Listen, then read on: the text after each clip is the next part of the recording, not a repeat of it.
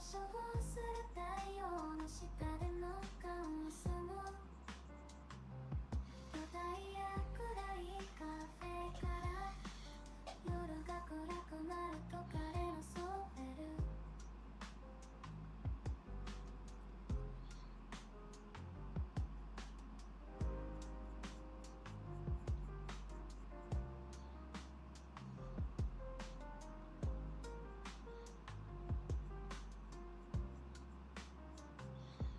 月の柔らかい光の下で彼は夜の静けさの中で安らぎを見つけます。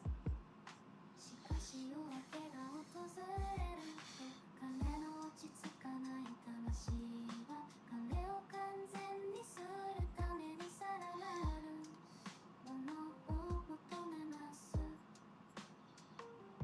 彼はナイトランナー街の喧騒の中で上昇する太陽の下でのカオスの巨大や暗いカフェから夜が暗くなると彼のソーベル忘れる彼はナイトランナー街の喧騒の中で上昇する太陽の下でのカオスの巨大や暗いカフェから夜が暗くなると彼のソーベル忘れる彼はナイトランナー街の喧騒の中で上昇する太陽の下でのカオスの巨大や暗いカフェから夜が暗くなると彼のソーベル忘れる彼はな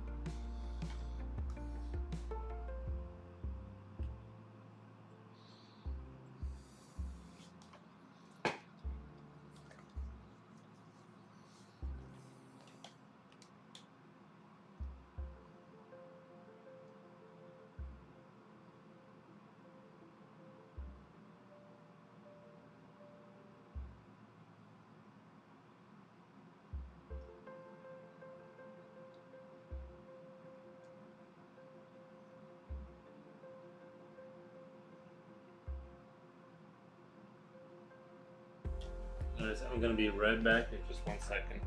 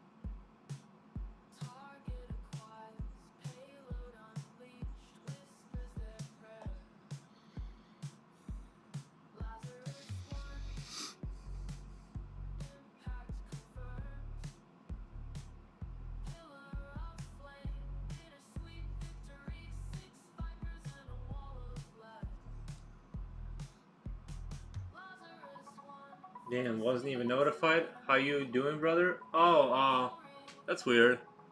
I should have had a notification. I'm doing really good. I'm just taking my time on this dragon.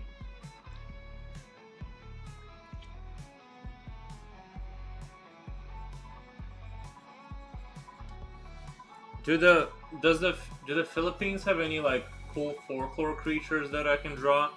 I'm sure there's some sort of, you know what I mean, some sort of crazy local or whatever myth creatures in that part of the world.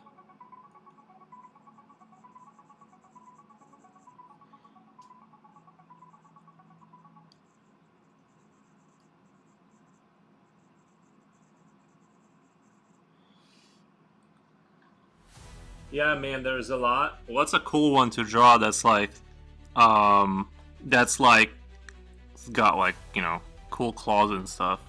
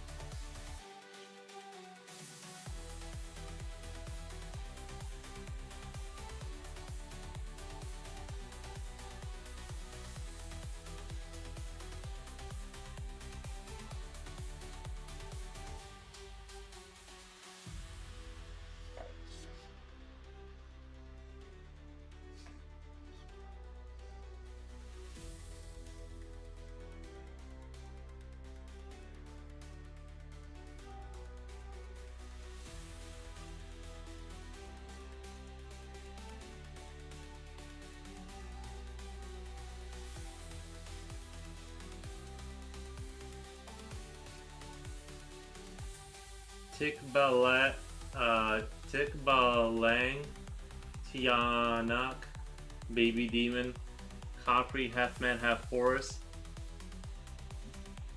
Mananagal, woman who separates her torso from the bottom half of the body and fly with wings. Serena. You already drew drew dwarves. Yeah, but you can never, you know what I mean? I'm gonna go back to the folklore stuff regardless. You know what I mean? Eventually, well, I mean, this is still the dragons are part of like, you know, the same fantasy folklore stuff too. But I'm eventually gonna draw, you know, other stuff too. So it's just a matter of time before I go back to the. So I just didn't know what other cultures have.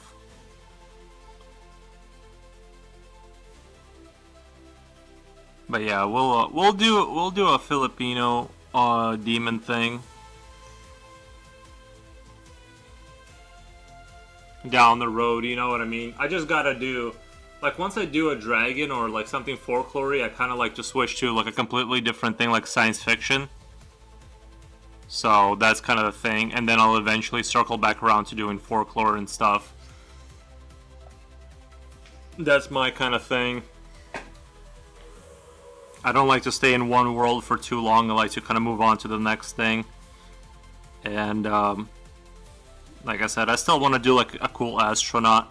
I want to give him like almost like what we thought like armor would look like in the 1950s, like older style suit, kind of heavier, and you know, something like that. I don't know.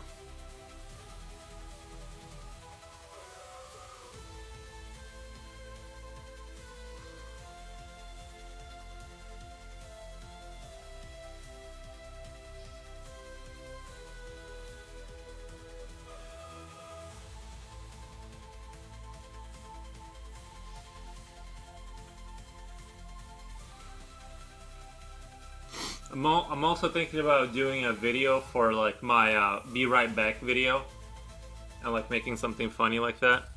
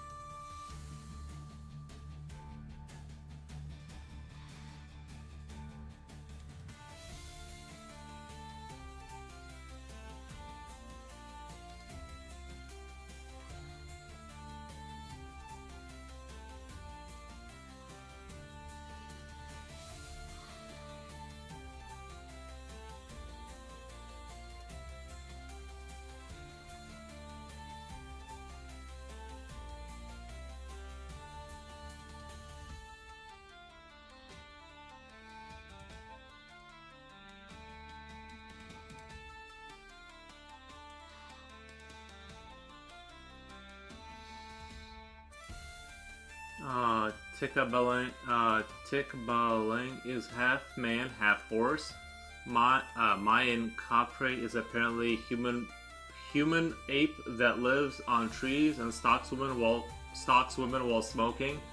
Nice.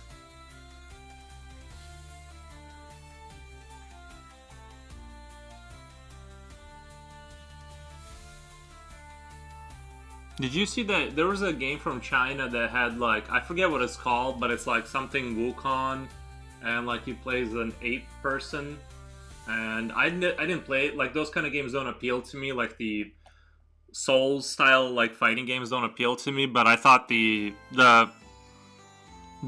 lore was sort of interesting of playing a monkey man.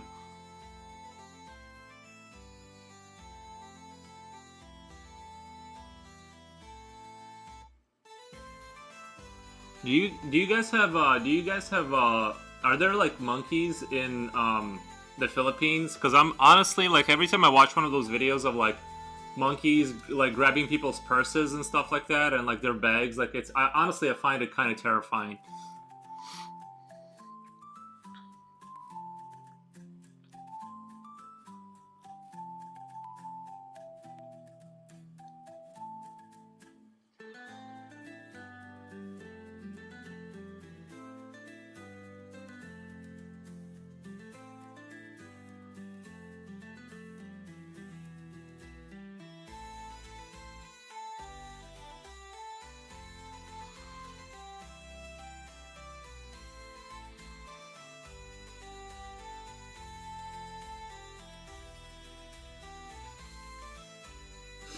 But Herta was a tough game to beat. Yeah, me too. I'm not. I'm right now. I'm just grinding through Quake 2 a little bit every morning.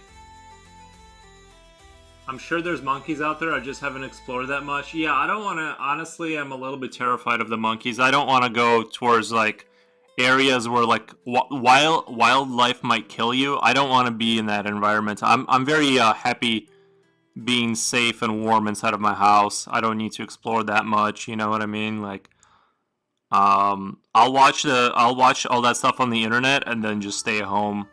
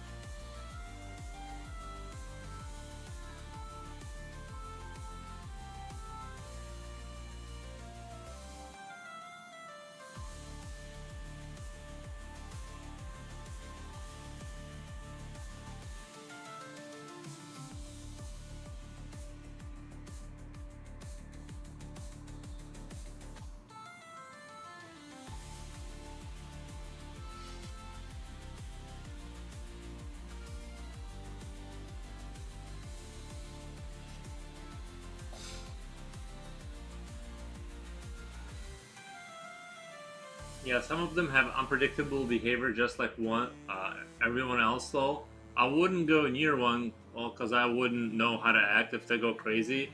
No, I would avoid that. I would avoid like going towards like creatures that are, you know what I mean, like. I've seen like a video, not to get grotesque, but I saw a video of like this dude was sitting. I think it was like maybe India. I'm not sure. Sitting on the ground and he's like interacting with like one of these like monkeys, and then it jumps up over him and like takes off his scalp. Like a piece of his just skin gets ripped off of his scalp. Like it de-scalps him in like half a second, and I'm like, yeah, like that's what would happen. You know, that's like that's maybe an option in your life if you go messing with like wildlife. That's why I'm like, no, thank you. You guys go ahead. I'll stay inside. My ancestors conquered the outside, not so I can like go maybe get de-scalped by them again. My ancestors wanted me to be a streamer. Obviously, they wanted me to stream on Twitch, and that's what I'm doing.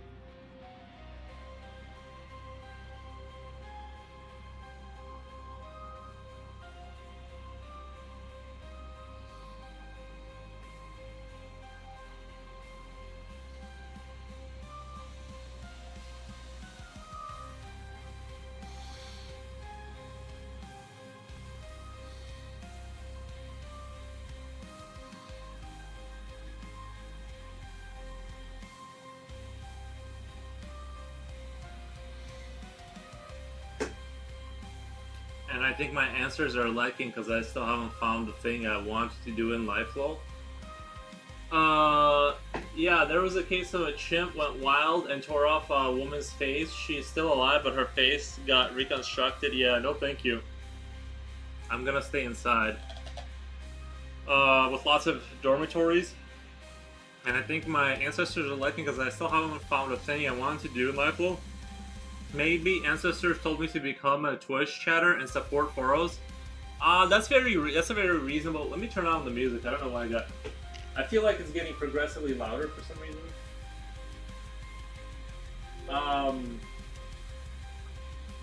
Yeah. So I would do. Here's the thing. I think like wait, what were we talking about?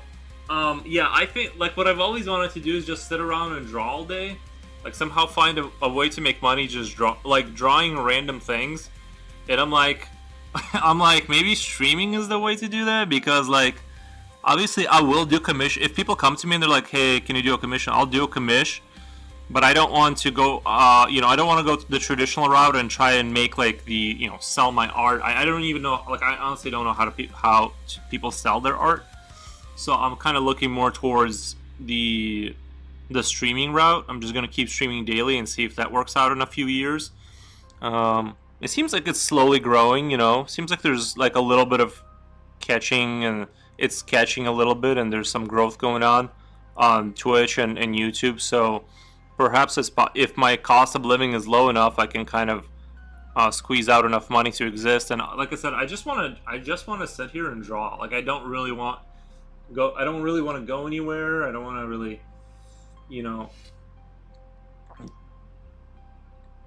conquer the world. I just want to make enough money, and I'm like, yeah, this is it. Like this is the connecting dot that's gonna allow me to do that. I feel like I got a little bit streamer envy last night, though. I can see it flourishing. I'd love to see it too. That would be kind of awesome. That would be awesome.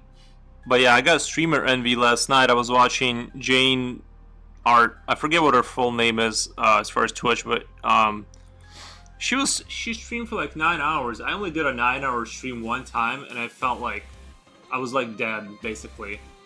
I just can't. I can do like 6-7 hours max, or like when I was doing sketches last night, the total amount of time I did sketching without taking a break or of like actual focused sketching, it ended up being 4 hours exactly before my brain was fried.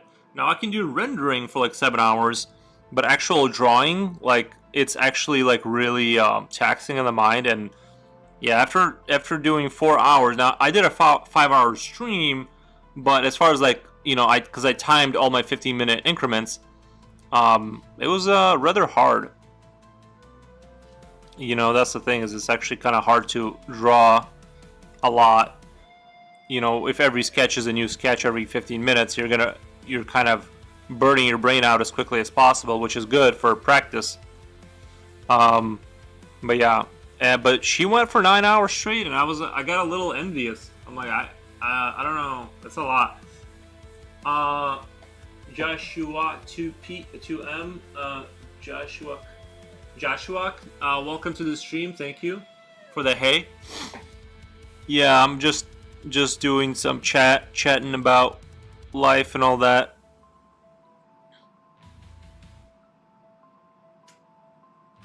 And honestly, last night I wanted to kind of cut it short and just go chillin' and play Quake and PoE 2 a little bit. I just want to have enough money to live day by day, lol, and just do. I totally understand. I never really wanted to go out and like go build a career. I don't get it.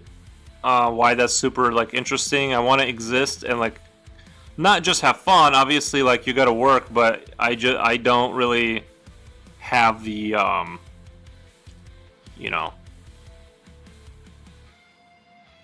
like I'm perfectly fine just daydreaming a lot. Honestly, like I enjoy just daydreaming. I don't need a lot of money.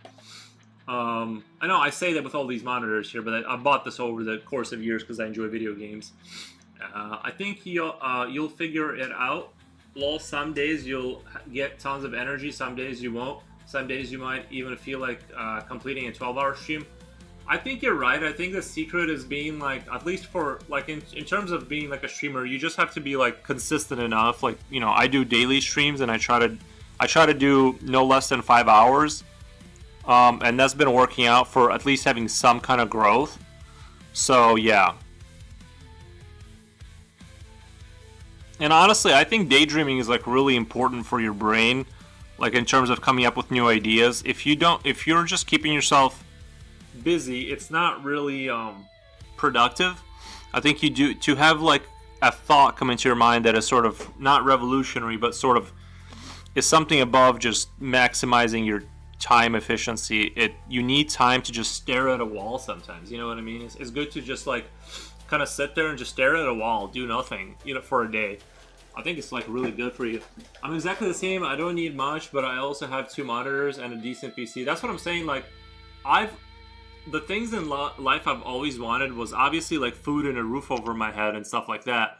Sorry, my pants. I want to be decent. I want to be decent for you guys. I don't want to be all slutty with my pants, my shorts going down. But what was I saying? I've always wanted a nice PC. Like, that's one thing I can't let go of. Is like, I love having like a good computer so I can like max out the graphics. And honestly, it's getting bad out there because the new graphics cards are like $1,000 now, or not even. I think they're talking about the 5890 is going to be like $2,500. I don't know if that's true, but I'm like, bro, even like a single guy that has a decent job, that's hard to afford. You know what I mean?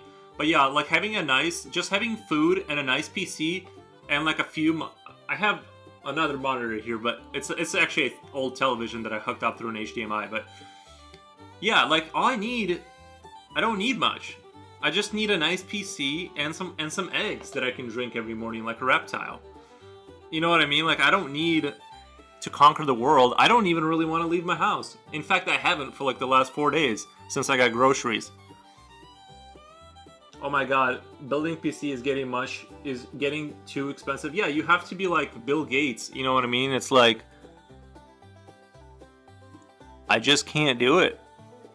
I mean, don't get me wrong, if I come into money, I totally agree. Maybe fry or boil eggs, but agree with everything else.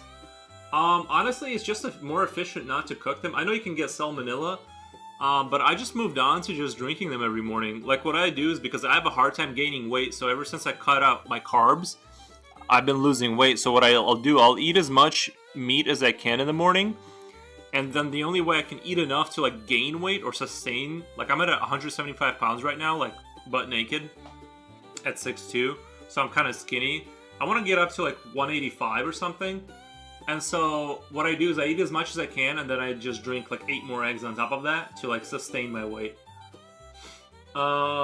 Because if you boil eggs, the problem is you have to sit there and take the thing off, and it takes forever. You gotta let them cool down. It's like a whole thing. If you just drink them like some sort of a wild feral reptile, you just skip straight to the part where you can damn weird flex. I know, right? Guys, just go back to your ancestral ways. You don't have to do anything. Like, you can just drink eggs. Like, it's totally fine. And I don't mean ancestors like 50,000 years ago. I'm talking about ancestors 50 million years ago, when they were just stealing eggs from their neighbor and just drinking them in front of their parents.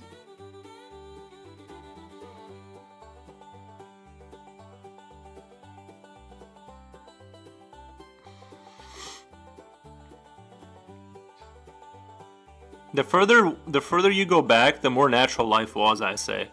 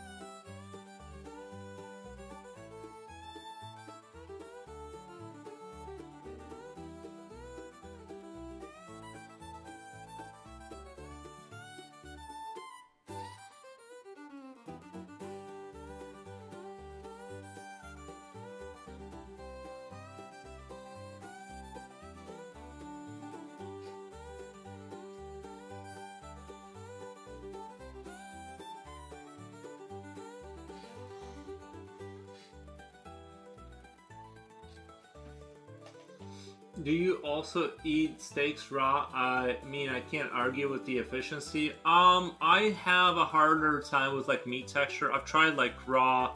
Now I didn't do like pork. I was told pork can make you like really really sick, so I don't do raw pork. I will have like a piece. Like if I have a steak, like I will eat like a little piece of it raw. But the texture, like I have to cook it just because like I'm way more sensitive to the meat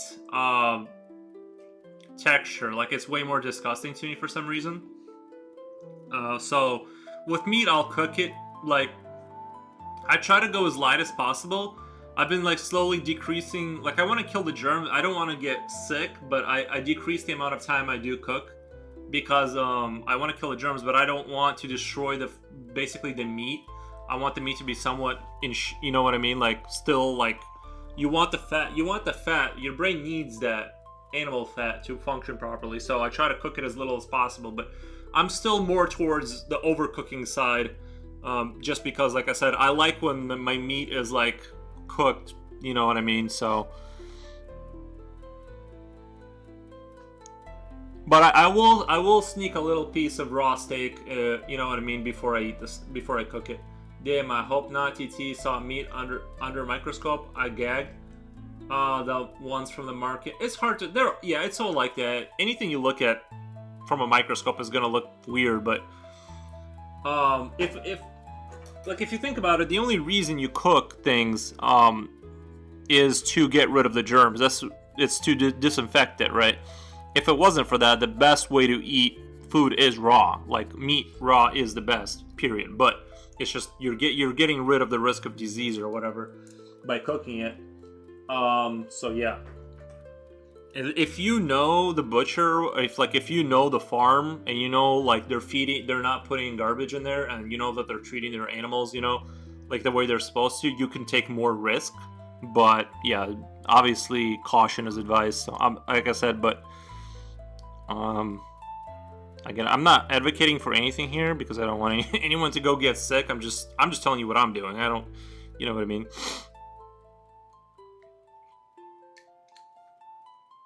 And my teeth have been getting, ever since I quit coffee, my teeth have been getting whiter just from not being stained from coffee. And my sleep has been improving steadily too.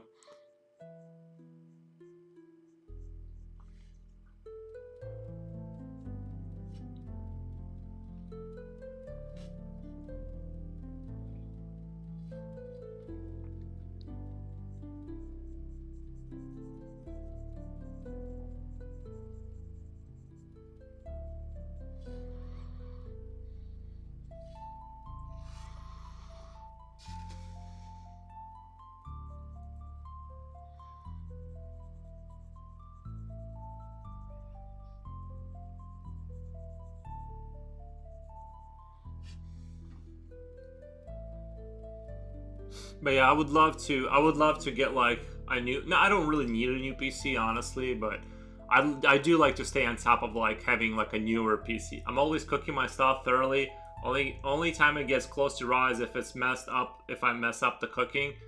Yeah, like I said, I'm just more thinking from the standpoint if the more you cook it, the more you're destroying the the actual goodness, like what you're trying to get at. Like the reason too, like when I was listening to a like it was a Joe Rogan podcast, and they were talking about like this lady used to study wolves and stuff, and she she saw a wolf when they were hunting get hit, or not she, it might have been another research team. They observed a wolf that got hit in the mouth by an animal, and his jaw was not attached to his skull anymore. It was hanging there. And then they somehow kept track of the wolf, and years later, they saw the wolf again, and it was all healed up, completely fine. And I'm like, well, what are they eating? You know what I mean? They're eating only raw meat. If you want to get the benefit, like the most benefit out of something, you have to not destroy it. You have to avoid like destroying it in the cooking process. If you're cooking out all the fat and you're destroying the meat fiber to the point where it's unrecognizable, you're only getting like 20-30%. So I'm thinking from if you see tigers get horrific scars and then they're like 2 months later it's completely healed up. While again they're eating nothing but raw meat.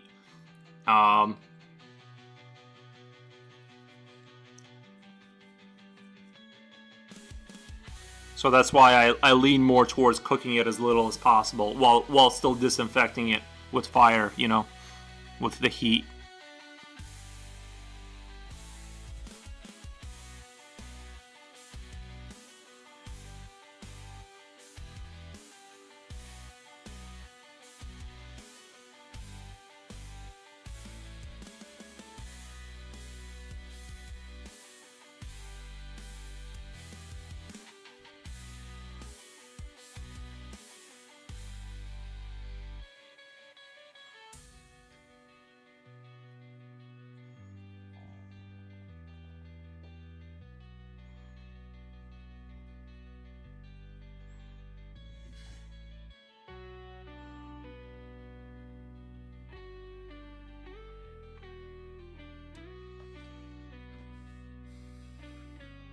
First, just got some food stomach from ancestors. As a person with sensitive stomach, I think I'll get diarrhea or something when I eat something raw.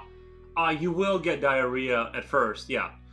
Like, you absolutely will. If you switch to like even like a cooked all meat diet, you're gonna have bowel issues for like 2 weeks, and I mean aggressive diarrhea. And it will go away. Because obviously, yeah, like you're eating carbs, rice, potatoes, and all that stuff. It's gonna be a shock to your system. So bowel issues for the first couple of weeks is completely normal.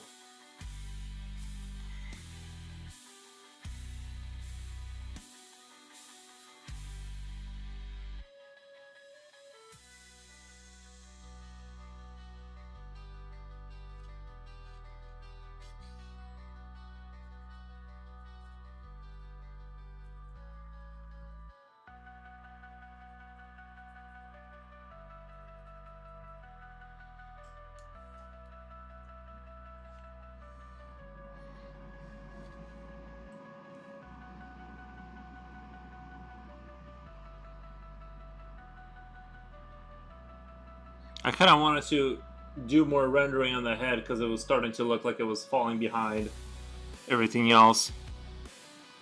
But I'm really enjoying just taking my time with this piece and just kind of fleshing it out a little bit more. And just being patient because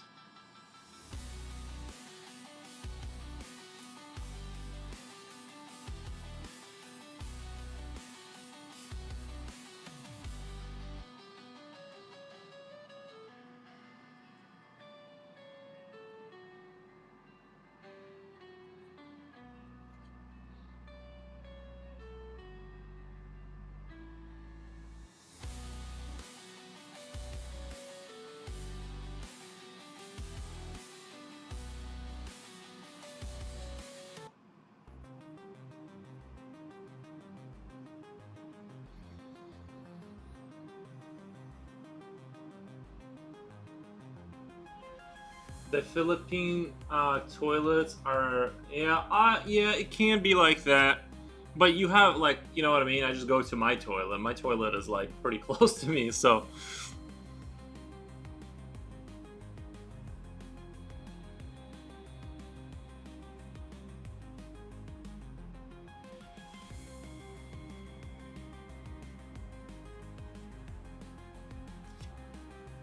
I do a pretty good job at maintaining my toilet. I kind of want to erase here a little bit.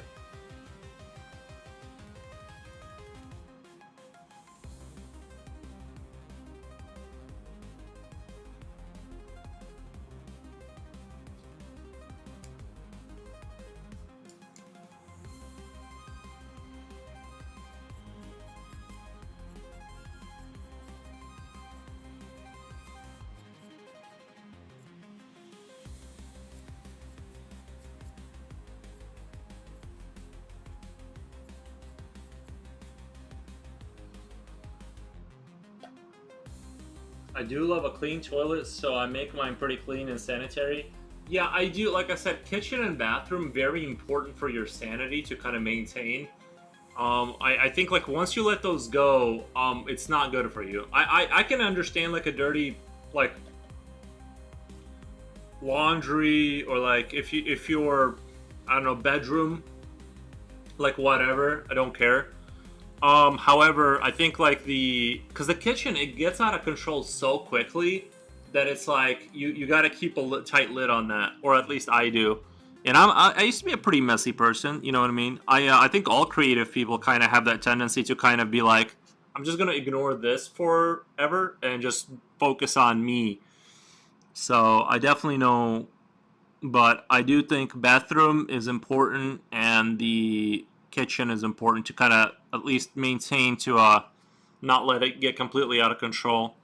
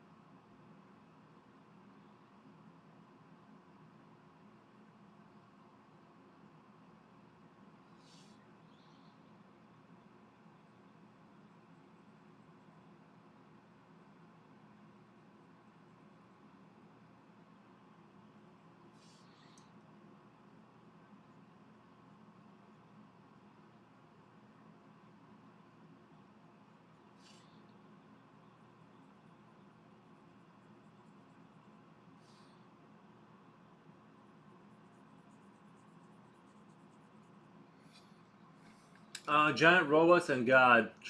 So true at maintain a clear space.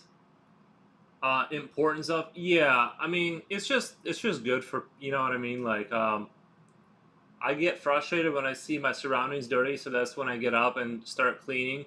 Yeah, I think it's a balance. You know what I mean? I think, I let it go a little bit, here and there. I'll let it go. I'll let myself get a little disgusted with myself, and then I'll do like a really thorough job. I'll maintain it, then let it go a little bit. But it never gets to the point where it's just like, like, holy fuck, like, what is this guy? You know what I mean? Like, where you're just like, you walk into somebody. I've walked into some people's places, and I'm like, what are you, like, how can you live? I mean, you know what I mean? Like, how is it not just infested with roaches? Like, how's that possible? Like, there's just meat stuck to like the walls. It's just like, how did that get there, and why is it not cleaned off?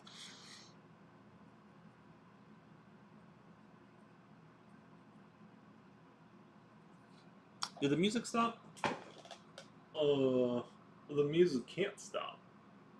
Oh, did we? Did I play through all the music? Okay. Well, that's my. Let me go back to library and play another playlist.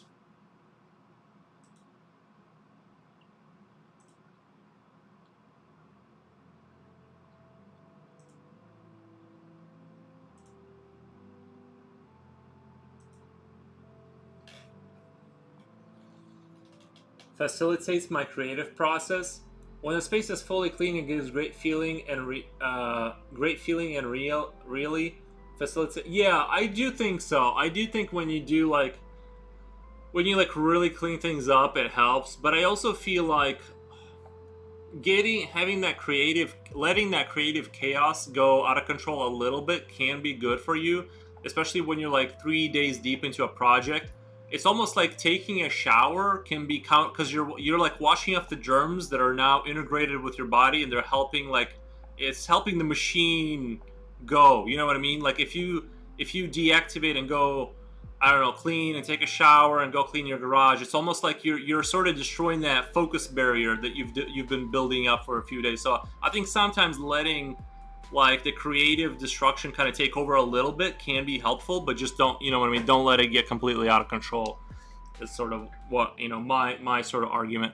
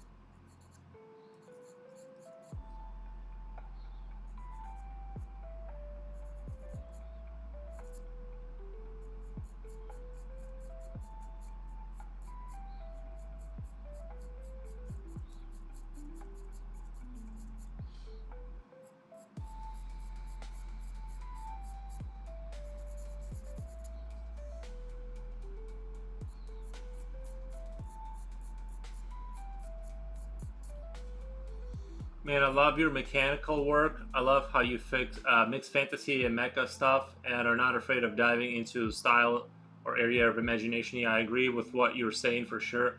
Yeah, well, thank you for the nice compliment.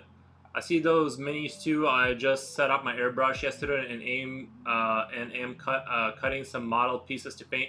Just got into model kits last year, but been into art for years. Been waiting for like 9 years to finally airbrush. I suspect you do a lot of hand painting on those minis. Are those Warhammer? Yeah, the Ruthven and Gretchen are the Warhammer models. I'll show you the next one I got coming up that I haven't been able to get around to is the something militarum. I don't know. They're like the regular troops.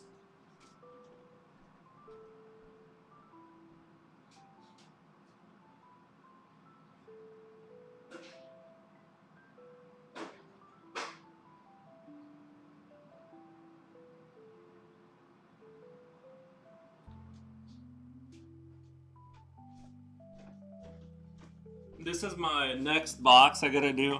Now I'm a little bit afraid of starting these guys because it's gonna take me, every time I get deep into a project, it's, you know what I mean. I don't want to open this and then have them laying around.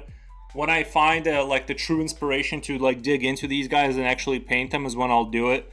But yeah, this is my next. This is my next next paint. I don't play Warhammer. I literally just enjoy looking at them. They're very just fun to have around. And Astra Militarum Cadian Shock Troops. Um, he has a collab too in the Annihilation mirror he drew will be 3D printed. Excited to see it. Yeah, we'll see if it goes through. If the guy does it, he hasn't contacted me. But if he does, it's, you know what I mean. It's, I don't get too excited about anything anymore. I just do things, and if things go through, we'll work on it. And if they don't, like, I don't. It's totally fine or whatever. I just do what I can, and I try not to get overly excited about anything anymore. But yeah, like these guys. This is like, I identify more as like cannon fodder. You know what I mean? Like these basic troops. The Space Marines are too advanced. I like normal men that die. You know what I mean? Like this is like my like kind of speed. You know, these guys look really awesome to me. So yeah. I can't wait to eventually get to it. I'm a little bit afraid. There's 10 of them. It's a lot of work to get them painted really well. Nice. I respect the dedication. The minis take. Yeah, I might get into Warhammer just for the minis too. The 3D model of the bear sounds awesome. Yeah, my local friend, he has a business around that, so I just need the STL file just to give it to him, and he'll be able to print it out for me. So it's just a matter of getting it done on his end, and I'll give the guy a huge shout out and promote his channel. I don't know if he wants to or whatever, but if he does, if we do go through with it, it'll be awesome. But yeah, it takes the, once you open the box, I don't like to. I'm trying to like actually finish my projects. I don't want to leave gray boxes of plastic shame around. I want to finish them up and get them done. So, and since I don't play, I'm not like looking to finish an army. I just buy them, the ones that I look cool, and I paint them, in my free time. And I've painted a lot of figures for my friends and things of that nature. But yeah,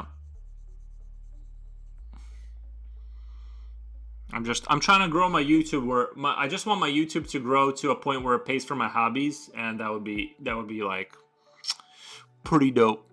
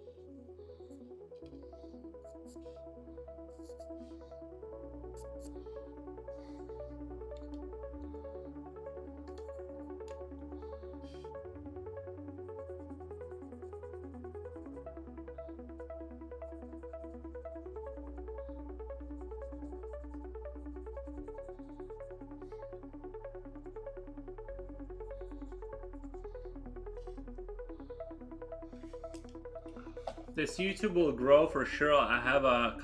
It'll have a compounding effect. It's inevitable as long as you're continuing streaming, which you seem to enjoy. I enjoy watching for sure. Oh, nice, man. Yeah, I definitely kind of like. I just had the realization one day that I need to just like. I'm like the thing is I've already had like the camera, the computer, the drawing table, the multi-monitor setup, the racing chair that you see everyone have. The whole thing was there, and I'm like, why am I not? You know what I mean? Like the whole thing, the whole puzzle was there, and then I'm just like, I just need to start streaming. I already bought every piece of equipment you need. Now I need to get a. Now I need to just like start turning the camera on every morning and just go deep. And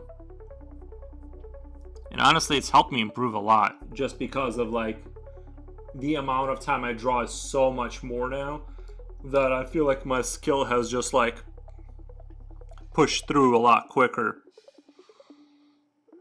And I'm seeing people do like chilling on like doing 9-hour streams. I don't know, like I feel like once I go past like 7 hours, I feel like I've outstayed my welcome, because you know people kind of leave and stuff, and I'm just like, but I'm seeing, like, I saw this chick that I followed, and you know what I mean, she's doing like 9-hour streams just chilling, and I'm like, maybe I should just like not focus so much on like sitting down and like working the entire time, but just kind of chill and obviously work, but not necessarily flog myself to like work as fast as possible, and just kind of like people can come in and out and just check out the work and not have it be like, you know, like a job where you, when you clock in, you need to like turn your brain on and start working, or your employer is like, why aren't you working? You know, this is like it's like a different sort of speed kind of thing. I could be wrong, but I think I'm not wrong. Is I need to kind of like, I don't know, just do more chilling, maybe like just take the chill level up a little bit. This I felt that I'm having everything I need to start something. I'm just all over the place at the moment. I felt that I'm having everything I need to start them. I'm just all over the place at the moment. Yeah, I'm on my end. I might draw, eat something, hang out, play video game, all while hanging on the stream, so I get it. Yeah, that's the thing. Maybe down the road I'll change the formula up a little bit, but I don't know.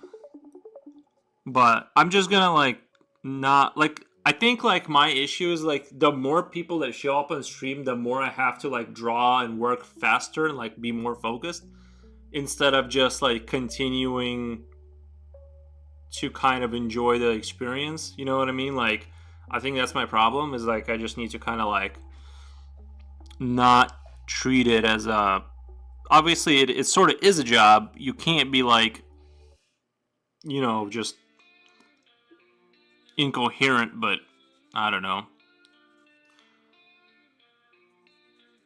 But I did get some streamer envy last night when I saw somebody just do like pull a 9-hour stream, and it didn't even seem like she like had a problem with it. Just enjoyed it. I'm like, I feel like it took me a while to build up to 5 hours, honestly. Like I remember doing 3-hour streams and I was like, I am thoroughly exhausted. I need to go take a nap.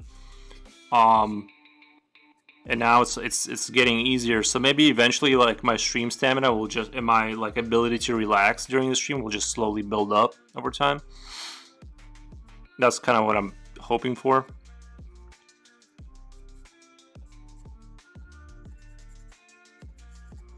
I also need to make a be right back video. I just haven't gotten around to it. Like, make a funny video for when I'm leaving to make something. Like when I go get more eggs to drink.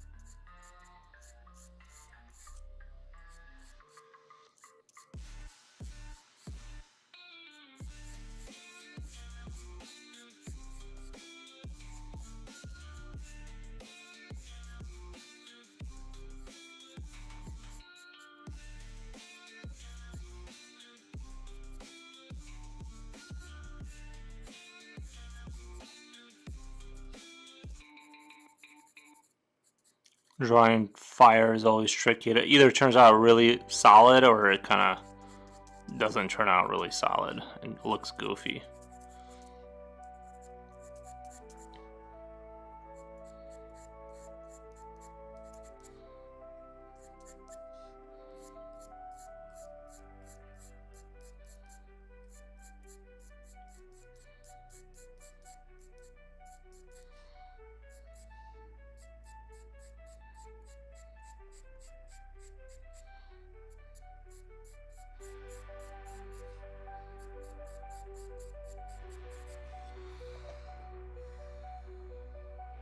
I don't think you need to be faster though. You'll just get burnt out.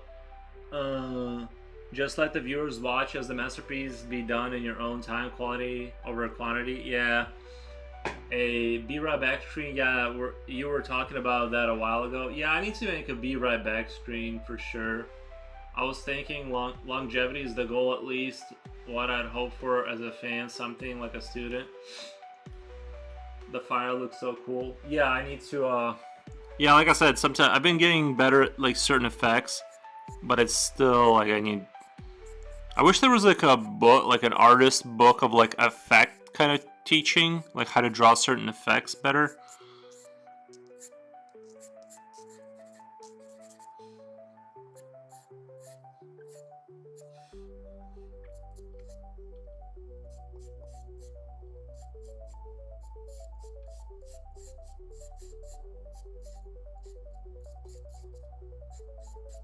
I just wanted to kind of touch on it a little bit, so just to get like some sense of the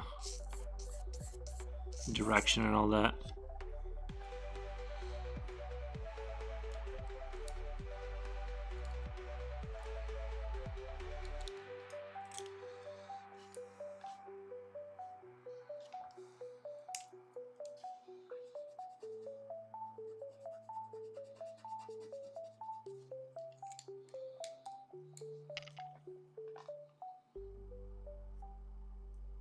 Not only learn how to do it, you'll also be helping others how you've done it, lol.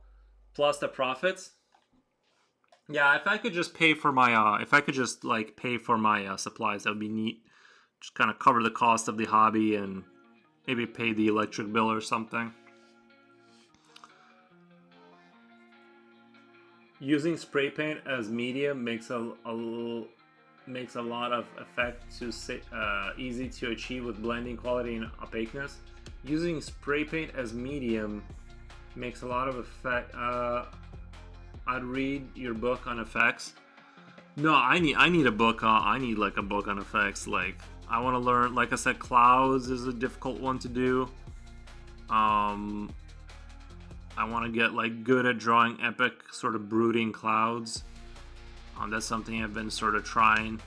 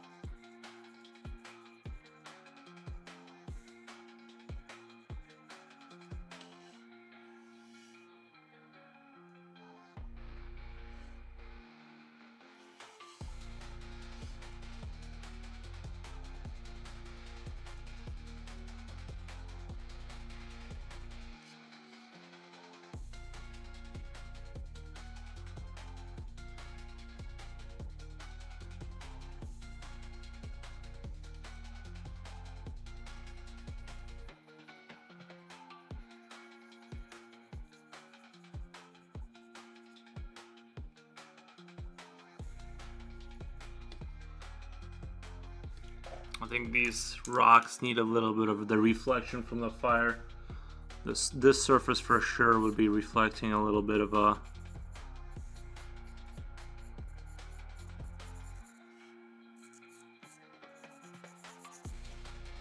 You know, guys, when I was a kid, I used to want to be a dragon.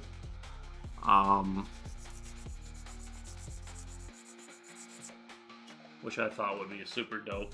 Oh, Jipochi, how did you turn the dolphin around in chat? Robots and God, I love the... Oh my god. Kaki.exe. Thank you, cake.exe. Thank you for the follow. Appreciate it. I noticed you turned the little dolphin around.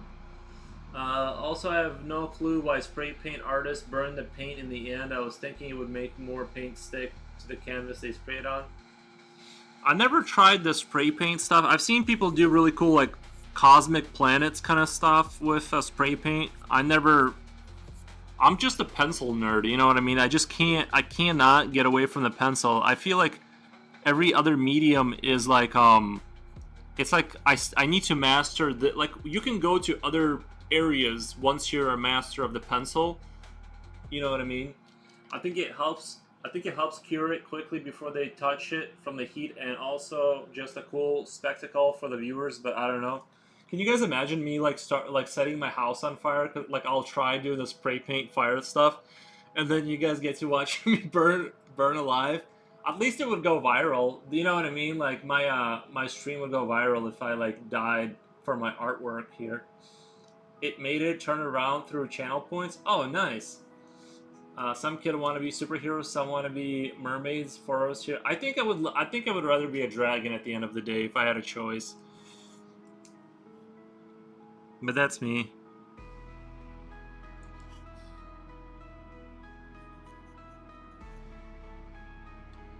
I would just chill in a cave somewhere.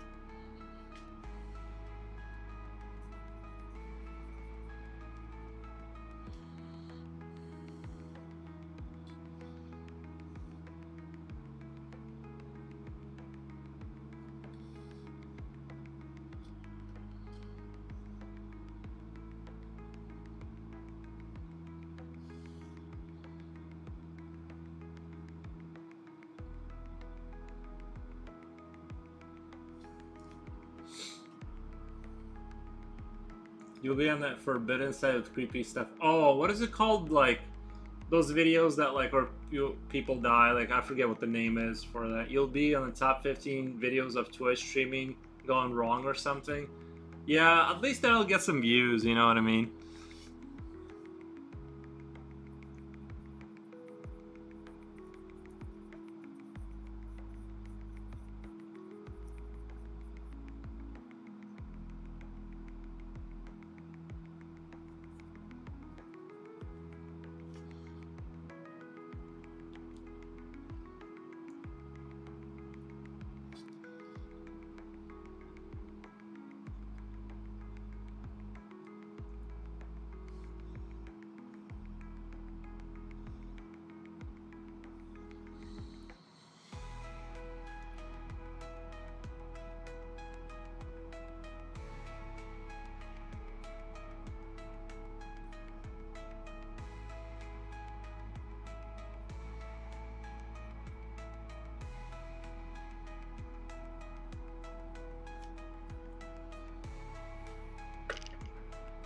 Don't promote it. I know, right?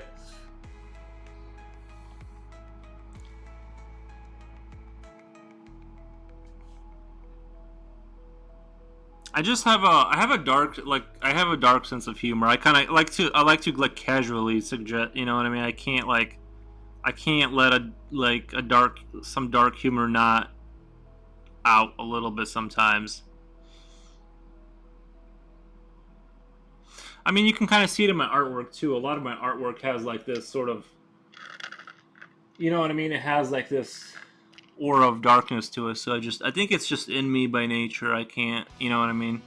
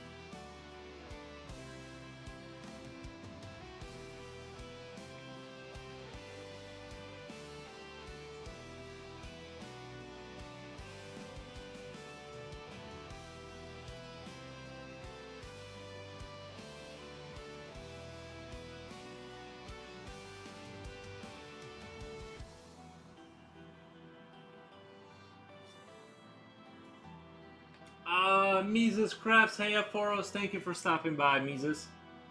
Much appreciated. I'm just continuing to dragging it up over here.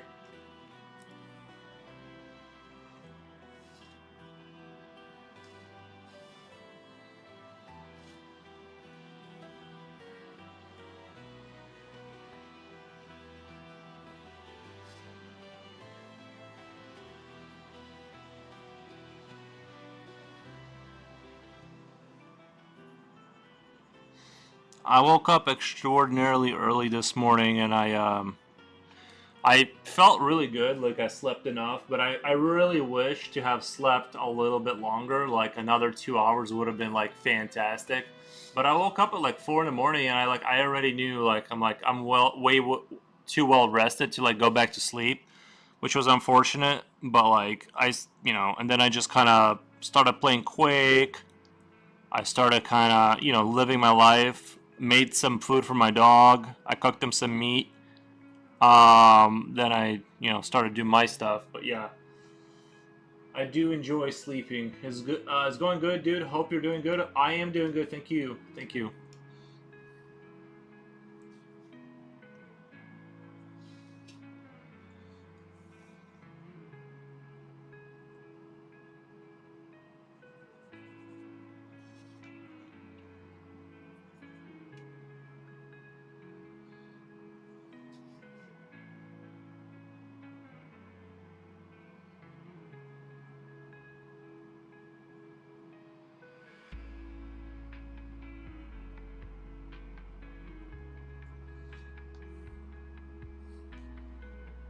I changed some of my tags too on my my Twitch. I went to ChatGTP this morning and I asked ChatGTP like what, like I looked at I accidentally was looking through my stream manager, and I was looking through like my statistics and stuff because I haven't looked at it in like over 6 hours, so you know you have to check obsessively. So I was going through like the stuff I usually don't look at, and it said like what of my tags in my stream people click on, and like some of it was working and some of it wasn't getting any clicks. So I went to ChatGTP and I said, ChatGTP, this is what I'm using and the results I'm getting. Can you give me some words that'll get more attention from the internet, like based on your knowledge of like what an artist should have in their tags? And I put like 3 new ones in and I took some out. So that's sort of like that's kind of like what I did this morning. I try to improve a little bit. Hey dude, how's your feather drawings going? Hey Japochi, is going good. I'll be doing figure studies tomorrow. Nice.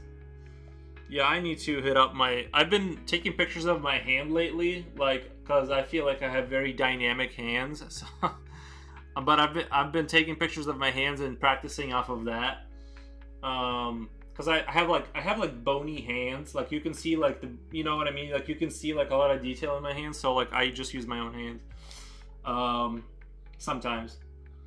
Than others for sure, and I do enjoy organization and simplicity of others. Pencil is the ultimate tool for sure. I agree. Yeah, I've been throwing a lot of stuff out. I've been like focusing on trying to get rid of things, like literally physical things out of my house, to like clean it up and just have less stuff to distract me basically. But yeah, so you like sleeping, you eat raw eggs, you only eat meat, you're fine chilling at home, you must be reincarnated as a dog like Aries. Yeah, I would say, yeah, like I feel like I could definitely be a dog, because I can chill like nobody else. Like I'm really good at daydreaming and chilling. Like those are like my strengths, and you know what I mean. Oh yes, that's exciting. I really need to do some sketching studies. I try to do a little bit every day to kind of progress, but sometimes I feel like I've been stagnating a little bit. Maybe I need to hit up my practice a little harder.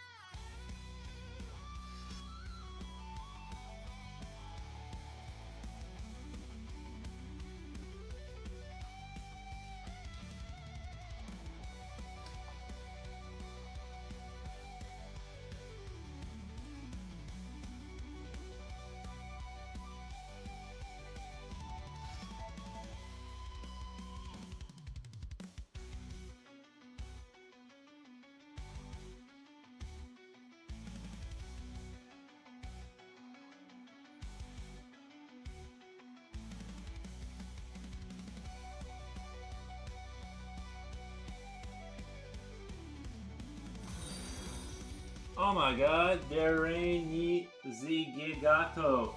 Thank you so much for the follow. We got heroes, we got heroic people here today, throwing me follows left and right. Thank you, thank you. Maybe it's the change in the tags. I don't know. Maybe I just needed to change a few tags in my profile and the findability. Like I'm pretty sure I had like recently on YouTube I've been having a steady drip of subscribers, and I noticed like one of the videos, one of my VODs of my stream, the plus 50 armor one, it got like way more views than it did originally. Like so it's basically kind of went into the algorithm. I'm here because of traditional art though. Well, that's one of my that's one of the tags in my thing. If you look at my like the ones I got in there, I'm definitely under, yeah, traditional art is the third one, and then I added a few more pencil drawing, character design, fantasy art, chill stream. So it makes sense that that one is the one that gets the most kind of views and stuff. I'd love to do architecture school if I could afford it. I would love to do it too, but I'm a little afraid. I'm a little like might be too dumb for it, and I won't really get anything out of it because I'm like I won't get what they're saying ultimately. But yeah, architecture, like to learn how to draw things correctly, like buildings. I can like kind of draw buildings pretty good, like you know what I mean. But like ultimately, I'm not like a architecture guy.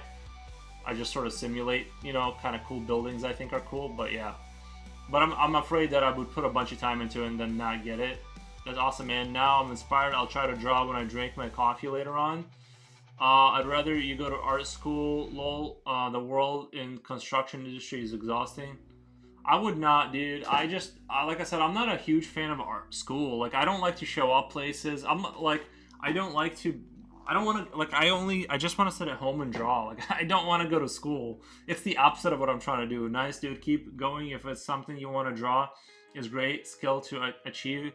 Yeah, I mean, but I feel like, is there like, would I not be able to find like enough books to like get kind of close to where I need to be in terms of architecture? You know what I mean? Like, I feel like I'm eventually gonna run into a good book that's gonna get me like 80% there. But if I spend like 2 years going to a school, I feel you know what I mean? I could be streaming that whole time. So to me, it's like I'd rather just stream. It's like way more fun. And then on the side, like after the stream, I could spend like 40 minutes a day just kind of like learning a little bit at a time, just chipping away at it, which is kind of what I've been doing with George B. Brigman Constructive Anatomy, as I just redraw the same hand position over and over again until like I beat it into my tiny skull, you know.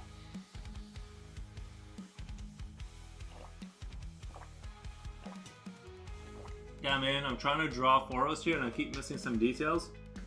Just do a screenshot. Just like grab the screen. Use the snippet tool so the head isn't moving around. That's what I'm kind of doing now, using streaming art to entertain myself. Love that. Maybe when I get enough money for it, I'll into it. Lol, I feel like I got a lot of stuff to learn. Oh, we all do, you know what I mean? Somebody was giving me nice compliments the other day, and they're like, master this, and you know, you've mastered it. But I know, like, I've seen like really good artists. I probably need like another 10 years of 7 hours a day, and I'll be like something akin to like what could be considered a master. But yeah, not there yet, but I just need to stay consistent and just keep at it, you know. And then true greatness can sort of emerge out of that consistency.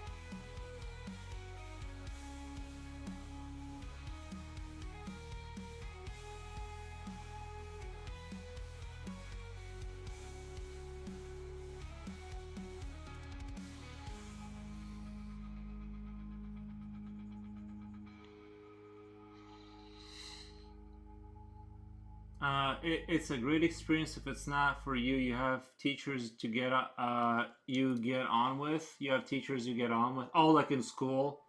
Yeah, no, I bet. I think it's for some people. Like school's for some people. I dread like for me the thing is I'm damaged. Like I'm too far gone. It's like I hated school. Like I hated every second of having to go to school. So to me, even if it would be really beneficial, unless I found like a teacher that could like sort of private tutor me, insert, you know what I mean? Like I just there's zero chance I'd show up to a class. Um,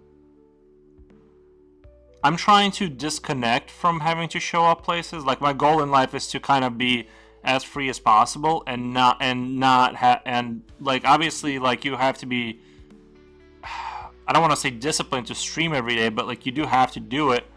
But that's like something I enjoy doing. I don't enjoy getting in my car, cleaning the snow off, driving, getting assignments, having to finish them. Like it's like going back to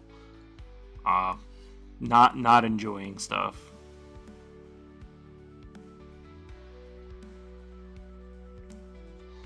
I would definitely learn if I had like a super hardcore like private teacher though.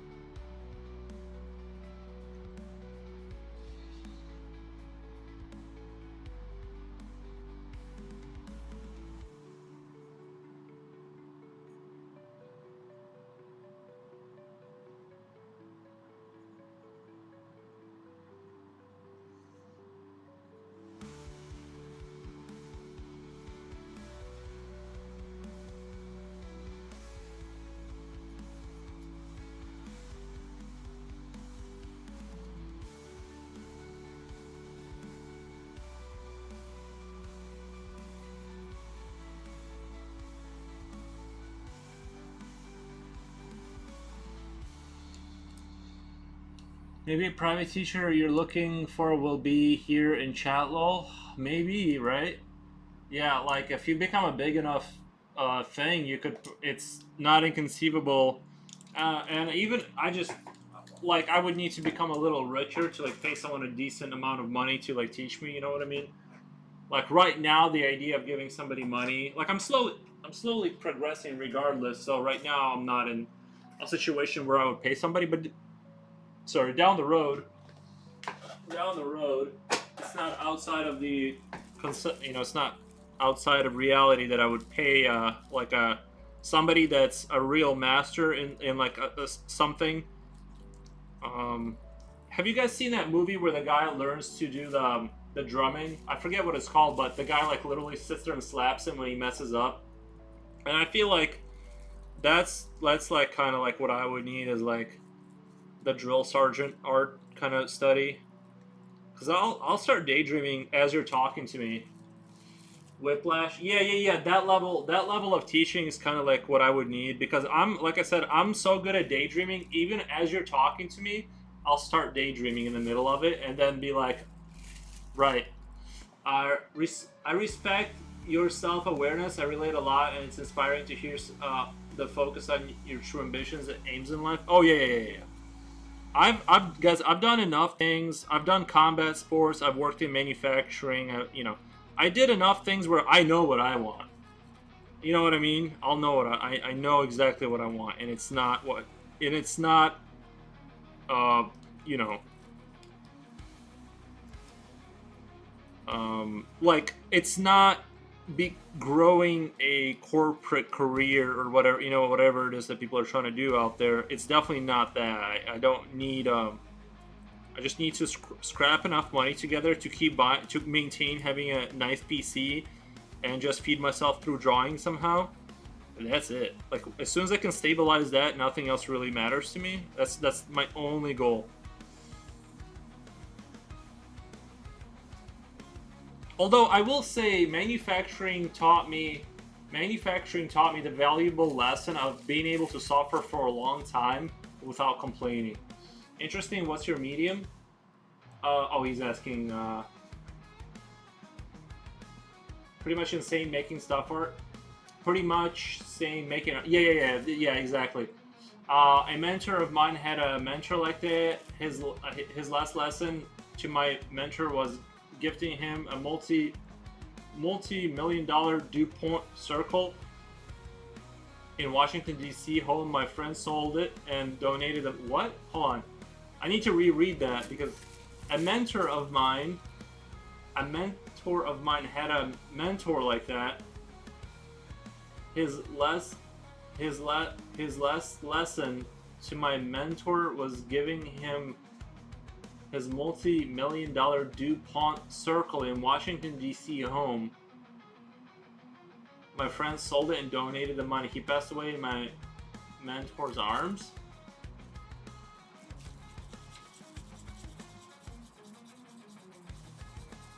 Wow.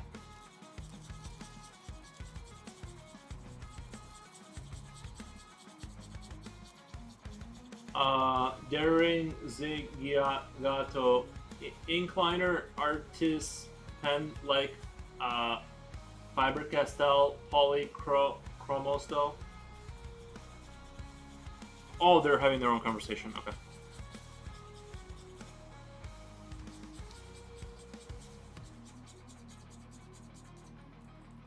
Crazy story like an anime or something? Yeah, that sounds crazy.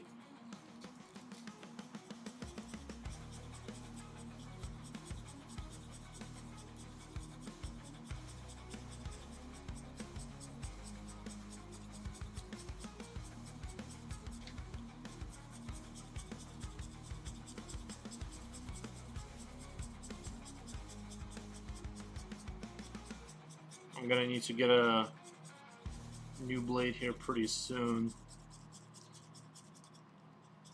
You know, I bought a whetstone a little while ago because for some reason I thought sharpening these would be not a huge waste of time, and I was like, oh, I'm just gonna sharpen them back up, and then I realized I tried doing it, and I'm not even sure if I made the situation better or worse. And I don't even think, like, the amount of time it takes to sharpen a blade back to, like, where it can, like, push through this, like, wood here is, like, so insanely long that I realize I'm literally just wasting time. But I thought it would be, like, super neat to kind of be, like, that guy that, like, sharpens his pencil or sharpens the blade, you know. I'm sure it's worth it if you got, like, a particular knife with certain steel. But my friend asked me if he had not donated the money. He is a really good muralist, one of the best in DC, and my guess was that he'd not driven to create or do anything anymore, grow and evolve. My friend asked me if he had not donated the money.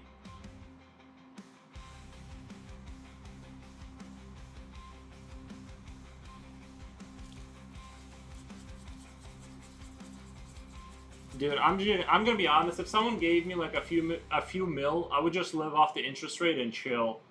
Like I would just like super chill, double chill.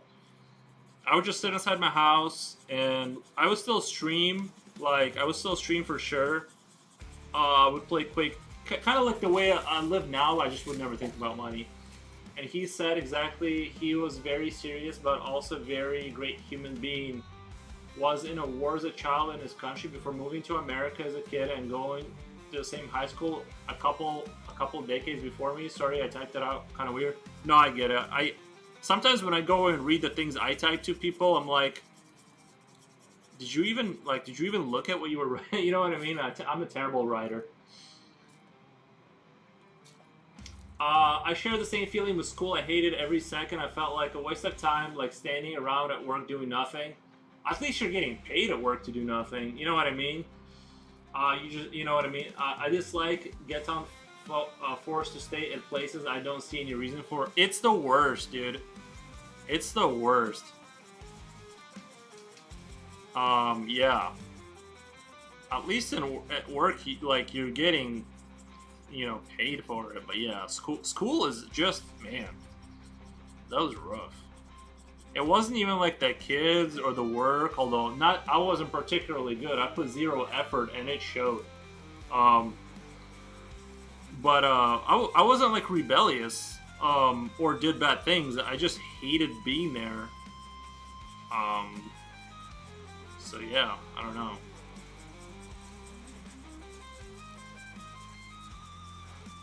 Sometimes I come across people who say they did enjoy school, and that's just so wild to me. I just don't understand.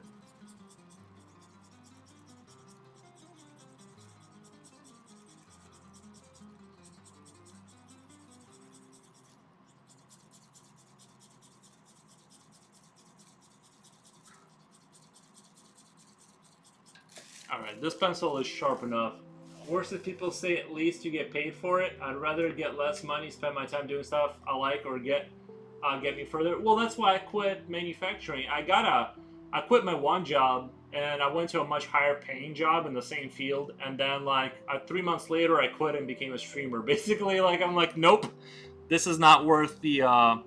Like I just imagine like I'll be okay. I'll have a few. If I stay there for like 20 years or whatever, and kind of that'll be my fight. The plant I spend the rest of my life and learning the nuances of.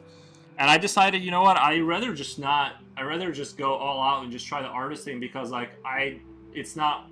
I was getting paid for our area. I was getting paid pretty good money to do what I was doing, and so yeah, I just couldn't. I just couldn't do it anymore. Um, the fear of the consequences had left me, and I just decided to figure out a way to any other way to make money other than be there.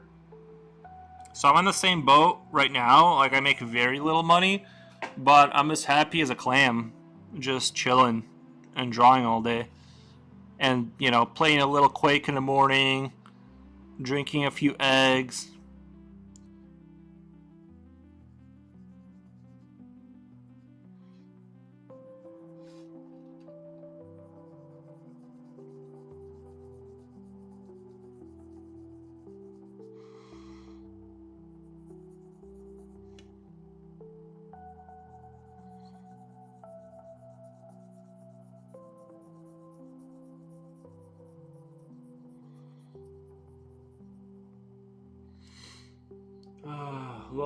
Little serious. I just chill and draw every day. Dev grows an artist, but yeah, same. Yeah, that's what I'm saying. Is better to be happy than in shackles by your own choices. I like your thinking, your action. No, for a long. I did it for 10 years. I did it for a long time. And the sad reality is, I probably could have. If I, the issue is, I bought a house, kind of and I needed to pay for stuff. You know what I mean, like bills, and so I was scared to leave. I'm like, how am I gonna come up with this money?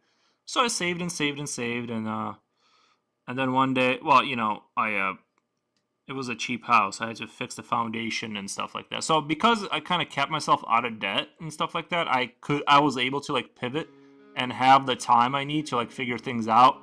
It's not like I was 2 weeks from having needing to pay rent and I was on my last whatever. So I was in a good position when I left, and but yeah, it took a long time to build up enough sort of money to be able to get out of there safely. I wasn't walking into a chaotic situation. So yeah.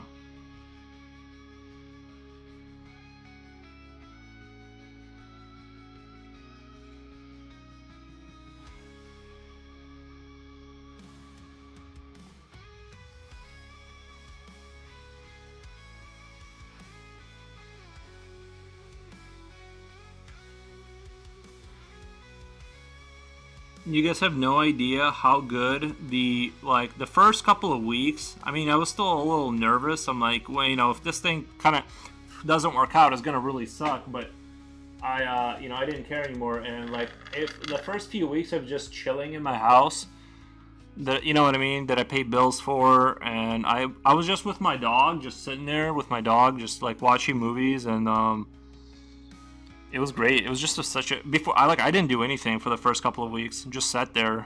It was awesome.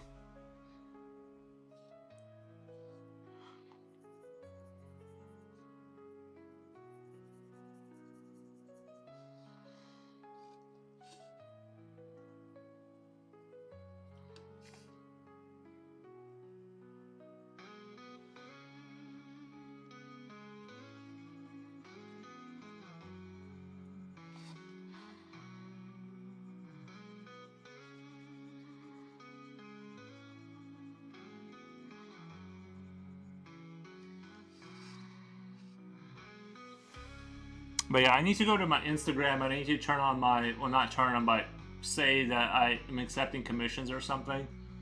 Because right now it says no commissions. But yeah, because I went through, I had a lot of commissions for a second there, and then they stopped. So that I was doing with the same people. So now I need to go do yes commissions instead of no commissions.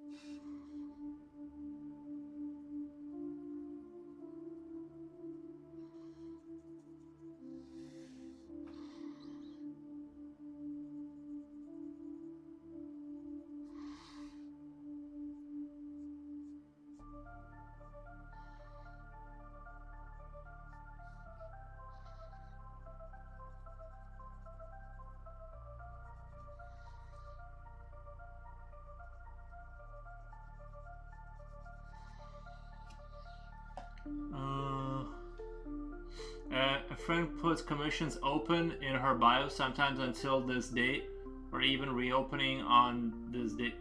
A friend puts commissions open in her bio sometimes until this date, or even reopening. That's a good idea. You know, that's a good idea. Is just having a system like that, where you like maybe like people watch my stories and stuff. Speaking of them, like people watch my stories, maybe I should put it in there and just be like, yo, I'm free right now, you know what I mean? Like I'm free if anybody wants to do a commish, first come first serve, nothing weird, you know. And I mean nothing weird by my standards, but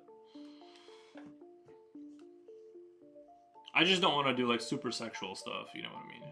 I just kind of do monsters and castles and, you know, like. I don't know why, like, Facebook is just glitching out on me right now. This is crazy. Stop it.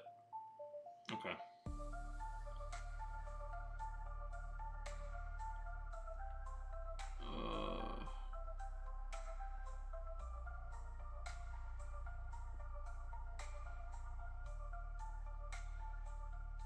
But yeah. Yeah, I need to do that. I need to go and do that. Adjust that so people... Because obviously people aren't normally going to ask. Like, I've had no commissions up and they still asked. But that's kind of rare. So yeah, I need to definitely, like, announce that I'm doing commissions.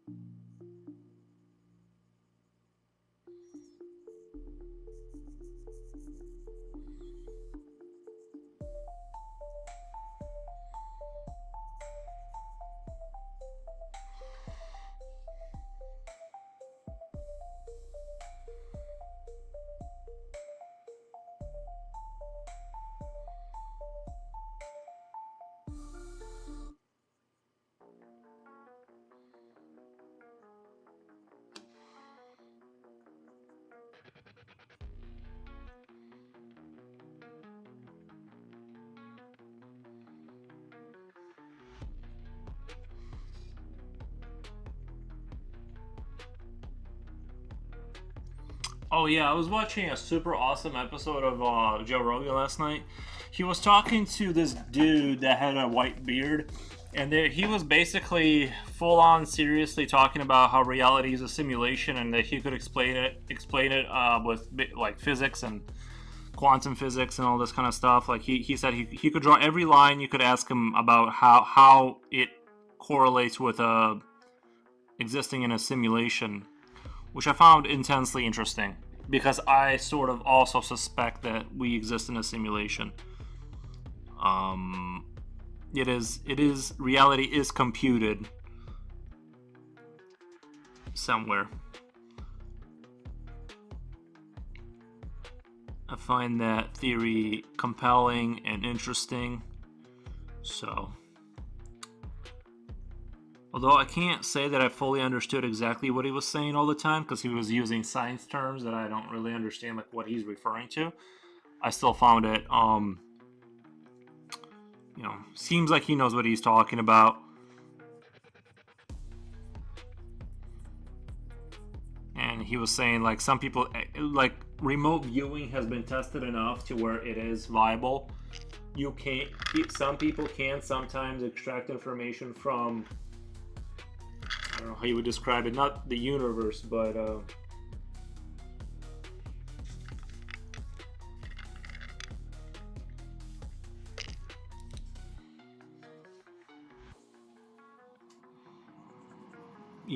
they can have an outer body experience, and they have an outer body experience, and they can get information from places. Basically, I believe in Jesus personally.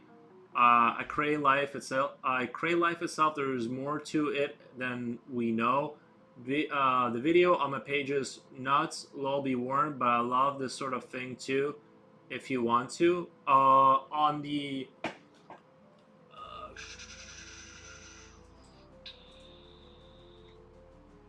go to channel. I'll keep your I only see 3 shorts on your I only 3 like Requiem for Vengeance, Gundam November 22, 2024, and then the Shot Caller. I only see those 3 shorts. Is one of them the ones you're talking about? It's about a bridge that collapsed, and that Tamek collapsed, and also Gematria translating words and phrases to numbers to expose reality itself or whatever the heck it is. Yeah, watch on stream or not, but you can. Sorry, that I'm not sure what you're saying. I don't see like a video. I only see a couple of shorts there. I would check it out. I do love the videos of nature of reality kind of stuff. And so I definitely don't. I don't really think we like fully die ever. I really don't think that. And I've said in one of my videos on my YouTube channel that I don't think our consciousness is fully connected to our brain. And the reason I think that is because of the level of processing power that your brain has when you're sleeping versus when you're awake. It seems very odd that it would be able to manifest like entire worlds in real time, while when you're awake, you're sort of functioning very slowly, relatively speaking. So that's what makes me think the brain isn't entirely just a computational computer, and that's where your consciousness is at. I think it's sort of between your brain and something else. It's the other, not Requiem, not Shot Caller. It's the other. Okay, I'll check out the third one. It's all very interesting. Like I said, intuitively I think that's true. I intuitively I don't think we fully die. Ever.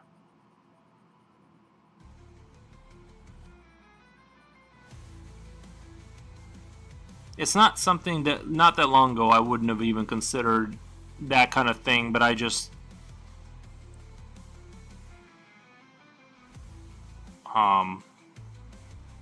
now I do, basically.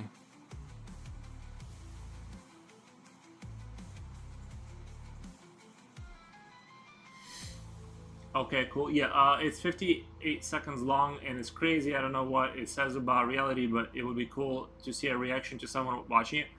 if you're interested in that kind of stuff, that Les Joe Rogan episode where he has like this scientist guy on, he's a physicist, like an atheist physicist, but he came to the conclusion that what was he saying? He was basically a materialist kind of physicist scientist, and he sort of figured out that it's, there's just more to it than that. That he's claiming basically that reality is more or less computed. It's just not. It's just not. It is virtual. It is simulated.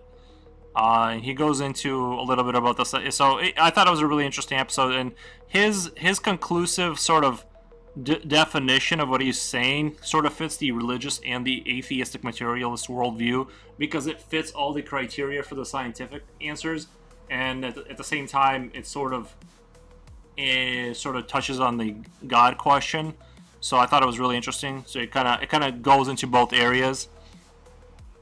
So yeah, it was a very interesting. It's like 2 hours long. So I don't, not everyone wants to sit through that, but I found it very, very, very interesting to listen to. But like I said, I was playing Quake 2, and I don't understand all the science terminology that he was saying, so it's like I don't fully understand. I'm just saying, like, intuitively it sounds like what he's saying makes sense, and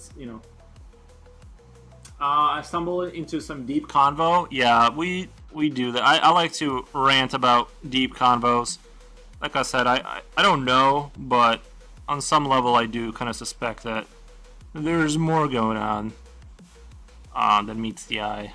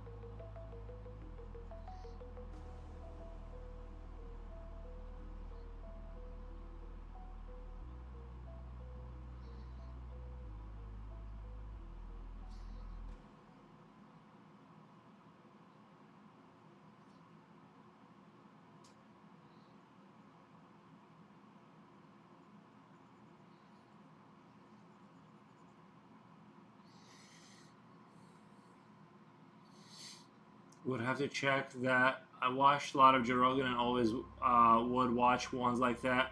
Tinfoil Hat Pocket cast is really good one if you like that stuff. I do like I said, I'm a fan. I don't take it super seriously, but I do like to go down rabbit holes on the internet. I'm a rabbit hole enjoyer. I don't spin out of control about it anymore, but I do enjoy a good internet rabbit hole. Sam Tripoli is a comedian who's into conspiracies and stuff. He's Christian also. It's hard for me to listen to a lot of podcasts outside of that when it comes to deep stuff these days. But Joe has had amazing guests. Yeah, I'll watch Joe here and there. Like, I do enjoy some of his stuff. Like, if the guest is good, I'll check it out. But yeah, I used to watch a lot of Joe Rogan, but now I'm like, I'll watch it once in a while if it seems like really interesting kind of thing.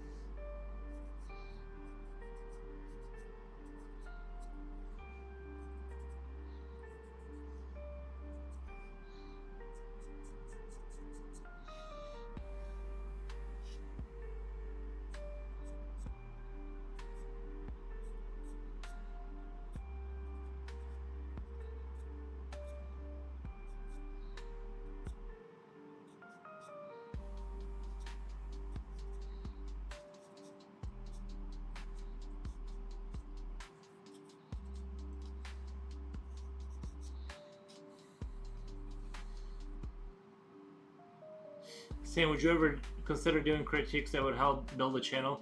I think I think doing critiques.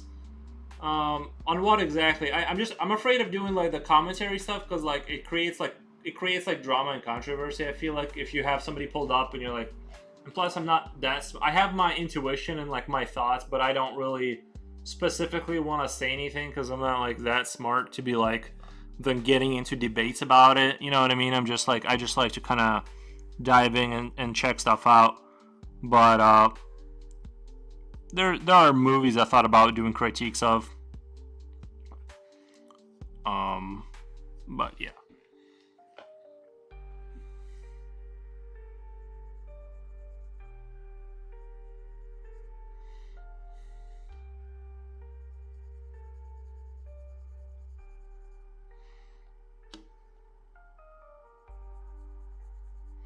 It does seem to be like pretty popular content though to just like kind of be a like opinion streamer. It does seem like it's less.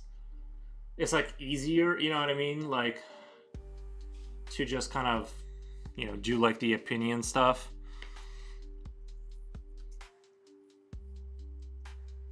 Although I don't know if I could like sit there. Oh, I hear you. It's not your niche. Yeah, I don't know if I could sit there and like talk for like if I did like streams of like critiquing like I don't know like news or whatever other content. I don't know. Maybe down the road. Right now, I feel like I just want to kind of push the art angle. I can say enough ridiculous stuff during me drawing. I can always come up with enough ridiculous things to say to make myself unpopular, so I can like cover myself from all angles without even becoming a sort of a reaction streamer. It does seem like everyone though eventually becomes a reaction streamer because I think it's like once you have like kind of like a group of people who will listen to you, it becomes like easier and easier just to kind of like get online and just kind of chat and just say like, oh yeah, that's what I think about this and that. It's just like I feel like it's easier than all the other forms of kind of, but you have to have the base of people who will like even listen to you in the first place. So I don't know. I'm not super interested in doing that right now. I thought about it, but I'm like, what do I even have to say really, except the things I already say on here.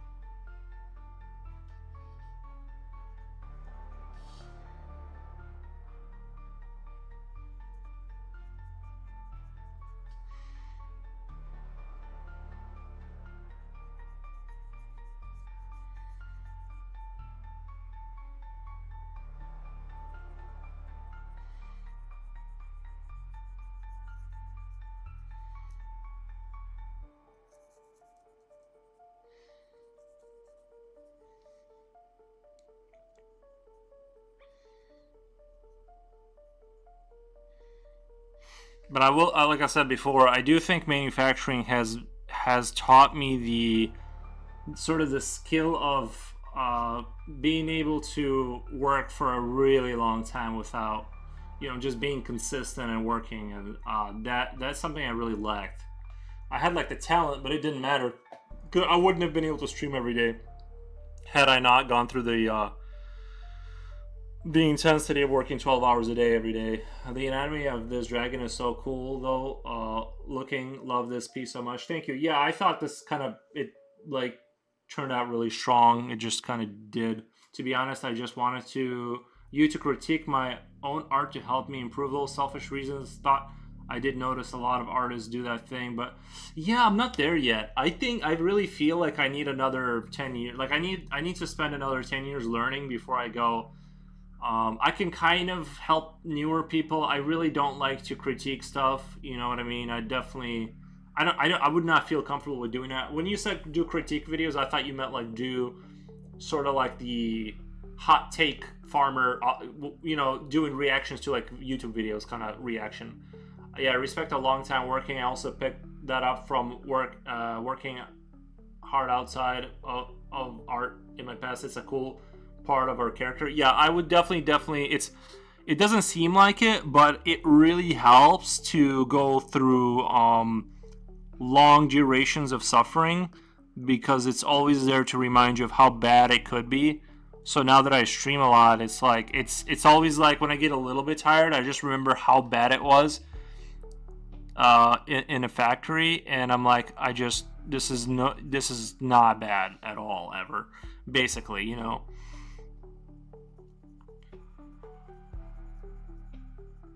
This is a super, like, if someone could make this a job just to like stream, it's such a chill and privileged job that it's like I almost feel like I wouldn't have the right to complain ever, just because it's like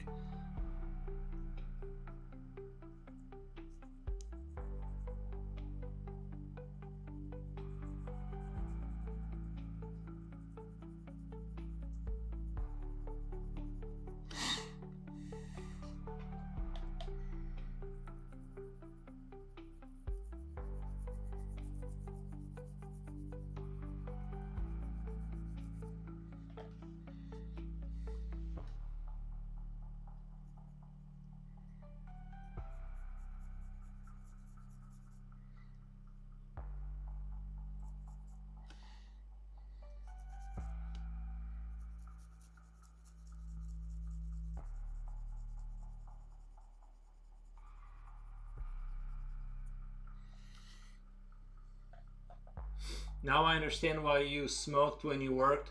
It was rough. I started smoking cigarettes when I was working cable. That's where you like could smoke because you were outside. Well, in the factory you go outside, but you just couldn't be on the property for some odd reason. You had to like go all the way down the really long driveway to smoke. And yeah, when I had like a real job, like it was super tough, and it's the like after a few months of like streaming and not working, it's like it became easy because the stress level it's not the same stress level. It's like the opposite. The trick they pull, see, the thing is, the stress comes from, they pull this trick on you where they kind of continually give you more and more work that you can't possibly keep up with. And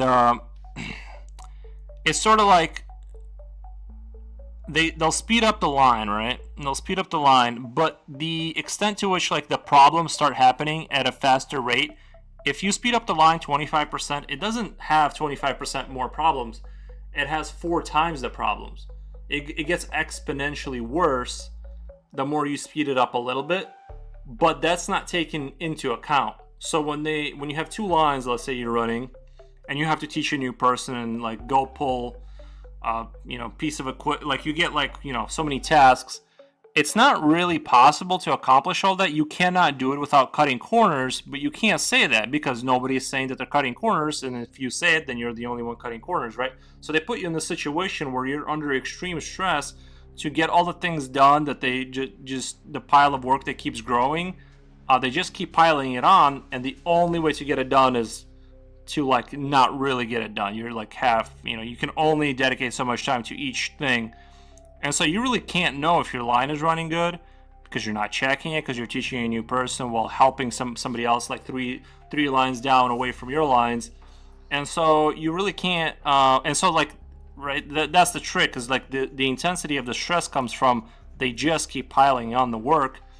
And yeah, so I would say that's grotesque mismanagement. And actually I would even go so far as to say that that's actually hazardous for people to be that removed from what's going on. There's just machines that are spinning that are not being washed by anyone because that person has to leave constantly.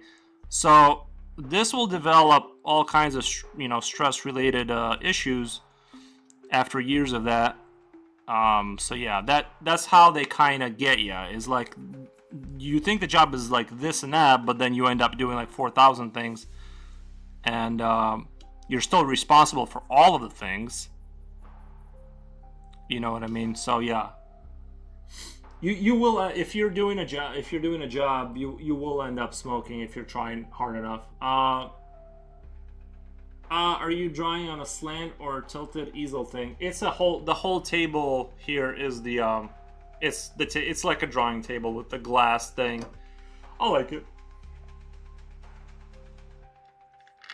Looks like my conversation, my complaining about work has driven off like 4 people. But it is important to say that that's kind of like, after all of that, years of that, drawing and streaming is pretty chill. It's pretty chill.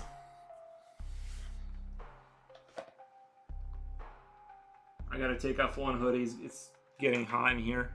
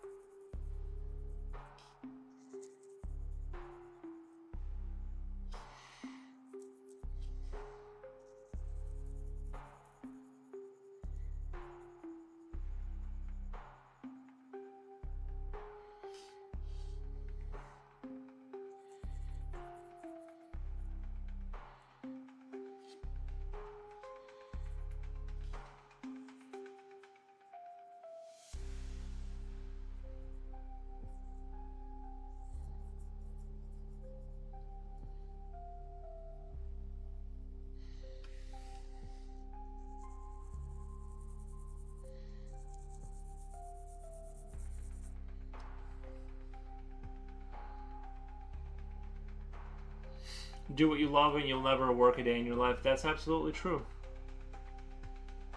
I was loving the talk about work. Oh yeah. Yeah, no, it's really gross out there. You don't want to if you go work for a company and you kind of realize that it's dying, what you want to do is turn your brain off and kind of get yourself in a position where you're getting a paycheck without killing yourself, because they will not care. You know what I mean? You kind of want to be in that good between space where you're not killing yourself, but you're showing up and kind of getting that paycheck, because if you show too much competence, you'll end up kind of in that situation. And that really kind of only happens to companies that are actively like they're sort of pinching pennies. They're trying to save, you know what I mean? They're like bringing in bad material for you to work with, so that like you're just being assaulted on all fronts.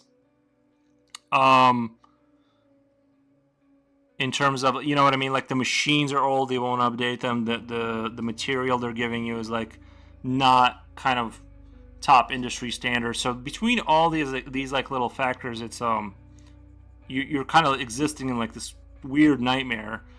And in that case, if you're at some sort of a plant or warehouse, you really just kind of want to blend in and not kill yourself, because the employer will also abuse the situation. Just as much as you see people abusing the situation, right, where they're in a good place but they just do nothing, when they're in a bad place and you're being taken complete advantage of, that is also something that's like really important to realize and know when that's happening. And then you just need to kind of like create a survivable situation and not try to like rise up to the not think if you just work twice as hard things will get fixed, because they literally won't get fixed. All you'll do is you'll make it easier for them. What the sort of lower tier management will think is that they're doing a great job, when it's actually just you fixing all the problems. So it's like you just need to like let things fail and just show them that they're just mismanaging things into the ground. About showing too much competence when things are clearly going downhill for a company, they'll just put you to work harder. They don't know, because they can't manage. You have to not just rely on the 3 people that know what they're doing, and then basically in our plant, like all the people were basically new all the time, and then like you had a handful of people that knew what was going on, you know, so they were actively harmful, and so you could never build enough experience for things to get fixed. And off that madness, while it's inspiring, you're drawing right now in part. Gonna draw after I paint these. Nice. Model kit pieces I have here. Yeah, I love painting miniature models. I love it.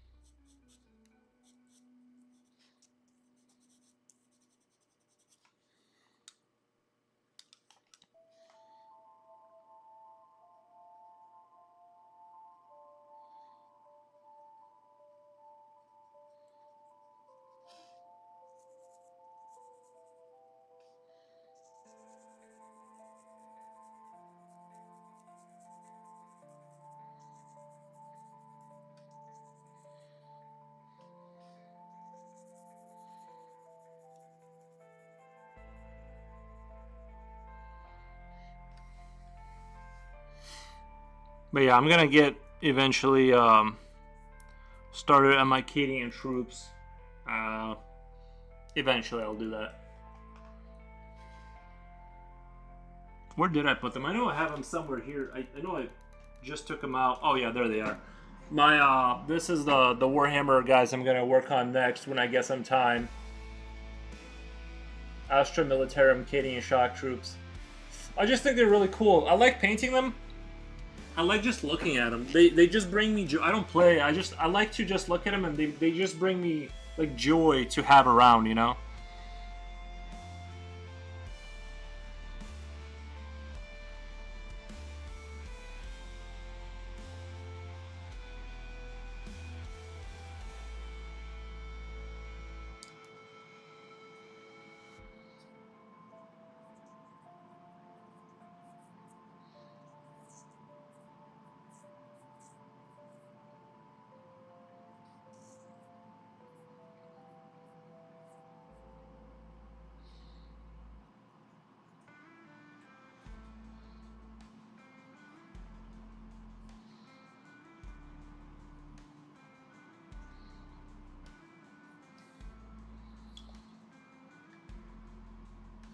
Yeah, you showed me earlier. Well, I just figured we probably had a few new people funnel in or something. That's kind of why I showed it again. There's a few people on the other platform.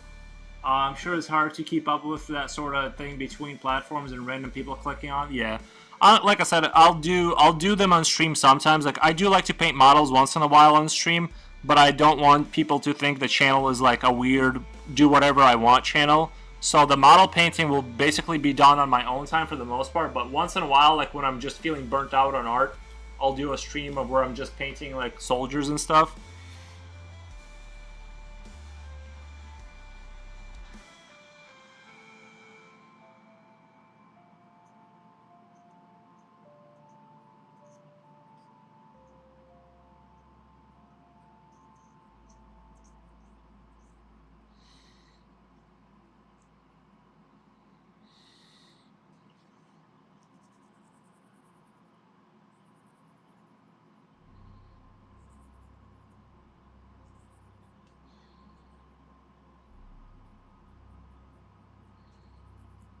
I just realized I have to fatten these fingers up because relative to the arms, this foot is like wasn't as big. I need to kind of like make the foot like slightly thicker, give it girth.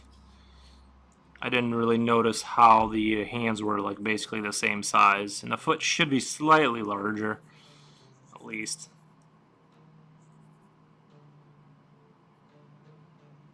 At least the size difference shouldn't jump out at you. So I'm gonna try to draw my way out of it here by just artificially making it thicker.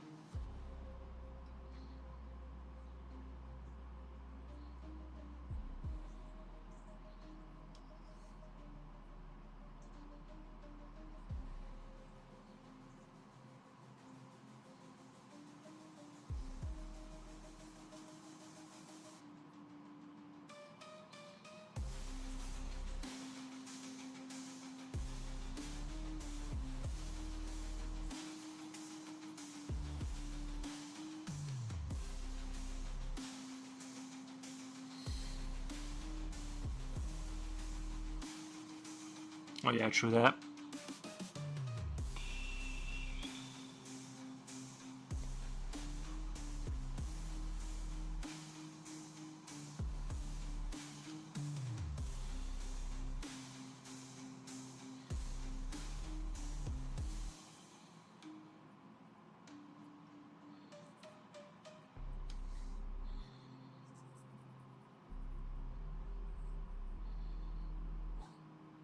Tencent, are you gonna stream your stuff today? I'll check it out. Well, depending on what time you're gonna stream, I'll check it out. Dun, dun, dun, dun, dun, dun, dun.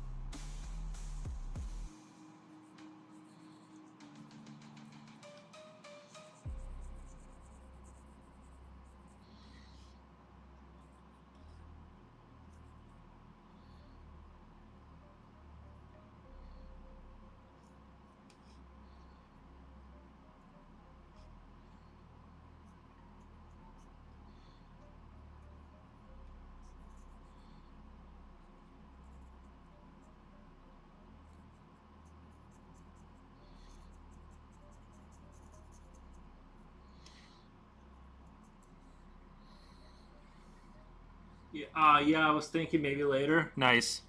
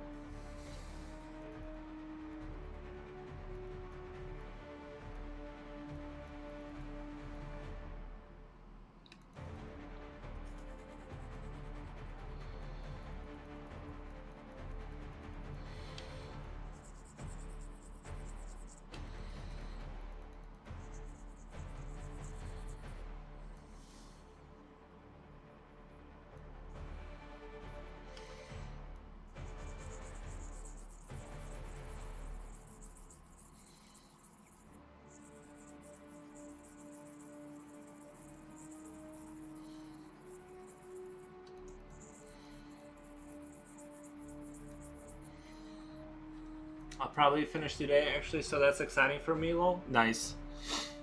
Yeah, it's good. I've been trying to focus more on like finishing projects, like my, the miniature model thing. It's so easy to not take it all the way, like, and it's so much work to take like 10 little miniatures and actually follow through with finishing, not just prime it, not just paint it, but put the varnish, put the little sand on the base, put the little grass on the thing, varnish it again.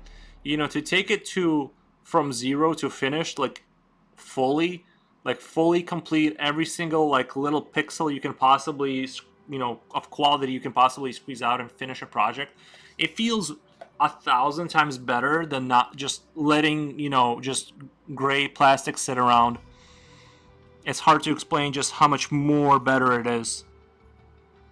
Because it's easy to buy miniature models, right? It's super exciting to like go in a shop and drop a bunch of money. Yeah, that's that craft, like craftsmanship. Yeah.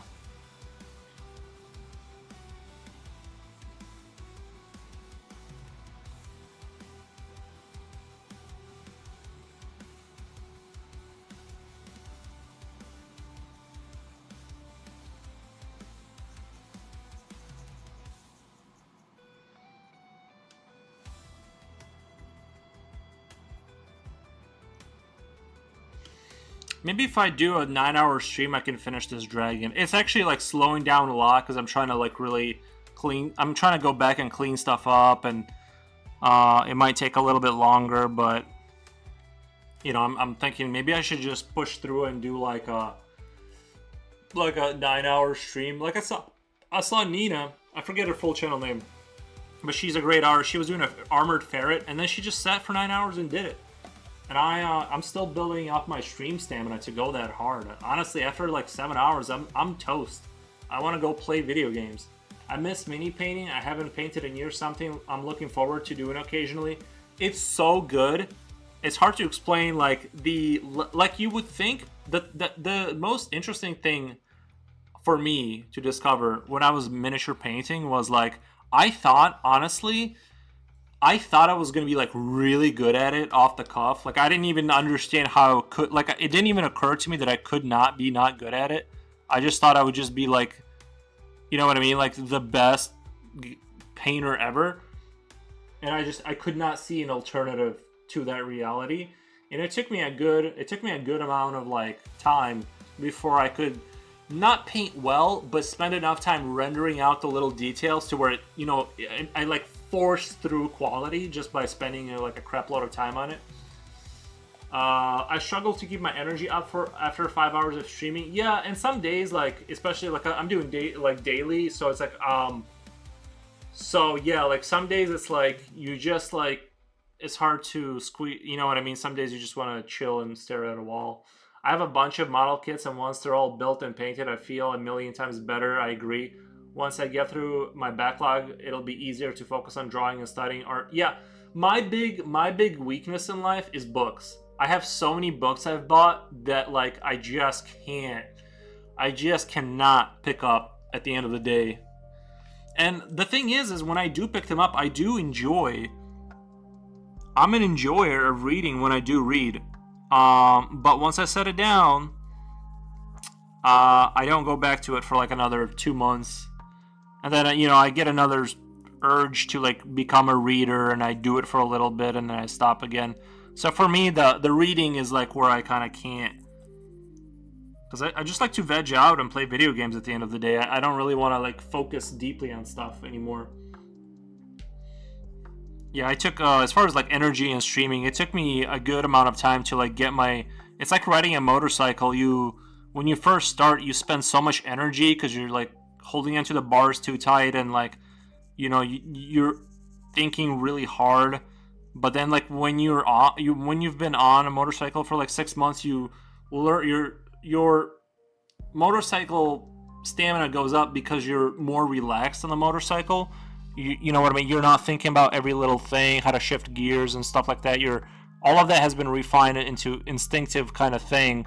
And I think it's the same thing with streaming, where at first you're like, it's, you know, it's energy draining, and then you slowly build up your stamina, your stream stamina from just doing it a lot, and you just sort of learn that it's not like you have to be like constantly clowning and making joke, you know what I mean? Like,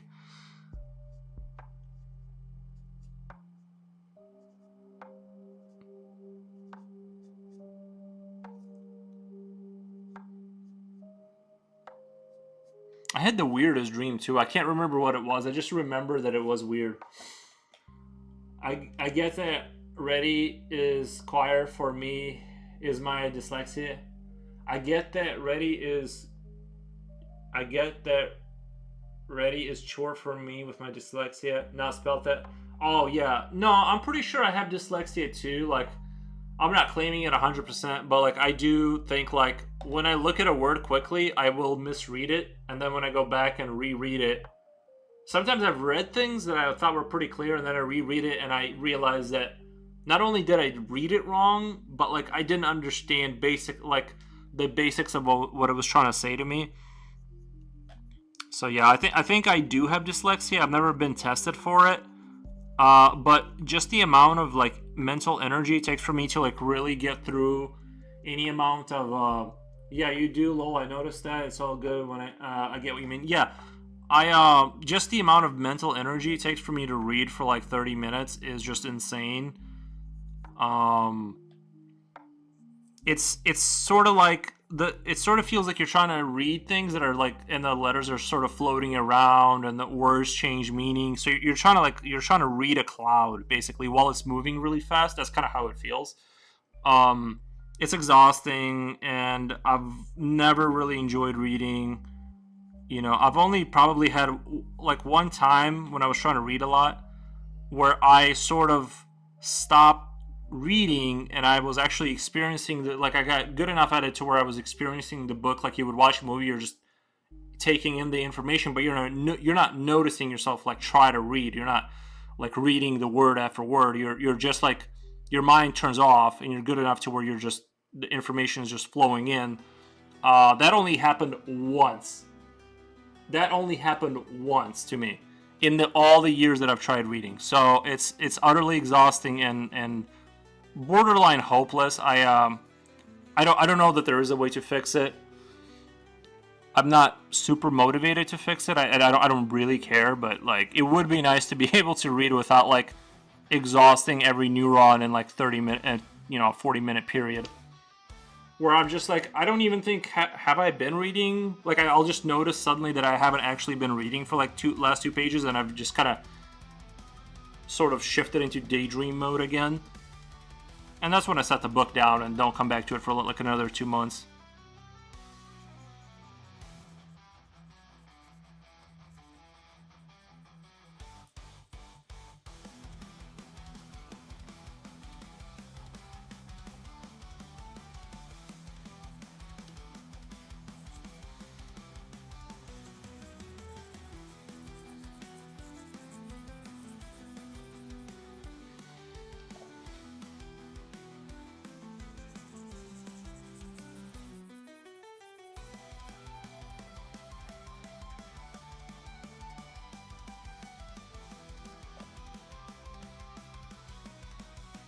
Been staring at the page, not taking anything in. Lol. Yeah, I do the same. Oh, that's like my favorite way of reading.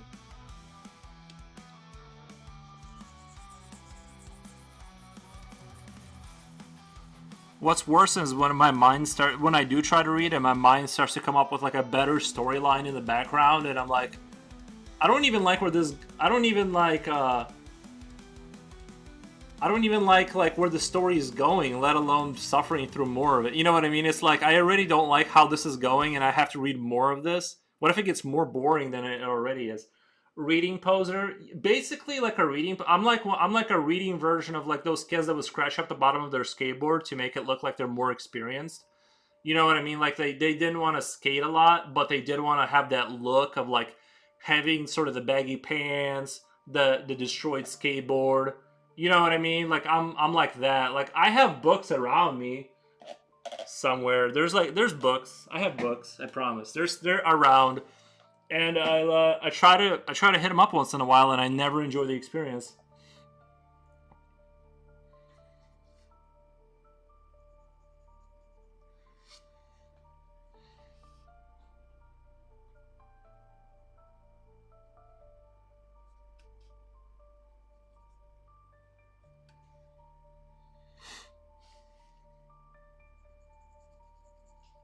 But I did genuinely try though at one point in my life. I did want to like read.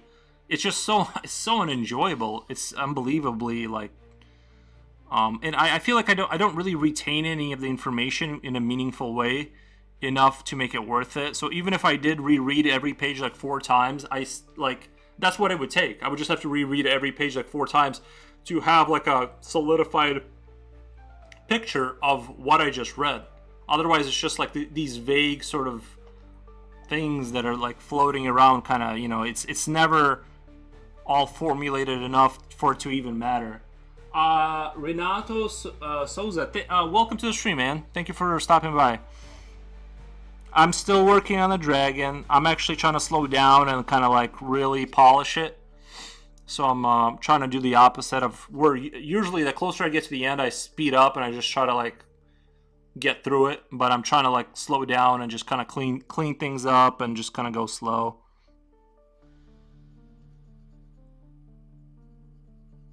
And the conversations have been strong. Static Pickle, what a great name, by the way. Just joined. Your art is so cool. How long does this take? usually I'm in the 14 to 20 hour rendering kind of phase. Like that's how long I usually like to render before I move on to the next picture. Oh my god, Digital M for art. Thank you for the follow. Treat that dragon right. Thank you. The irony is my mom reads 300-page books in a day, and I struggle to read in general. Isn't that so annoying? Those people that can like, they think they're so smart because they can read. You know what I mean? It's just like it's the most annoying thing ever. I honestly like I would trade being good at math though, because I've always wanted to do like learn like, and I know this sounds really crazy like for somebody who struggles with reading is like I've always wanted to like learn like assembly language like programming like really low level you know get in there with the computer and like learn how to like program on like a super deep level. So I would rather be good at math ultimately. If I could have a choice of what kind of brain type I wanted, I would rather have a math brain. But you know, you get what you get. I just think it would be really fun to like be a programmer of some type and like make games from scratch. Really, read and I silly little bean. Read and I a silly little bean. Say math is more important to me. I think so. I would be a math. I like the way even the way it looks. You know, like I remember like just liking the way math looks on a chalkboard aesthetically. I'm like that would be neat to understand what they're talking about. And then I realized beyond the aesthetics, I didn't really enjoy it. But it would be really cool to be good at it. But at least math is like understandable. Like reading it, like writing is like it seems completely inconceivable to me because of all the sort of rules that you know what I mean, like that are sort of like way more loosey goosey than like linearity of math. So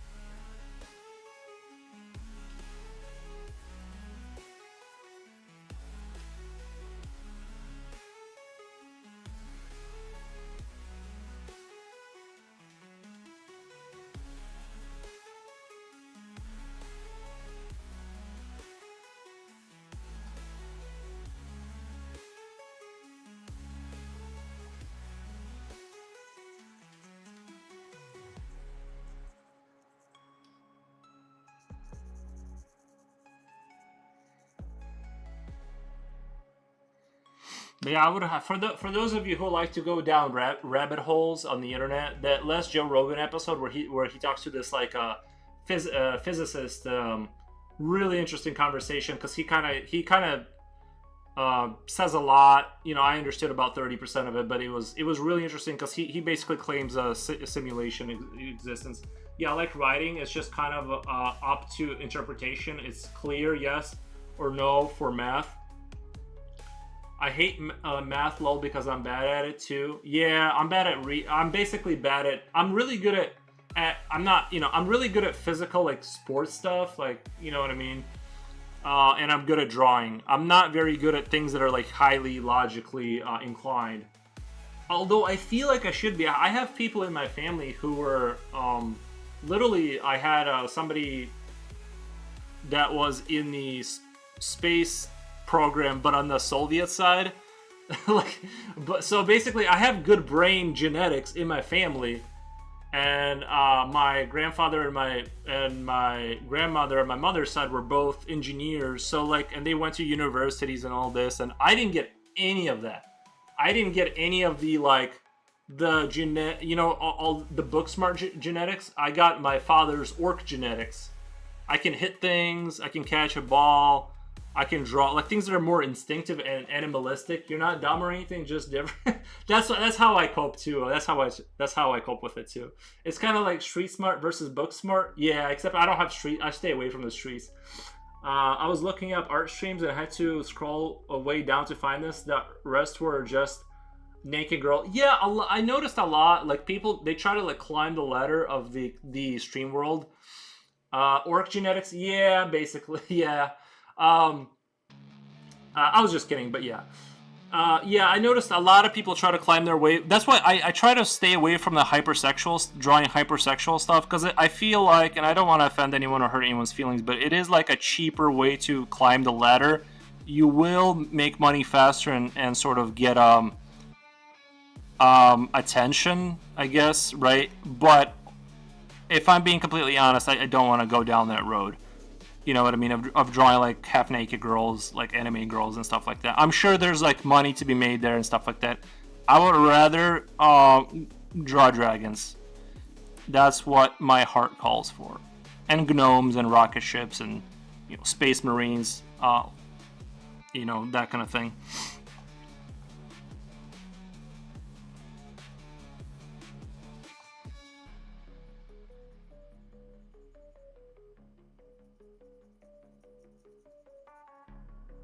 Plus, it's a little bit. I've always thought it was a little bit weird to stare at like girls that were drawn like super sexual as girls that were drawn by a dude, because you're looking at another man's fantasy and work. So it's like it's sort of like like I don't know. It's just like weird.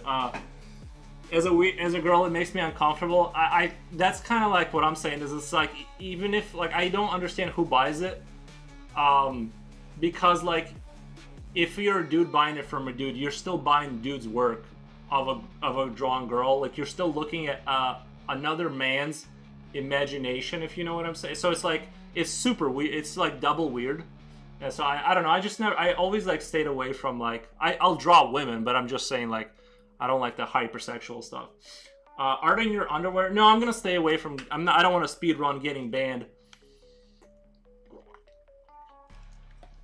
I hate sexualized art and things in gen, and I have had the thought about a man drawing a too. Yeah. That's why the femi hentai artists are really big on Twitch. That's the thing. It's like that's the thing is that like the fastest way is that way. But I'm like I'll just go. I can't. I just can't do it. Sorry for the spelling. No, you're good. I'm dyslexic, so I can read through the lines of what you're trying to say. As long as enough letters are like close enough together, I can sort of understand it. Guys, I'll be right back in just 1 second.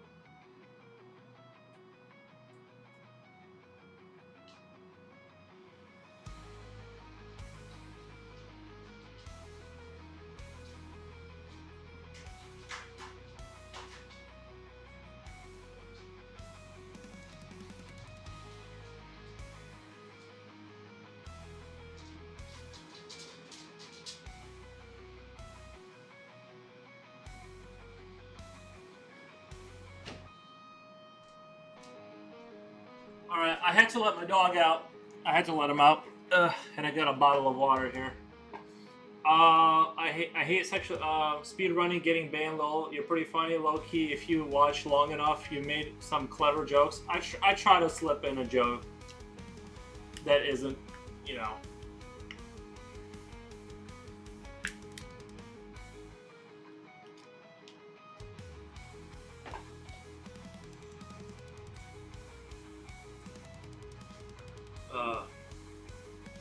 I've been drinking only water for like the longest time now. I'm trying to stay like I'm trying to stay clean in terms of like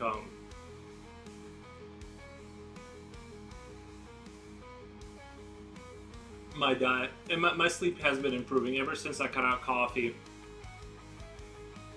And it's been great.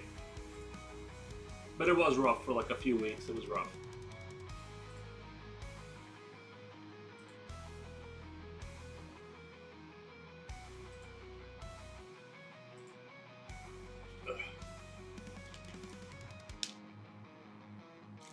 Oh my god! I used to like I said, when I worked in manufacturing and all this kind of stuff. Numbo, hey, back to you. Welcome to the stream. When I worked manufacture all these like kind of stressful jobs, and I drank. I like at a certain point, I would only drink Monsters and smoke cigarettes. Like I basically smoked and drank Monsters, and like that's part of the reason I wanted to get out of like that environment. Is like you can't, like it's impossible if you have a certain amount of stress. Like it's impossible to get out. Like it's impossible to stop doing that stuff. You have to decrease the stress, quit the stuff, and then do something else, because it's like I only drink water and green Monsters though. Yeah, like I stopped. Like even coffee. The coffee was like my last crutch, and it was so hard because it's like it's so good. Like it's so warm in the morning to like drink. Like it feels like you're home, right? The smell, the ritual of making it. It's all like super good. And so now I stopped because like I know ultimately it's all sort of a net negative, broadly speaking. But yeah, I used to just like Monster and cigarettes like nothing, like nobody else. But yeah, I stopped all that. Oh god, how long have you been streaming on YouTube? Probably 5 months, and on Twitch like 3 months, maybe. Yeah, like 3 months and some change.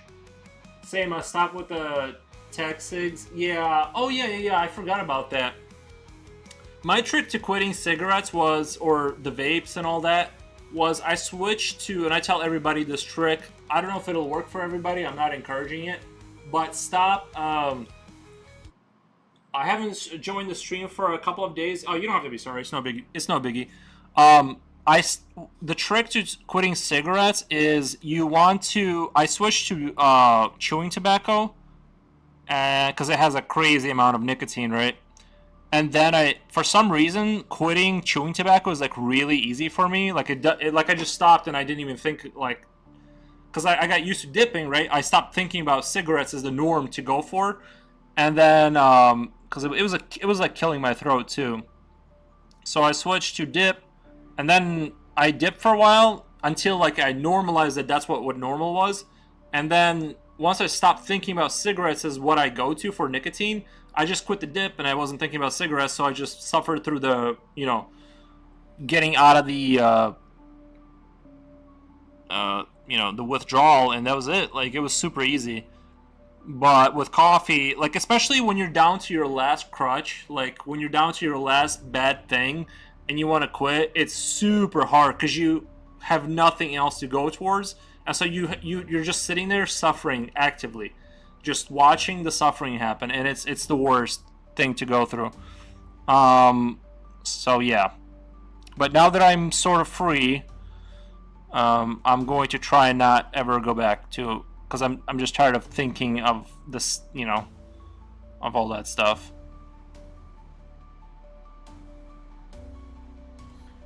Glad it's making you feel better. Oh, for sure, yeah. Monsters. Yeah, those are hard to quit. The sugar, the caffeine and sugar is that's a rough one, especially the sugar. But for me, the sugar and caffeine, they were starting to have like really high net negative effects. Like I could feel it. Like my brain would like, basically like kind of shut down for a little while. Like I couldn't think clearly. And so I knew it was that stuff. Like I had to quit everything to just go back to water. But it was so hard with the level of stress I had at work. So I already told the story 1,000 times. I got a different job that was much higher paying, but it was essentially the same thing and a lot more dust that was going in my lungs. The nice thing about the first factory was that we were in an air-conditioned environment and you weren't breathing in death dust. So I just quit all jobs and just started drawing, trying to make money that way. And I figure, I have some savings, and until I burn through those savings and I have to go back to a real job, I just won't, and I'll try and figure it out. That's sort of the game plan right now.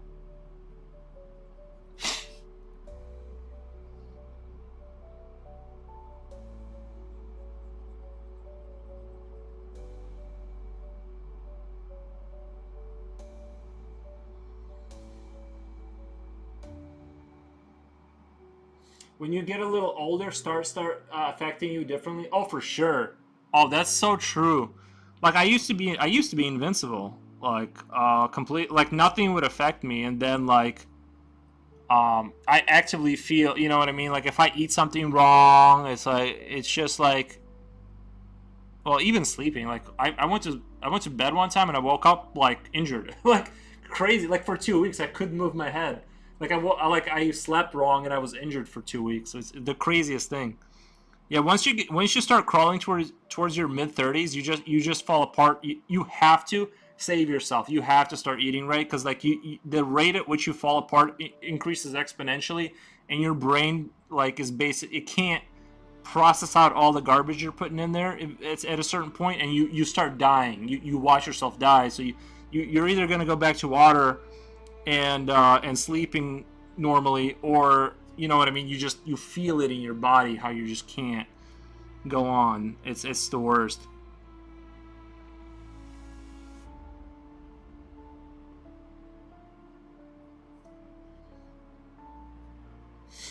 You're living off your savings and YouTube. Well, no, no, YouTube hasn't made me any money, but I am trying to get my watch hours up to where I will make money. I am making enough money on Twitch to like replace my art supplies right now. So it's kind of at that level, kind of the beginner level, but it's one of the avenues of making money through art. Yeah, it's definitely supplementing my art addiction right now. But I don't want anybody to like feel sorry for me. I'm not in any kind of bad position or anything. Don't think I'm like complaining. I'm totally um, not you know what I mean. I'm not in any way complaining. I made the decision by myself, and you know what I mean. It's a calculated risk. So I'm 35 now. But if I didn't pick up like yoga and a couple other good habits, I'd be moaning and groaning with the rest of them. Yeah.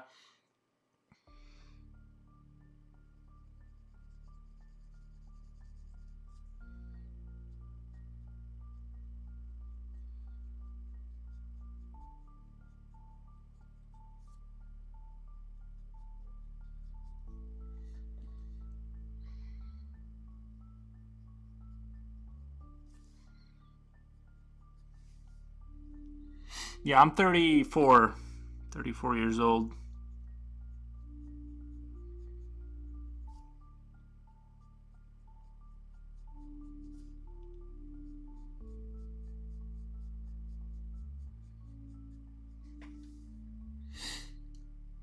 How long have you been drawing? I'm at hour three. This is hour two and 2 hours 59 minutes, so 3 hours. And I usually go for about 5 to 7 hours. I thought you were younger. Oh, thank you. I have personally been drawing my whole life. Oh, nice.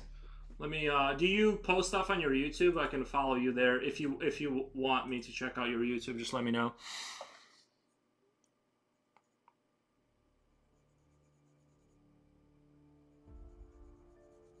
Or if you have an Insta, if you wanna go to, because you can't post links on YouTube, but you can on Twitch. If you wanna follow the link to Twitch, you can post your Insta account there if you wanna share that.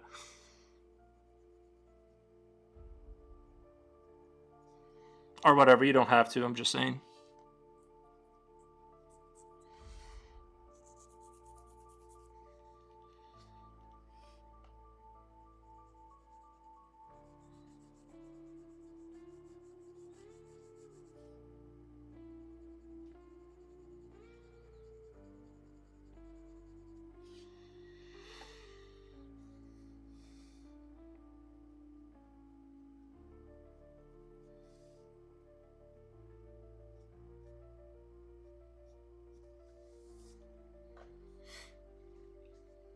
You look older with a beard, lol.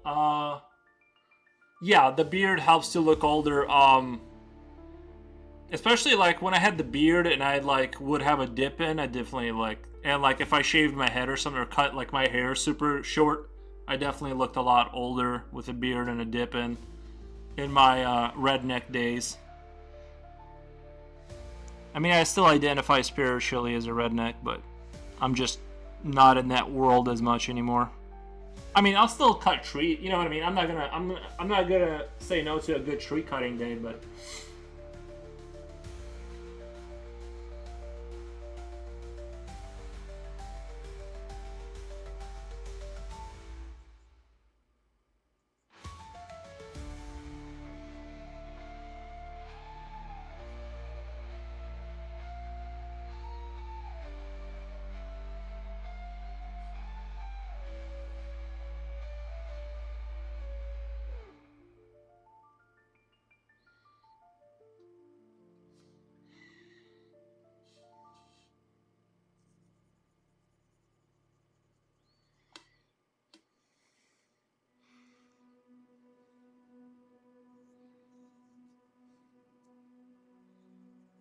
oh sorry, yeah.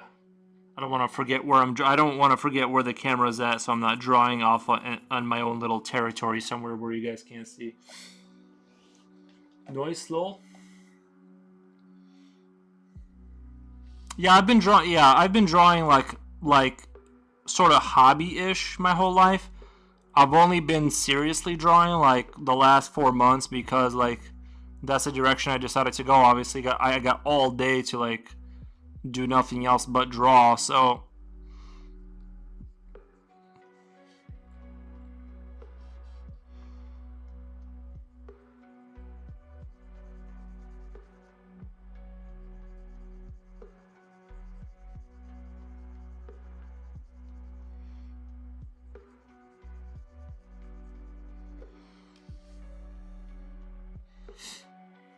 is that lumberjack a redneck? It's in the same family. It's definitely in the same spiritual family. You can be a lumberjack and not be a redneck. But if you're a redneck, I don't know. I feel like they're, you know what I mean? I think the lumberjack community is going to be 95% redneck. But honestly, a lot of the redneck people types, they're very good people. They'll definitely take their shirt off the back or whatever this, you know what I mean? Like they'll help you out a lot when you're part of the community kind of thing. Not all, but they're hardier people with flaws, but and flaws and trucks. Redneck subculture, yeah, and it's I think it's good to dive into that culture and just know like some people are out there like chainsawing wood and fixing trucks, or you know, if you haven't had a vehicle in your garage that you've been working on forever, like are you even a red, you know, I think you had to have a blue collar job for at least a year and had a project car that you don't, or project motorcycle, or like those are the qualifiers. You need to develop like a bad habit of some sort, um, like smoking or dipping. That helps the look. You know, obviously the clothes you wear need to be kind of simple yet sturdy, like boots. Haircut obviously should only serve the purpose of, you know, maintenance. There should be no inclination towards style. You just kind of cut your hair short for efficiency. Those are the rules. Yeah. In case you guys are wondering, that's kind of the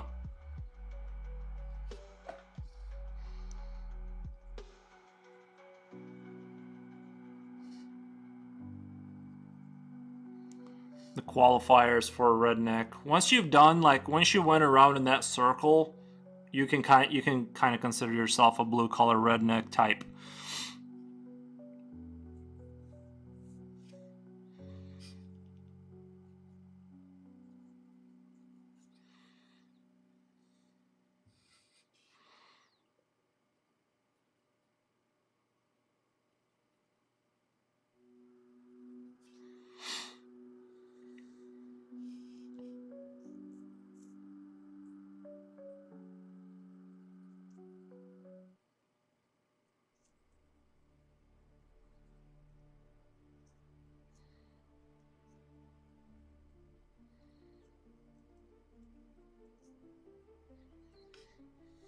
Let me go check on my dog. He's being too quiet in the backyard. I'm getting nervous. Gonna lurk for a bit while I do my FISO. Yeah, I'm from GA. Just playing with you. I'm from GA. What state is that? Sorry, I'm not connecting the dots. Guatemala? I don't know. Oh, okay. The dog is sitting by the window. He was just being way too. Usually he'd bark at someone by now, and because he's being so quiet, it made me nervous.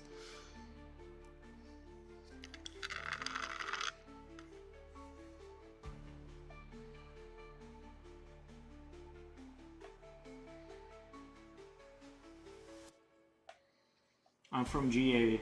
What state is GA? Hold on. Don't help me, guys. I'm gonna Google it. GA state. GA state abbreviation. Georgia. Okay. Gotcha. Yeah, I'm from Illinois. I'm from Illinois. I like it here, honestly. Like, I used to want to move to a bigger town or whatever, but like, there's really, if you have good internet, there's really no reason to move.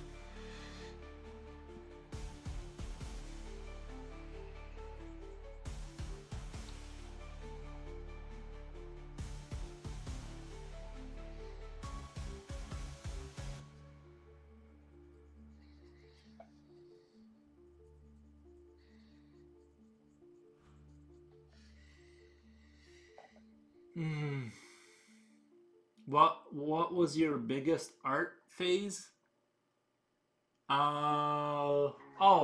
Silver Comet says. Sorry, I missed a bunch of convos on YouTube. Seems about right. You resemble my high school teacher. How are you today? I totally missed all that. The guy looks like a silver. This guy does look like a teacher. Silver Comet. Do I look like a teacher? Hope you have a great time. What was your biggest art phase? Right now, probably. Like, this is the most consistent time and effort I've put into art since ever.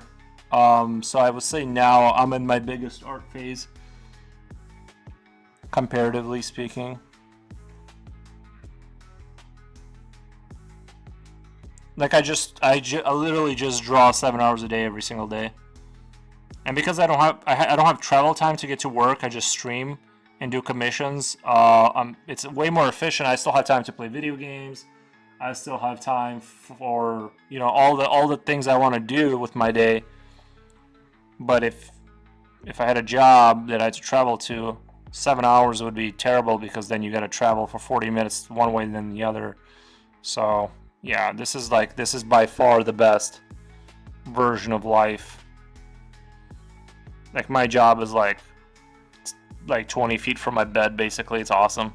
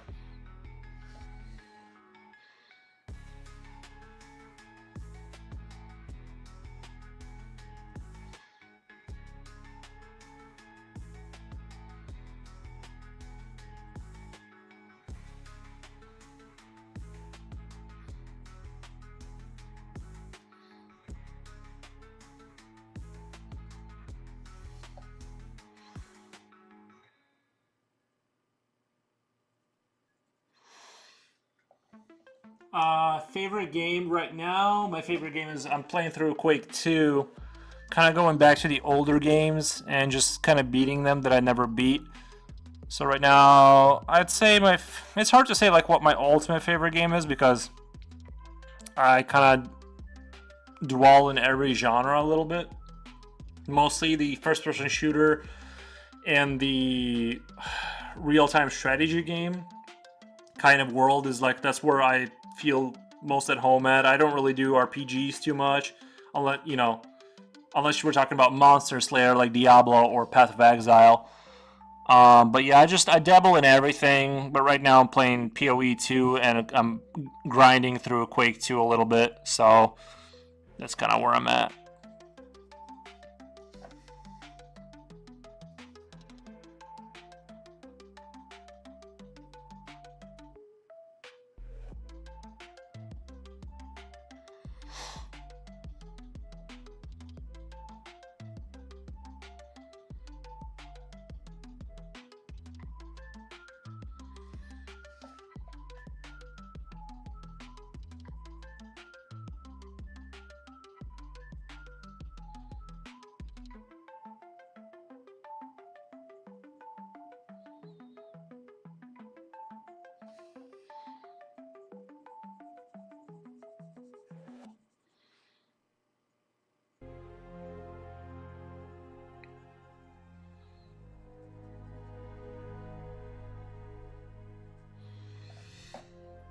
I love how the art community has so many gamers, though. Oh, for sure. Have you ever played Titanfall 2?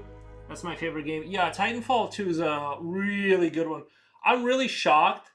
I'm really shocked that that game kind of stagnated and never became like a true, you know what I mean, like Call of Duty. It was so revolutionary in so many ways. I love that they had servers, extra servers that were rendering the actions of the bots. You know how like when you were on the battlefield playing a multiplayer games, you had like all these like extra little soldiers running around, and that was being rendered by not rendered. Your Xbox rendered the graphics, but their actions were done on servers outside of your Xbox. Of those like bots, and having a battlefield that felt like you were like the ODST or a master, like a Spartan, and then you had like these regular troops that would spawn in and make the battlefield feel like there's more going on, like a more dynamic battlefield. It was such a great technological like thing. It's so upsetting that Titanfall never became like a main brand. It kind of kept fizzling out, and it just never really caught on like a Call of Duty or Battlefield.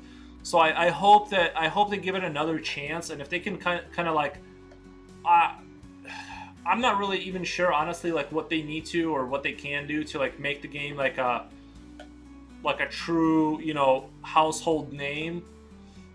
But yeah, Titanfall 2 had a fantastic campaign. And then I thought the multiplayer was revolutionary, mostly because like I really like the idea of having things that a weaker player can do. Like you have the battlefield, and a lot of people are not good at killing real players, but they can still contribute by killing the little guys running around. And I always thought that was like really good. You know what I mean? Like they can sit there and pick off those guys and stop them from getting places, because you still have to kill the little troopers or whatever. And it gave the worst players kind of like something to do, and I don't know. And it made the battlefield feel like it's not just an arena cage match.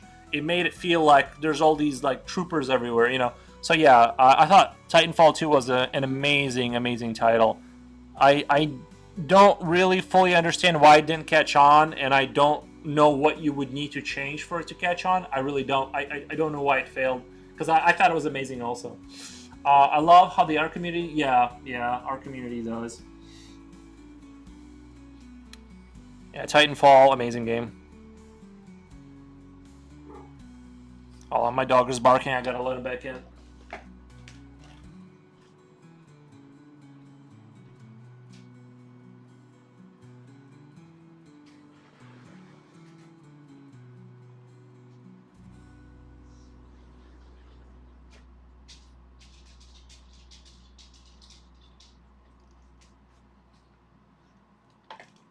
There we go.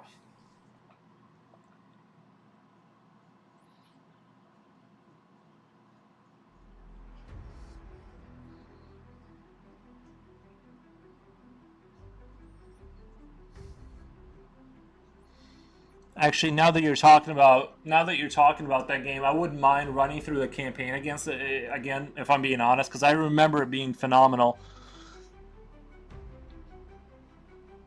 almost to the level. I would say it's even almost to the level of um, my favorite campaign is Gears of War 2, Half-Life 2. Um, Probably like Portal or something, like the great games, campaign games. And I think Titanfall 2 would fall in that category of being like a all-time great game.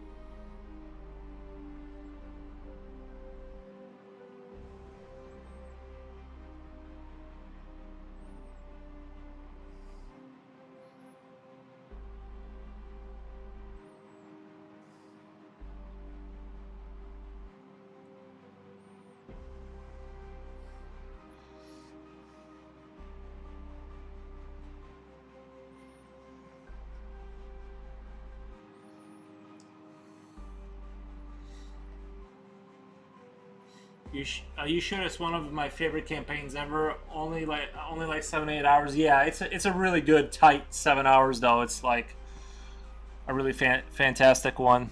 I should go back and replay it, but like I said, right now I want to focus on. I want to beat Quake 2 again, and I want to go back and beat Quake 1, like all those kind of original Doom style games. I want to go through and beat them. Because a lot of them I never really beat. I just kind of, especially the older ones. When I was a kid, I didn't have like the fortitude to keep going. Like I remember when you come across those big dogs in Quake 2, I just dropped the game. I'm like, I can't. This is too much. The dogs were too much. They're too scary. But now that I'm older and I have a faster computer, not as big of a deal. Still a little scary, but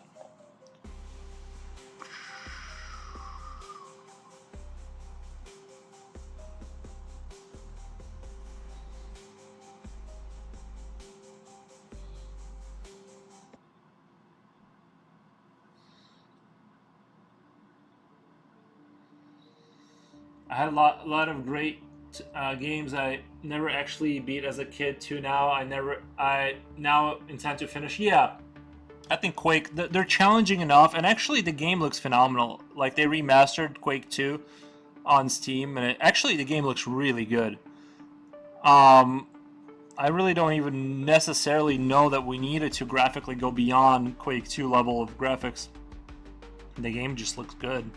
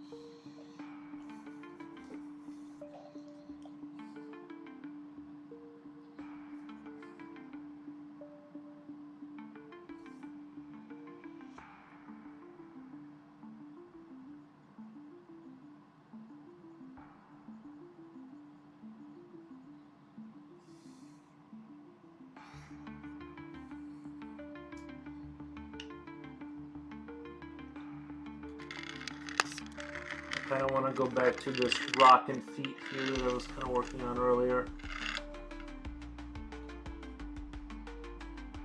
Kind of flesh this out.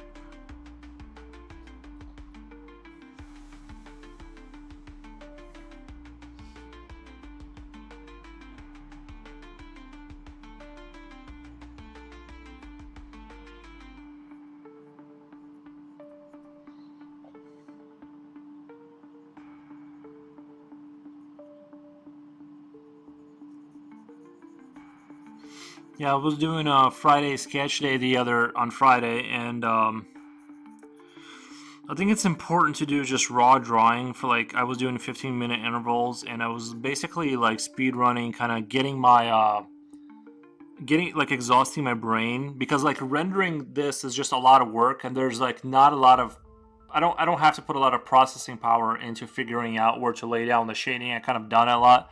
But drawing a new figure every 15 minutes is like a good way to just exhaust your brain. And I did a 5-hour stream, but I did 4 hours of actual drawing because I got to 16 pictures, I think.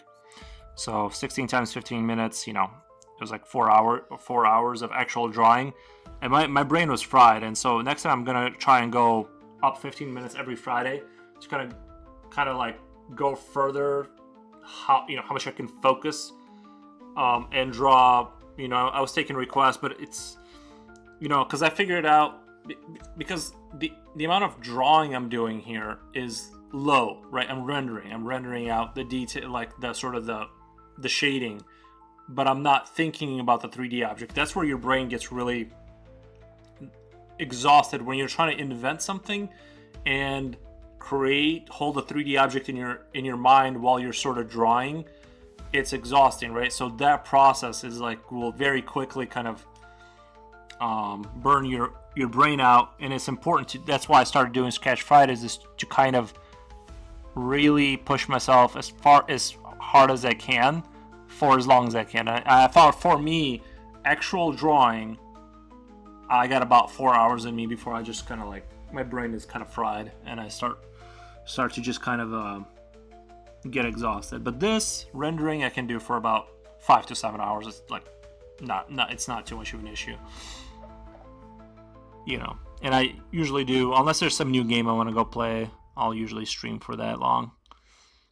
But then again, I'm seeing other streamers do 9-hour streams, and I'm like, what the, it's a lot of time. Don't you have video games you want to go play? Jeez.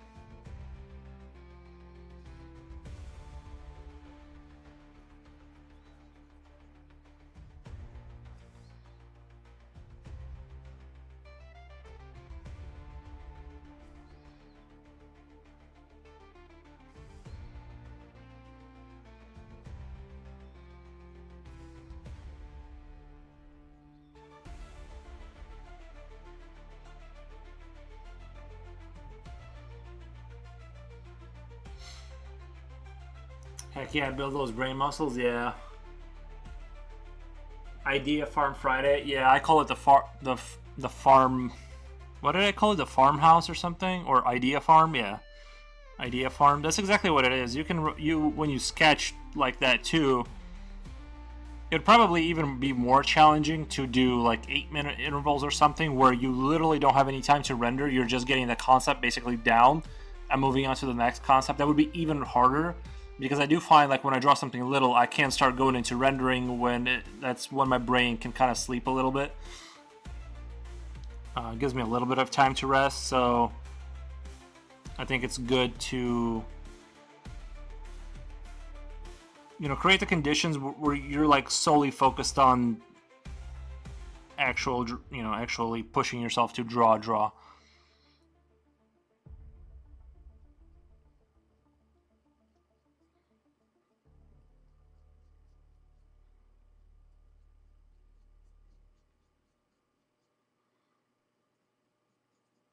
So I'm gonna continue on with that tradition every Friday from now on. I think it's a really good brain exercise.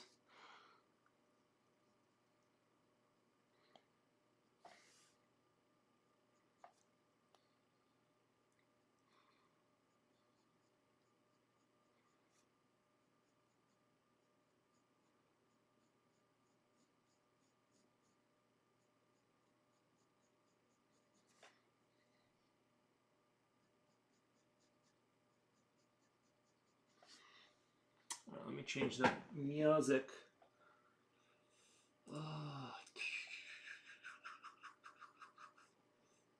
My playlist became too long and now it thinks the playlist has ended, but it hasn't.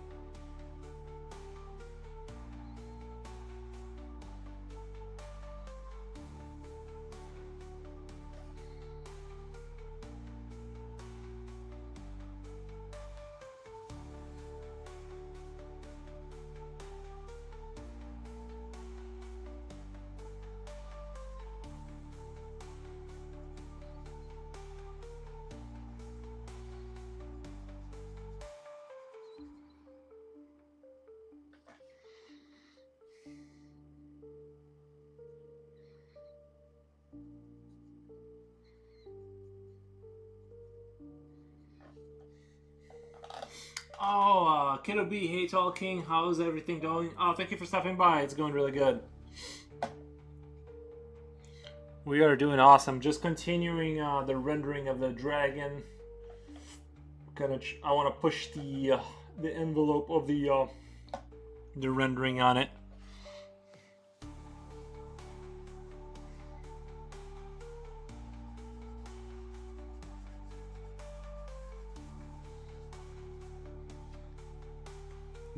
It's been a really fun stream so far.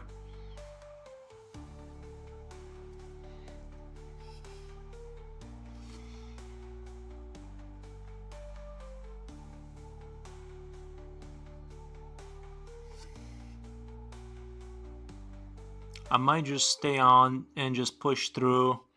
I have enough eggs. I've cooked enough eggs that I can, like, as long as I maintain egg eating, I can push through and just maybe do like a 9-hour stream and just get this dragon finished tonight.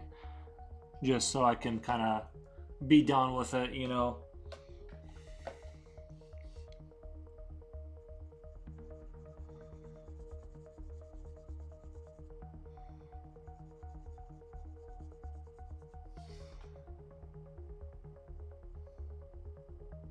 And I feel like I have good energy today. Like, you know what I mean? Like, I feel like I could push through for a long time. I'm focused. I slept well. Like, you know what I mean? I don't have any desire to go do anything else. So maybe I'll just do like,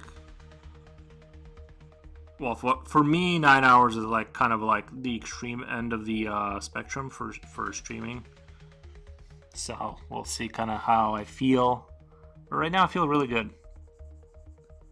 And the chats have been wild. The chats have been really good too.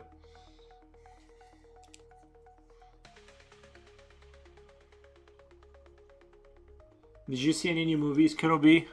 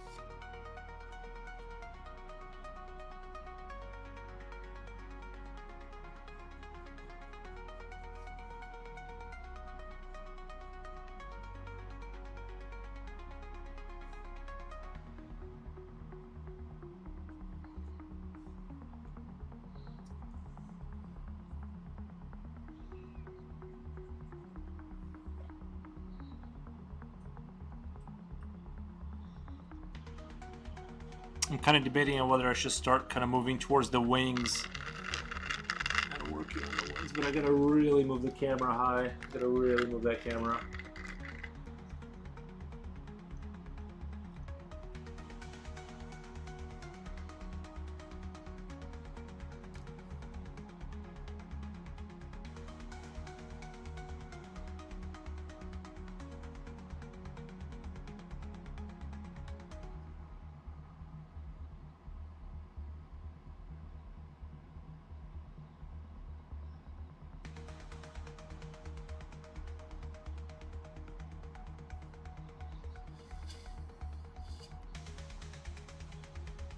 The lizard looks pretty good. Does he have a name? He has no, not really. He's just more exists to be a drag. No, I haven't named him yet.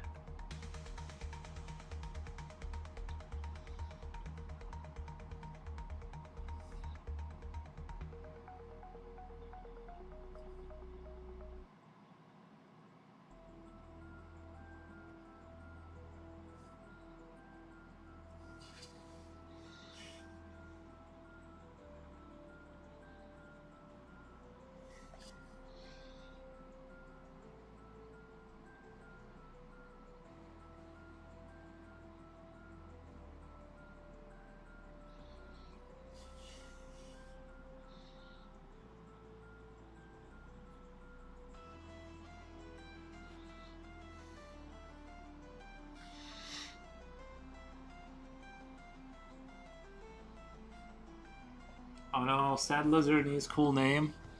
Uh, he is an angry elf since he's burning down human villages. But that's probably because somebody harassed his gold. Let's be realistic. A lot of times people will go and do a little lurking on a dragon's gold, and that's when he has to remind them.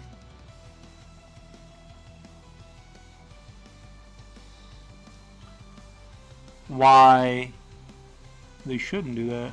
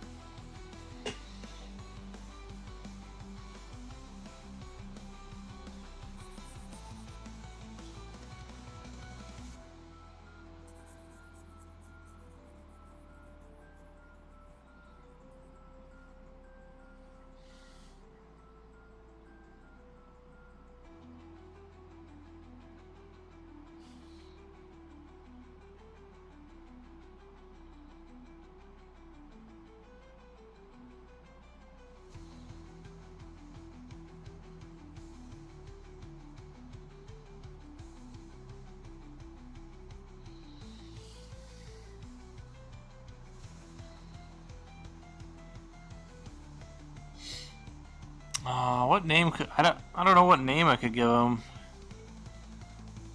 I feel like he's a pretty regular kind of dragon. He's not like super, you know what I mean? He's kind of a run of the mill kind of. Burp fire sounds nice and strong. Burp fire. Burp, but burp sounds like he's burping. That sounds silly. That doesn't sound like a tough dragon.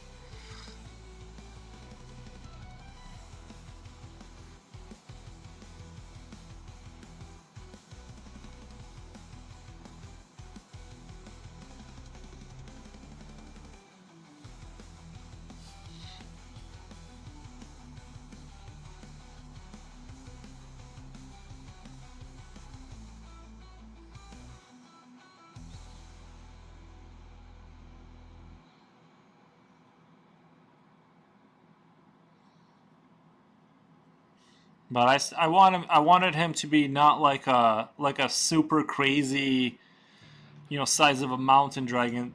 This is definitely like the kind of dragon that like a well trained knight that's on could possibly slay if he was like on a mission or something, that kind of thing.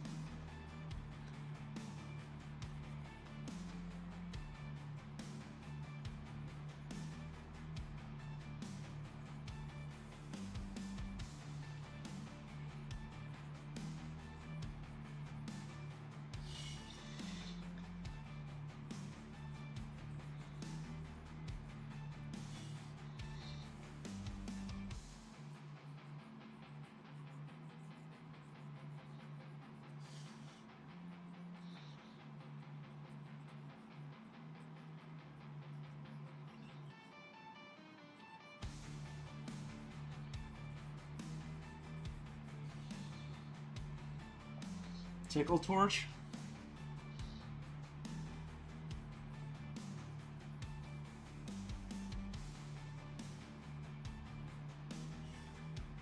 Tickle torch the dragon.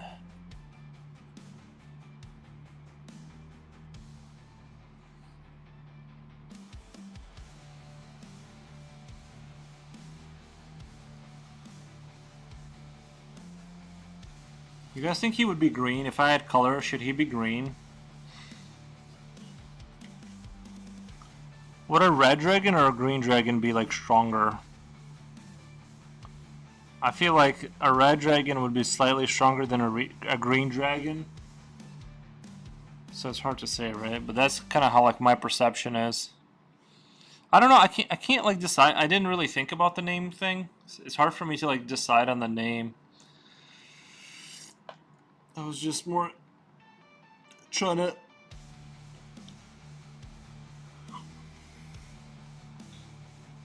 just describe the scene with Dragonfire. That was like the scene description.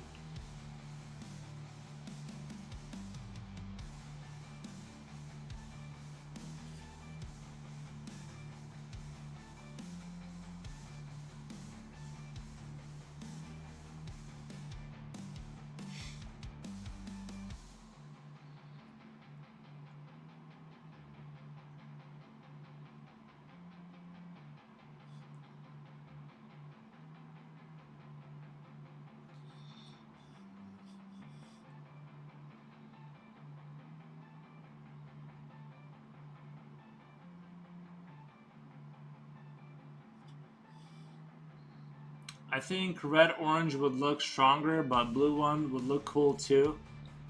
Yeah, I've never done. Yeah, yeah, I think so. I mean, I'm not gonna color this one because it's already like I don't even know how you would implement that without ruining it. Because I don't like do color, but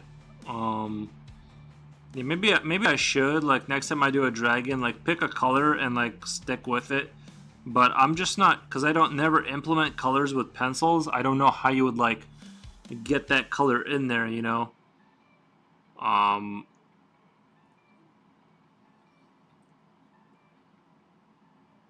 and because you'd have to like shade with that color too. It's like a whole thing. That's why I just like doing black and white kind of moody scenes.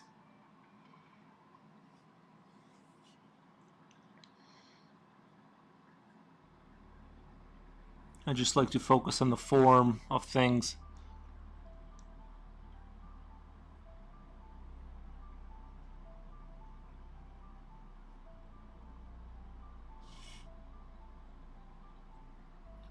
But yeah, I think red. Yeah, I don't know. I feel like because in Heroes of Might and Magic 3, you had like I think the green dragon, and then he turned red maybe once you upgraded him.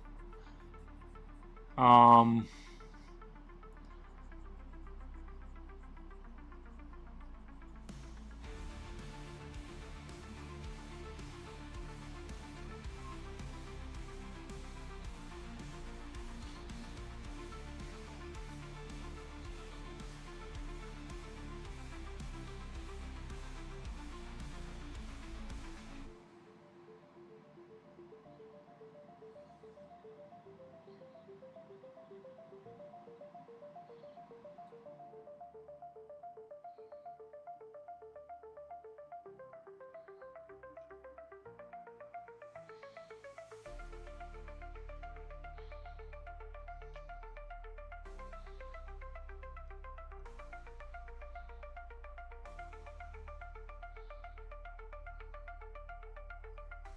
I'm just sorry. I'm just trying to work out in my mind how the skin flap would be here. It would be like the wing. It would be coming from here.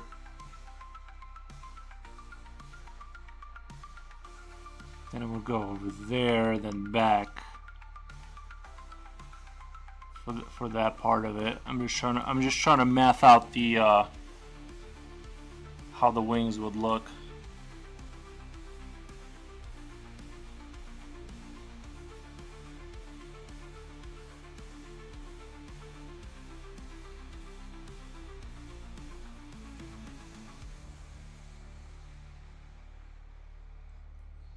That would go somewhere over here.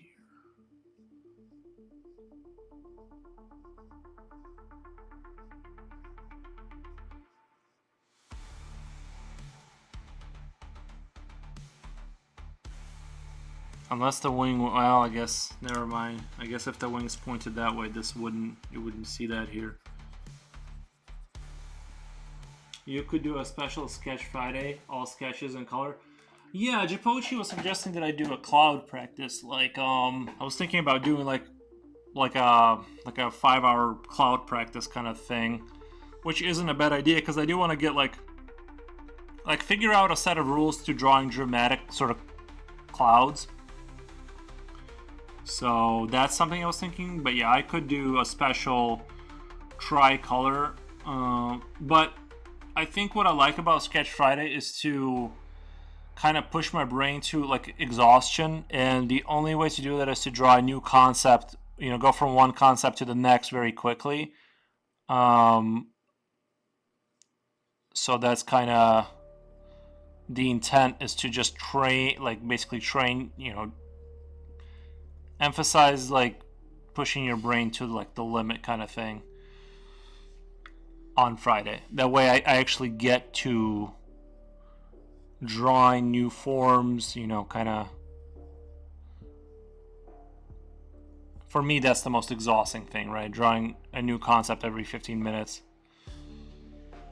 Whereas color, I'm not super interested in it, but it definitely maybe would be cool to like learn how to do colors. And I know it sounds like like I should be able to do it, but I don't know.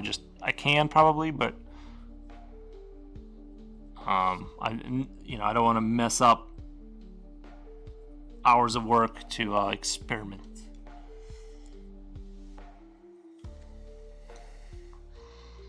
But yeah, I do want to practice doing clouds. It's its own kind of weird challenge.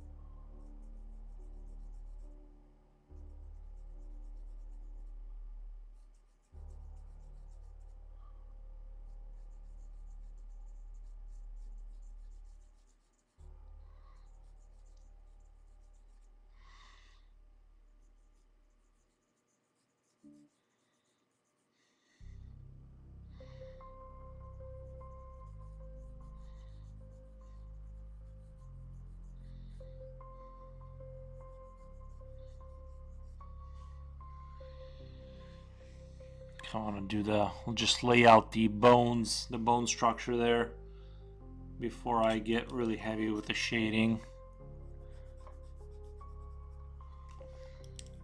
Lifting a two-ton animal, which I don't know how much a dragon weighs, like what, 800 pounds? No, probably more, right? Like they're probably the size of a truck. So you'd need like a huge wingspan. That's the issue.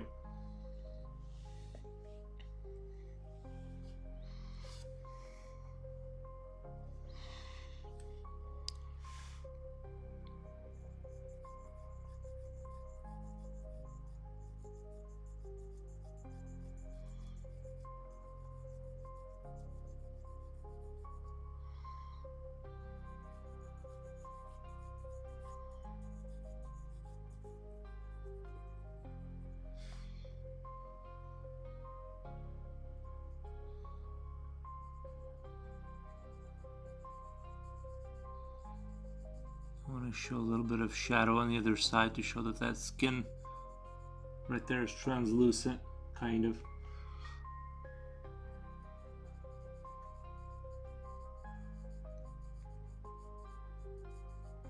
Still want to be very careful with the shading. I don't want to get too crazy on the first pass, or use color pencil. Use a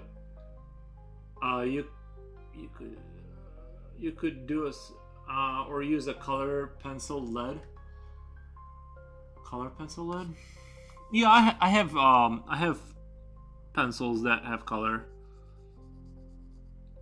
Like, even if I was gonna do a green dragon, I'd probably use green and then a little bit of yellow or whatever with white. I could probably pull off a green dragon.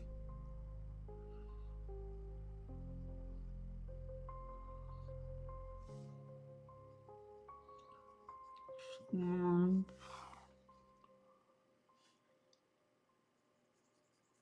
gonna start making annoying noises now.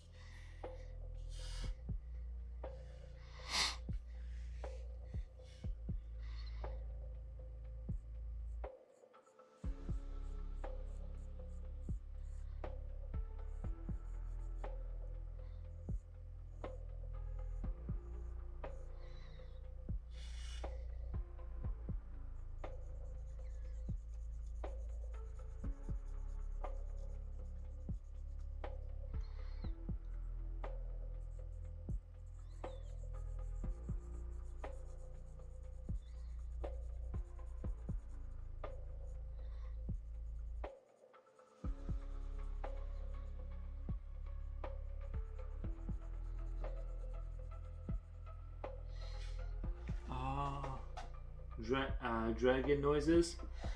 Yeah, I make the best dragon noises that I can. You know what I mean? I try. They're not the best. I can't do this the screeching, or I guess they don't really screech. They do more of a, you know. I just can't do it. I can make like machine sounds. I can do like tripod sounds. You know, like the tripod from World or the War of the Worlds tripod sounds. Like I got pretty good at that, but I'm not good at doing like noises from dragons.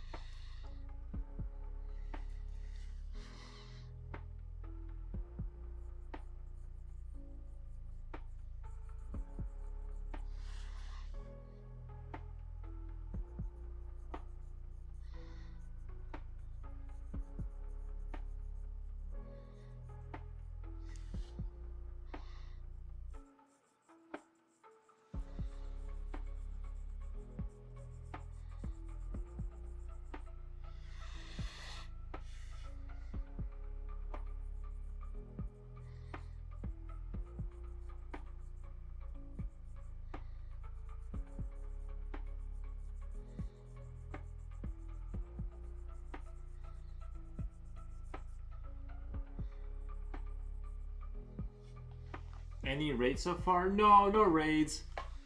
No raids. But it's okay. It's been good chatting with people. There's been a lot of chatting going on, so it's been a pretty steady stream of people coming through saying hi, so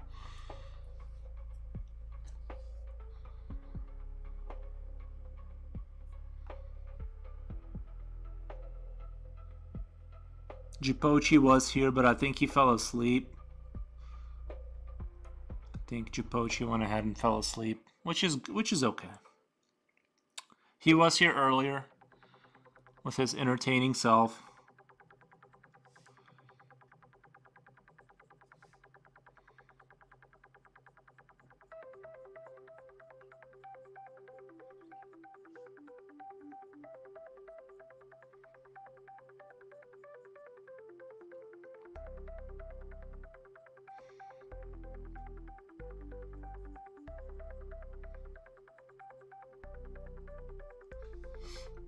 I haven't seen K-Frick today.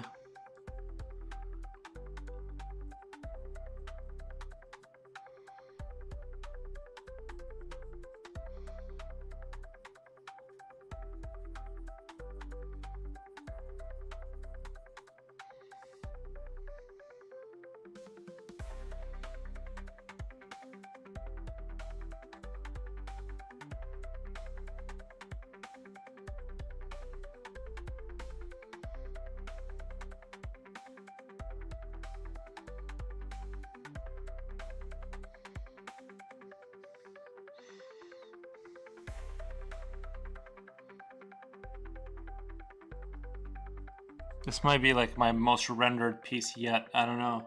Is he no husband? Where is he? He did make a joke yesterday. He's like, I knocked over every trash can and I can't find my wife. But he was here for just a moment yesterday. Here.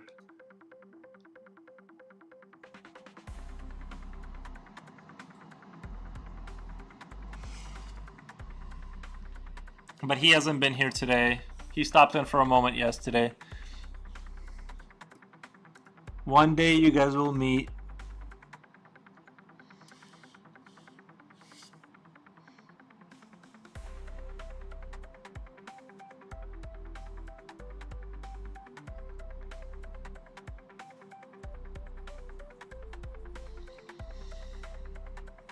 Oh no, my trash panda. Maybe he needs a tracker. You know, I got a little bit of stream envy the other day. I was watching Nina, I think her channel is, and she was drawing. I don't know why I said he, but she was drawing a ferret, and I sort of embarrassed myself. I accidentally said it was a panda because I took like a very like I came into the room and I took a very like quick glance at her ferret, which was armored, but I thought it was a panda because like I looked at it super quick, and I was like, uh-oh, because like it's upsetting when somebody like misreads what you're drawing because it implies that they didn't draw it well. But I only glanced at it for like half a second and I was super embarrassed. But anyway, she was doing a great armored ferret kind of thing. And so I sat after my stream. I just sat there and watched her. I was playing PoE 2 and I was watching her draw her armored ferret. I forget what her full name channel is, but I was checking that out, and yeah, she streamed for like 9 hours straight. And I got a little bit of envy because like honestly, like when I hit 7 hours, I'm like I'm done. I'm toast. You think? I'm not sure if we ever meet in the universe. Trash Panda. You guys will meet, I'm sure.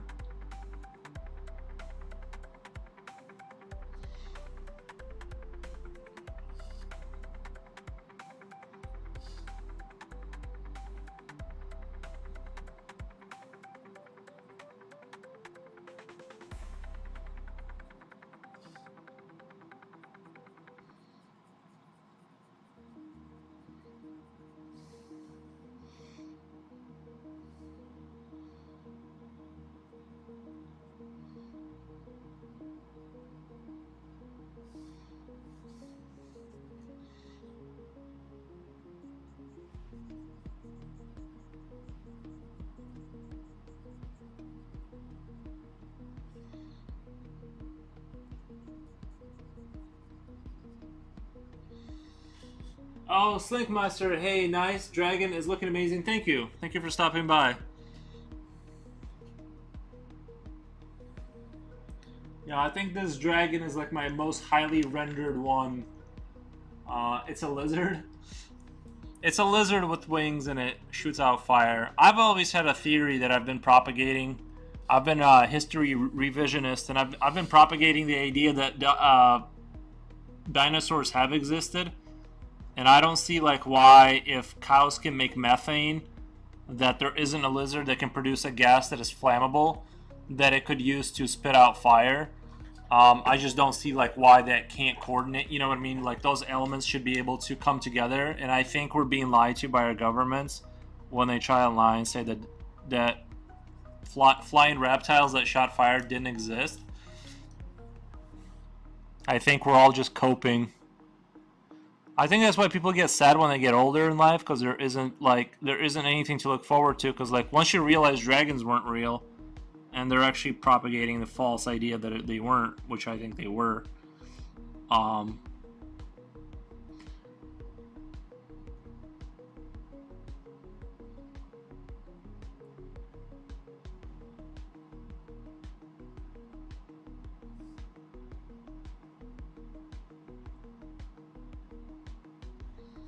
Have you done a stream an art stream lately? I haven't caught one of your streams in a little while, but I've been seeing you play the video game. Although I'm not. It's like, is it Heroes of the Storm?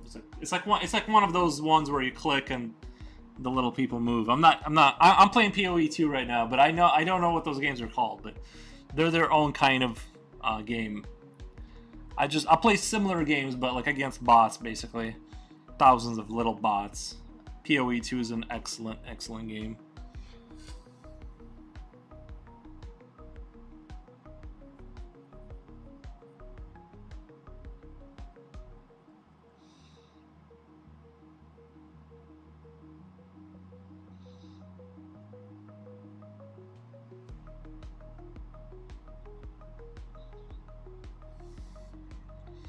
No, lately I'm doing some artwork offline, but hopefully we'll do online one real soon. Yeah, I gotcha. I do practice offline, like when I just do anatomy practice, or if I need something specific to kind of work out, I do practice outside the stream for like 40 to 30 minutes a day. But yeah, that's kind of what I like to. I think I had a breakthrough in hand drawing lately. Like I finally had like this. Like I kept drawing the same position, like this position with the hand, like just an index pointing finger, but from the other angle, like this kind of. And I did like 100 of them, like the same hand over and over again, and I finally had like a revelation in my mind about how to simplify the object enough to where like I can draw it decently now. But something would always not come together. Like there would always be some element that I couldn't figure out why the hand looked messed up. It was either off angle or something was off. But by going in the same direction for hours and hours and hours, I had finally like a little bit of a breakthrough in hand drawing quality. So I'm excited to experiment on my when I draw people to see if I can apply my newly found internal knowledge to my works. Now, I probably should maintain, like now that I've had this breakthrough, I should probably maintain that same frame of mind and continue to practice the same thing so that I secure the knowledge and it doesn't just sort of evaporate like a foggy dream. But yeah, drawing the same thing over and over and over again can not only secure the information in your mind, but you kind of have these like revelations about things. It's really nice to have. It's boring. It's not super fun, but you can have like little breakthrough. That's so great to hear. I'm excited for you. Can't wait to see it in action. Yeah, I think it'll be good.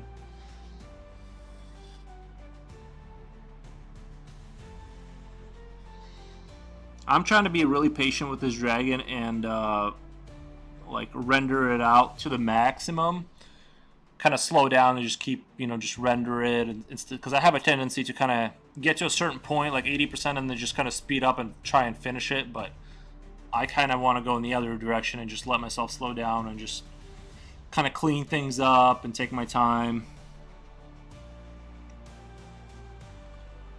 Also, the thing I hate about Instagram is the way the format of the Instagram doesn't, like, this is, I turn the page sideways. Usually I draw the other way. Like, usually I put the piece of paper like this, but I put it like this because I wanted the dragon different sitting. And so, like, Instagram only lets you show this much, right, of your picture, like a square. But if you fit the full image, what it's going to do is it's going to cut this off to fit the full image, and now you have like this tiny thing that the people are staring at, and it's like you put all this work into it, but then they're going to see like this tiny little lizard sitting there. They're not going to see all this detail. So that's why the issue with Instagram is like I'm thinking about how I'm going to frame this sort of thing, so people can see right away that it's sort of quality work. Because if I just squeeze it down and shove it into Instagram, it's going to be tiny, essentially. They're going to scroll right past it, you know what I mean? It's not going to get the reactions I'm looking for, so I'm always thinking about that when I'm drawing, about how the Insta gods, whether they'll help me out.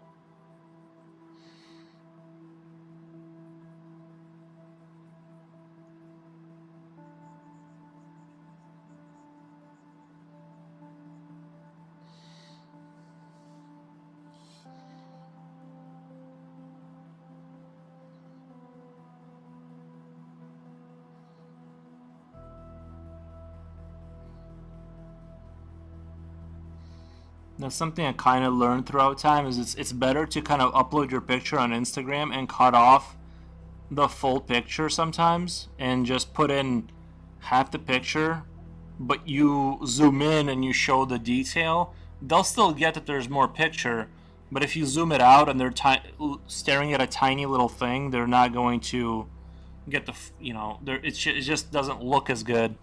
So that's something I've sort of come to realize over the years with Instagram, is you have to, like, the way you frame your picture kind of really matters for instant effect for people. Because if they got to use their full brain to understand what you're trying to say, they're going to just click off of it.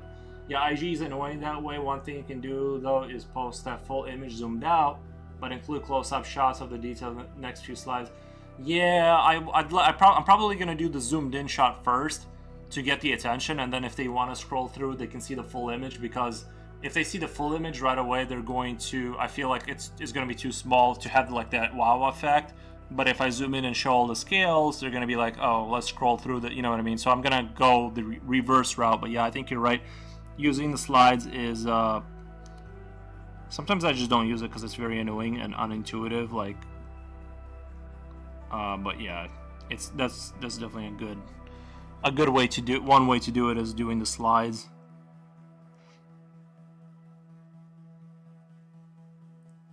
But yeah, as far as video games, I've been playing PoE 2. I've been doing a lot of PoE 2 and replaying Quake games. I want to beat Quake 2 on hard, so I've been like just slowly going through it on normal.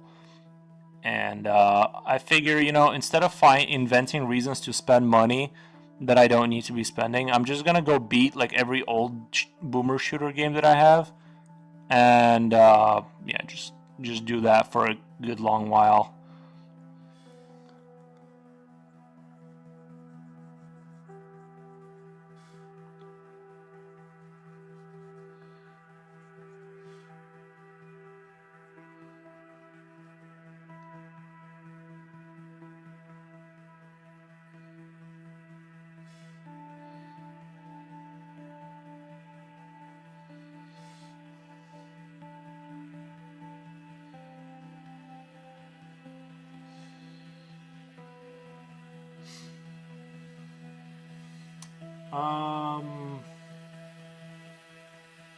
Not a fan of the slides either, so I get it. Yeah, they're just unintuitive to use. I like get frustrated and I'm like, I don't care, whatever.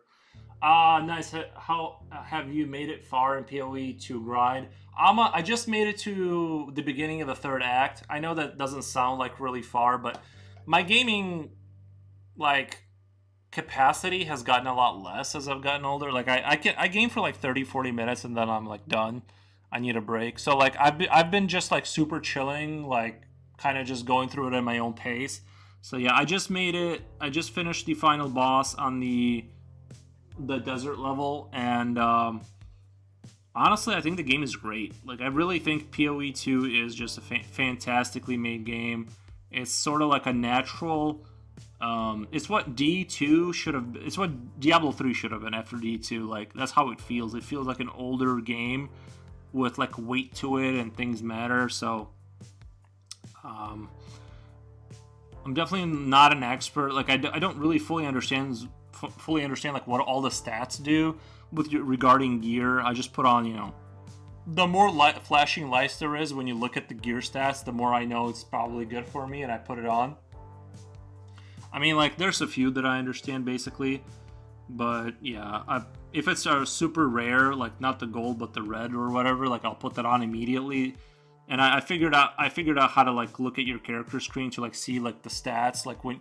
So yeah, I'm not like super good at it, like, but I've been slowly moving through the game basically, but in chill mode. I don't really push myself. Like once I get a little frustrated, I'm like just done. I'll go watch YouTube videos.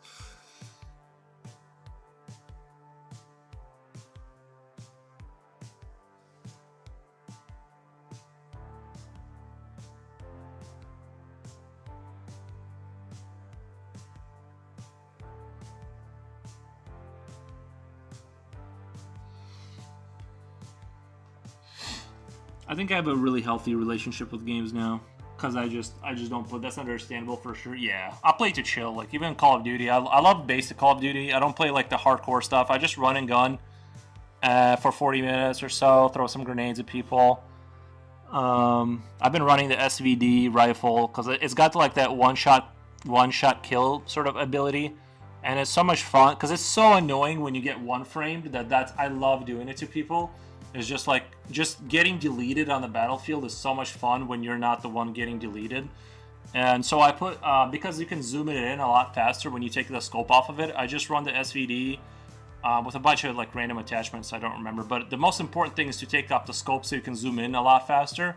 And you just like once you kind of get used to not having a scope on it, you can it just deletes people a lot of times in just one hit. And so I love imagining what it's like to be on the other end of that. So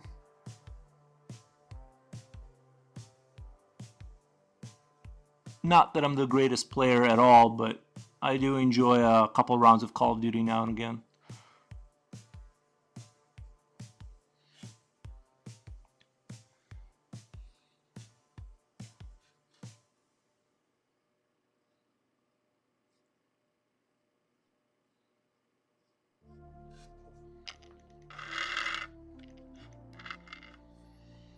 I tried BO6 a few times and I really can't get into it. Modern Warfare 3 was amazing though. I gotta wait for the next Modern Warfare release. Yeah, I think that I think they overdid it with the health. The speed and the health is like is way out of control. I understand like if you're pushing the game to be more competitive, you have to do that because um if every gun just is like a 1 or 2 shot kill, it turns it into not a it makes a less compelling like competitive experience.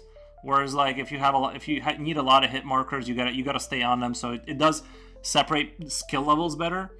And the speed is completely out of control. Like the speed is, I thought the other Call of Duties was fast, and I just thought it was about as fast as the other ones. But then I looked at the game footage of like Black Ops 1 or something or 2, and the guys are moving at like half speed. It's crazy how fast this game is.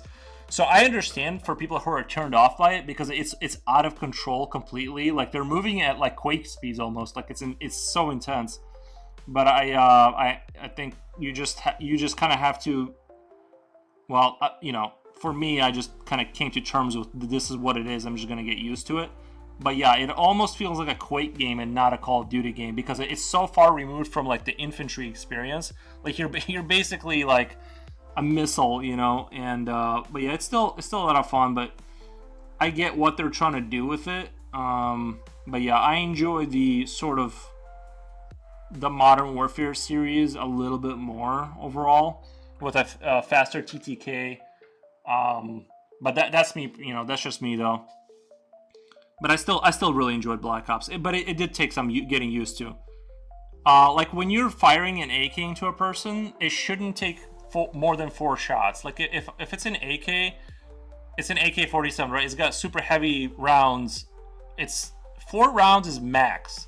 That should be the most unlucky you get is you have to put 4 rounds into someone. If it goes beyond that, now we're just in silly land where you might as well use any weapon because that's just so ridiculous to have like such a slow firing, high recoil weapon not take people down in 4 shots. It's super annoying. Yeah, exactly. It's just ridiculous. It's like I might as well be playing Halo. It's at a certain point. Like if we're gonna go like that far with it.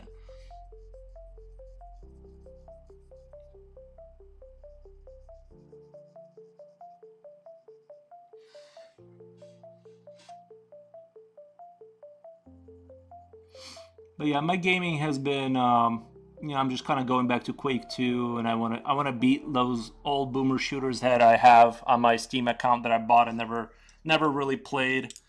So I'm just gonna kind of focus on that and just re-experienced what my ancestors went through, even though it just existed. That's why I swapped to HC and just had so much more fun there. Right. Oh, hardcore. Yeah, I don't really see. It gets so sweaty in hardcore though. Like no, it just seems like once you put a little bit of like the I don't know the Call of Duty like I do like the more casual Call of Duty experience. Like I'm there to kind of chill. Like I feel like the hardcore people like it immediately turns into like everyone's sitting and hiding and they're not chilling, you know what I mean? They're trying to win hard, and so everybody's like camping. At least that's every time I went into hardcore, that was my experience. Is like the game suddenly turns into like this intense cat and mouse. Nobody's taking any extra risks. It's like I'm not into that Call of Duty. I'm more into running and gunning and not taking it that seriously. That seems like that's the at least I don't know. That was my experience. Is like it was way too like. It turns into like Counter-Strike almost, where just it's like, bro, chill out. I'm not here to like try that hard,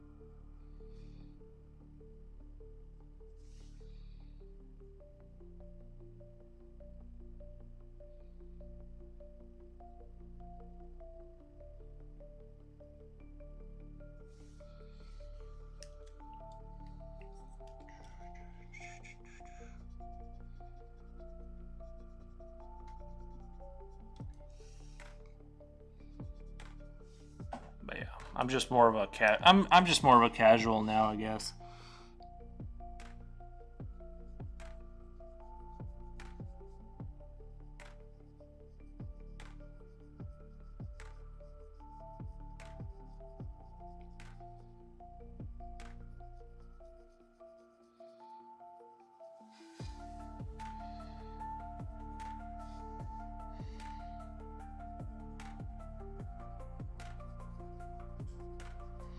I'm gonna run my brush across the end of that tail, the end of that wing, because I want to desaturate it. I don't want it to be too contrasty because I want to make sure it's understood that it's back there, not in the front.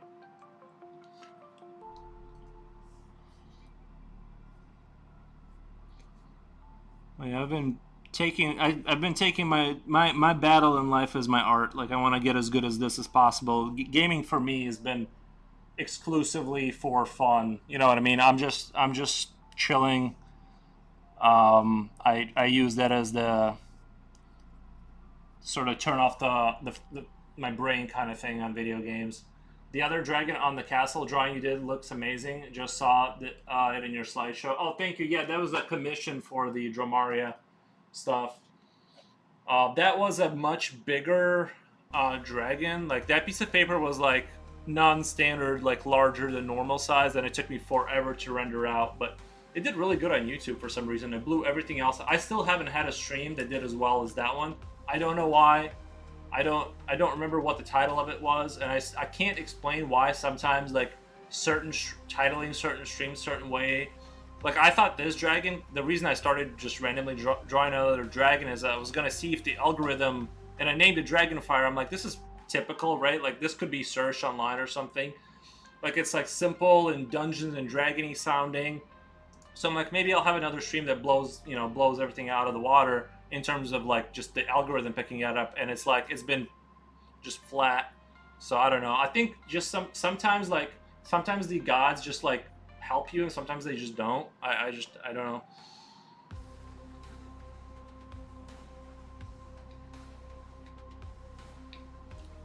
Don't get me wrong. I could just draw dragons for myself for the rest of my life.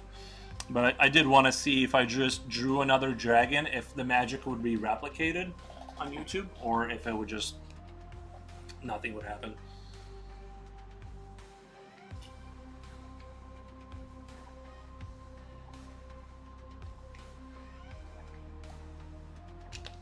But yeah, the other dragon I spent a ton of time on.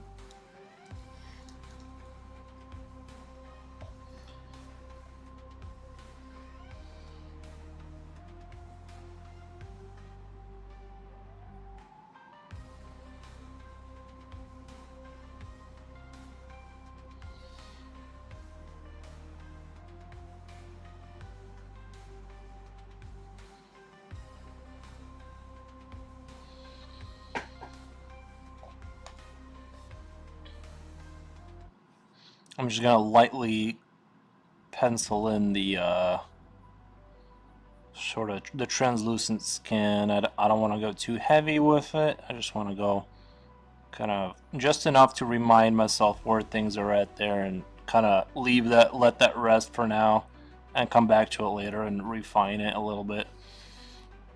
But yeah, I'm really liking the body position here. I think it's fairly dynamic, and it turned out really honestly, everything you do looks amazing. Thank you. You'll be a big timer in no time. Thank you. I always like drew. I enjoy drawing, but like obviously ever since I started streaming, I've been like way more serious about it. So hopefully my skill level sort of shows there. So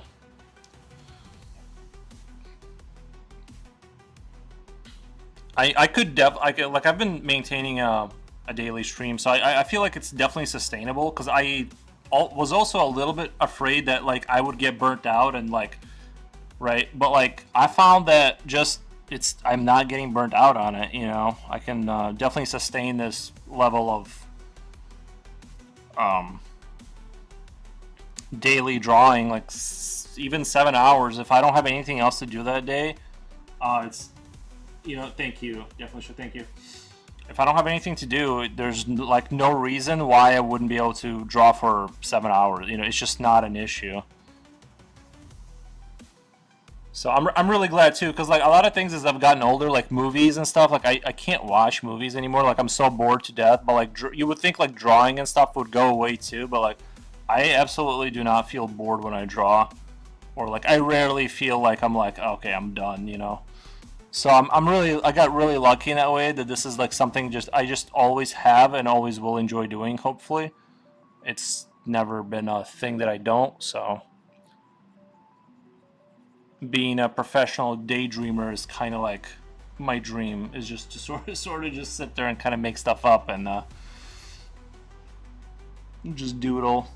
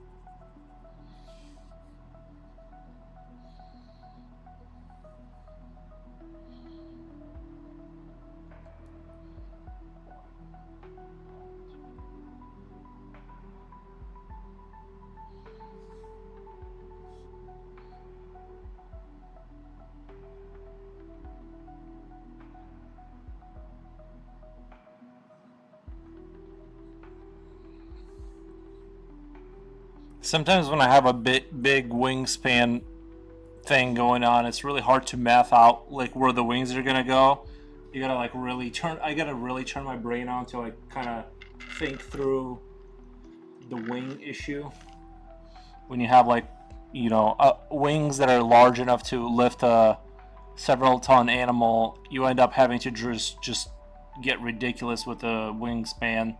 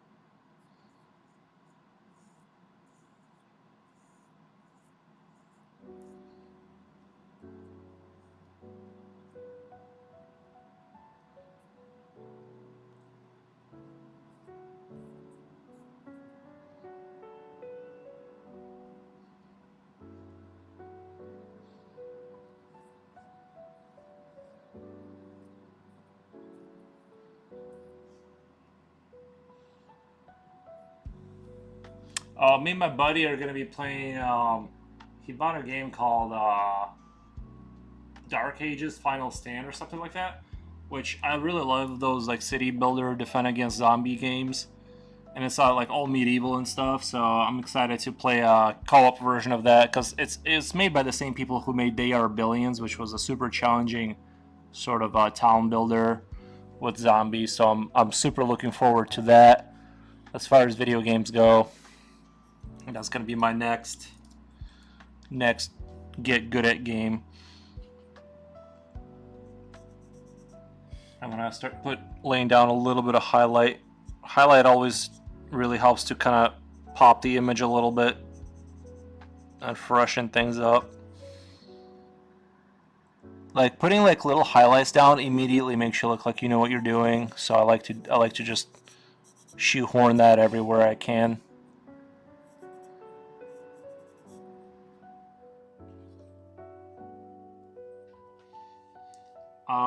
So the first game they made was called They Are Billions, and it was like this like 2D kind of traditional RTS game where you like expand your town and fight off all these zombies because they keep coming at you at waves. And then a game similar to that the same company made, but it's like in 3D.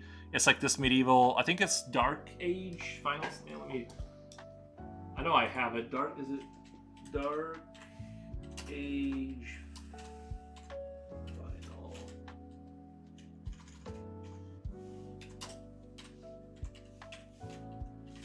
Stand? I'm pretty sure, yeah.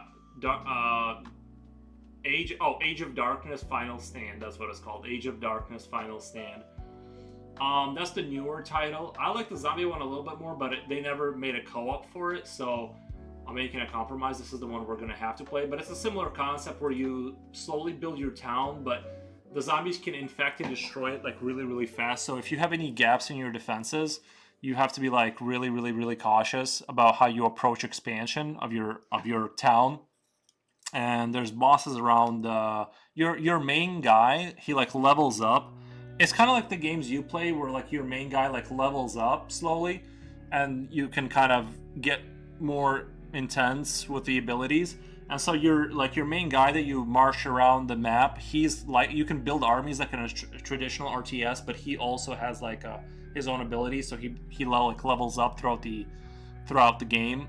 And you do want to focus on leveling him up because he becomes ridiculously strong towards the end. Like he has some abilities that definitely like hold the zombies off.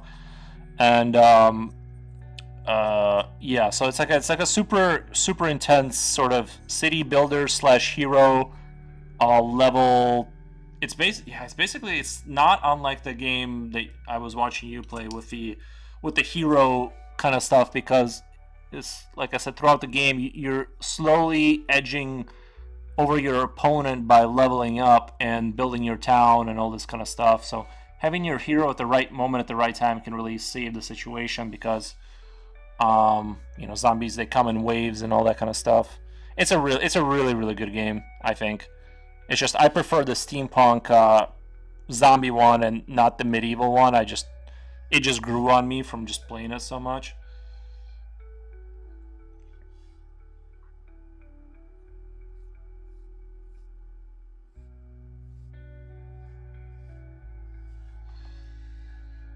I'll have to check it out. I love zombie games. I love city builders as well. Yeah, I'm a really big fan. I think the games I love the most is like RTS games, because there's this sense of like you can kind of chill, but there's this growth in power throughout the game. So I really like that. That like you're not having to, like in Call of Duty, you're having to maintain a certain level of focus in order to be competitive. But in these games, once you grow to a certain level of power, you just have that power. That's where you are, and then you can just steamroll your enemy. And I love that you can just kind of do that. It's just a lot of fun. So that's my favorite way of playing, is not necessarily being super clever. Is that I try to always out economy my opponent. And then, like, once the game gets past a certain point, if they let me survive, I just outgrow them to such an extent that it becomes like harder and harder to kill me. I've been playing AoE 2 offline lately. It's been my on-off again RTS game for the past several years. I keep going back to it. Yeah, AoE 2 I've been playing. Like, I haven't played it a lot recently, but I did start doing the African campaigns, because I was gonna get back into it. But yeah, we used to play a lot of AoE 2, and I would always play as the longbowmen just because they have like that insane range that no other faction have. But yeah, I think they've definitely been nerfed ever since like they allowed you to have the population of over 500, so making the archers like they're not as overpowered just with larger armies. as they were in like the traditional game where your population limit, I think, was like at around 200 or something. So they definitely like got nerfed just because like the number ratio kind of changed. But yeah, I would always play as the Britons, and like I said, I my biggest thing is like get to the castle age and just armor up in a corner, and then just slowly. I hate playing against the longbowmen. Yeah, they're such a like they're so annoying. Like it's just insane. Like especially if somebody gets good at them, it's like I know what you're doing. Like you're just gonna sit there in a corner, and then you're gonna slowly like march like slowly, and then just take out everything. It's like it's like I don't know. It was almost like the most OP faction of all time, especially if you're playing against like real humans who know what they're doing. I was like, it's like I don't know, just nothing would compete with their range at all. Like you just couldn't hit them back. And if they had some knights to like protect their archers, to kind of so you couldn't just charge them with your cavalry, they just become invincible essentially, unless you're using the same strategy. So yeah, now though, I think AOE 2, like the remastered edition or the final, I think it's called definitive. It's way more balanced. It's way better, and more balanced because I played against like the hard AI with the Britons, and they just steamrolled me because they like I don't know. I think they just got like nerfed or something. They just had too many troops that I couldn't kill fast enough, I guess. So the bowmen with a handful of trebuchets. Yeah, the trebuchets were also a lot of fun for sure. I mean, I would never like play against a real player with anything else, right? Because it's like I don't really want to engage in unnecessary engagements, right? I want to be where you can't touch me. And then if you could like kind of master building palisade walls really quick, like the wooden walls, just enough to have a buffer zone to where they can't just charge your archers, you could like really, really, just be a turtling nightmare where you just wall yourself off and just kind of move slowly through the map. But yeah, trebuchets were nasty, nasty in that game.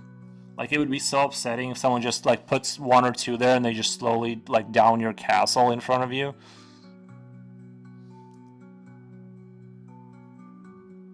But yeah, Ages of Empires is a great classic game. I also like that the game forced you to not be able to select all your sort of infantry units at the same time, making the game a lot more like better because like you can't.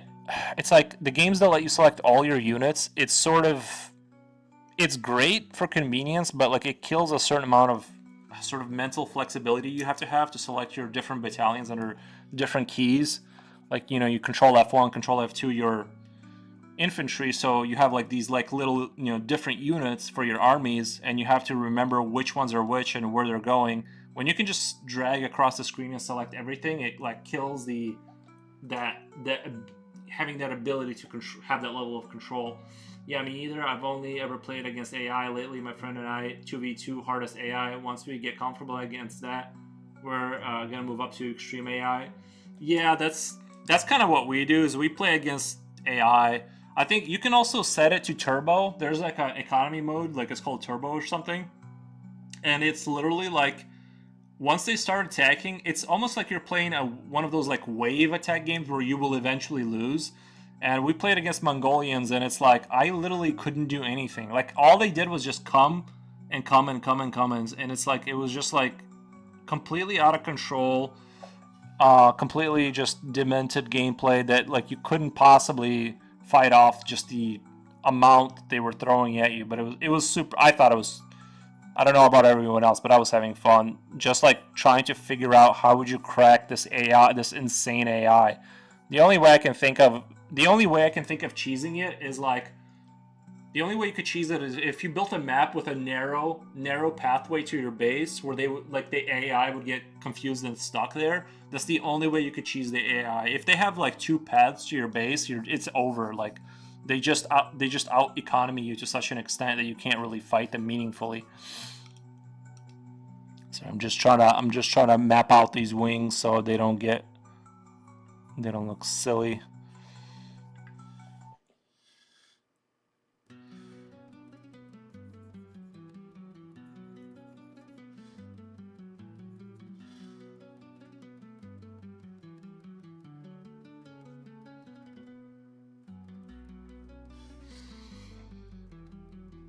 It's weird how the more I shade towards this corner, the sloppier my I'm gonna have to move this piece of paper down because it's like I don't know if it's my hand angle, like the angle that I'm holding the lead with, but it seems like I can get super detailed here and work things out, but the further I get here, the sillier things get. And like I don't know if it's the angle that I'm holding things at, but I'm gonna have to move things down and move the camera because like now it's the angle of it's the angle that's making the dragon look so dark. He's not actually that dark, but it's just for my sanity, for my the further I have to reach, the less I can render well, I guess. It was painful.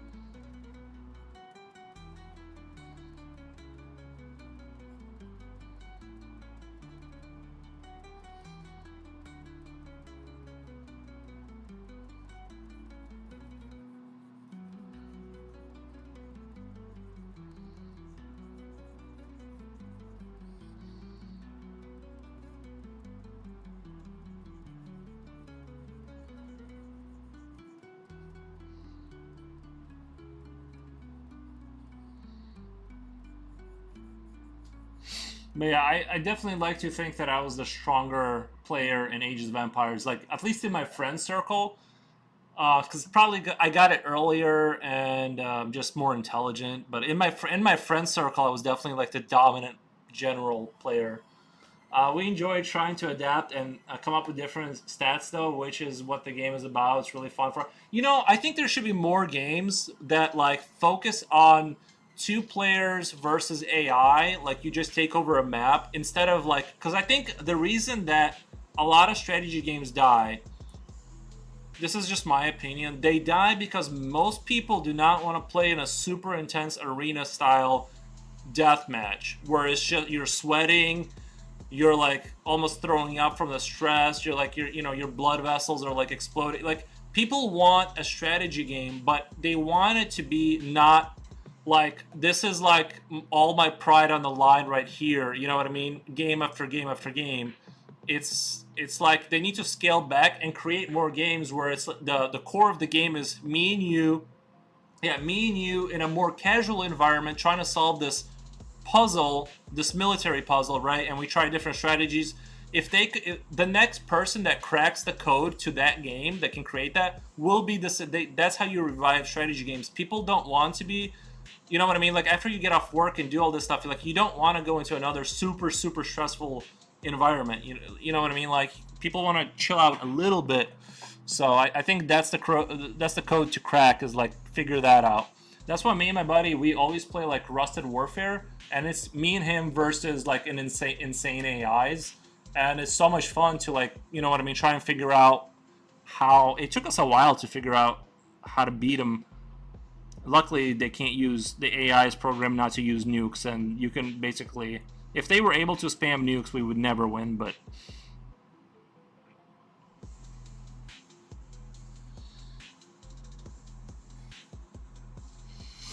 yeah, I think just the amount of people that really want that experience, that super hardcore experience, is very low, and people love strategy games. They just don't want to be only in that environment. So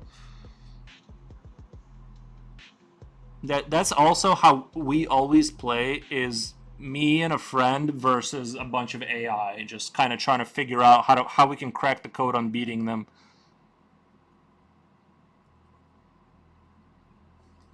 I'm a very big fan of just using mass artillery strikes. Like, I just build walls and walls of like long range artillery, and then I just do artillery creep towards the enemy base. Like it takes me hours, but I'll just build one artillery in front of the other until like I can just like slowly crawl over there. That's like my favorite super annoying strategy because it requires zero intelligence and is super annoying.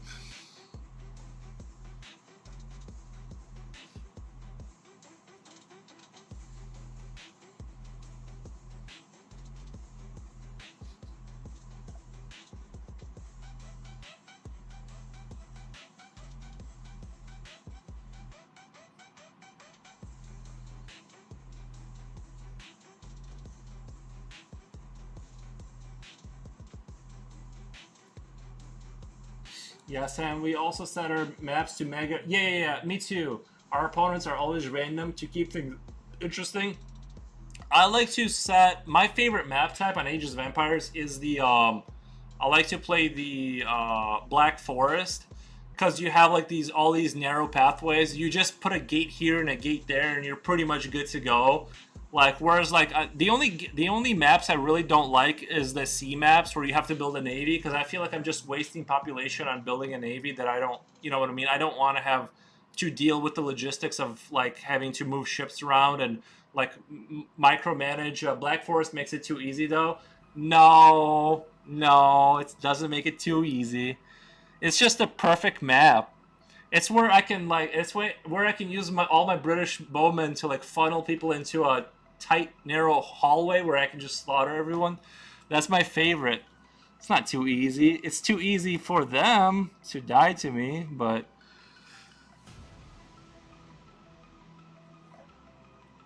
no, no, it's perfect. It's the way the game should be played every time. And it gives me endless supply of wood. I never have to worry about wood unless the game goes into like hour 7. I don't have to like worry about wood ever.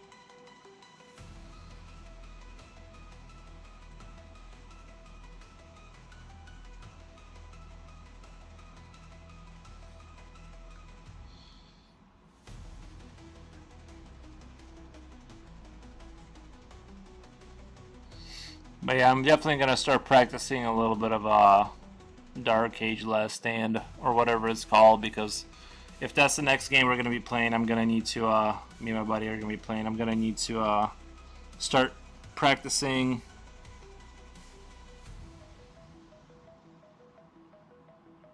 So I can show off my mad skills.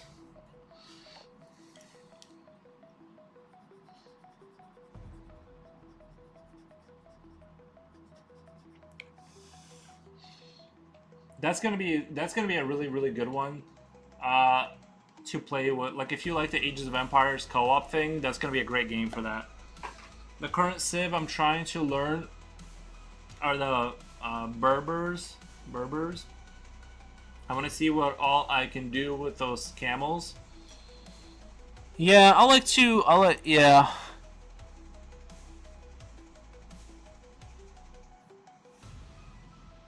I like the. Are you guys playing the definitive edition? Because the definitive edition has like all the like they basically have all the like every faction you could ever want is in there.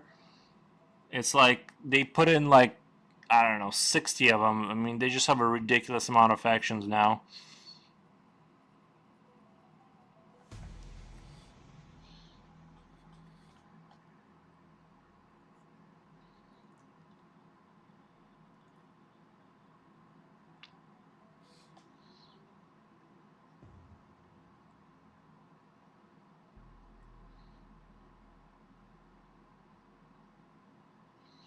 It is really fun. Yeah, different. Yeah, yeah, yeah. That's the best one, and you can like zoom out. They improve the UI. Like the game just runs really smooth. It's super awesome what they've done with it.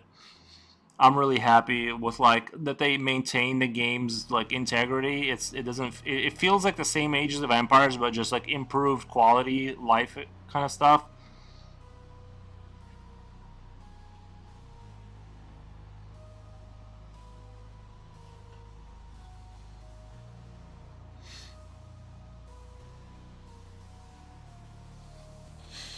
I wish they would do kind of the same thing for StarCraft. Is just sort of like go back and just. I mean, I guess Blizzard kind of did that, but I don't know. Not to the same. I feel like this game, like they really, really did good by it. You know, they. I don't know. They just did a great job, I think.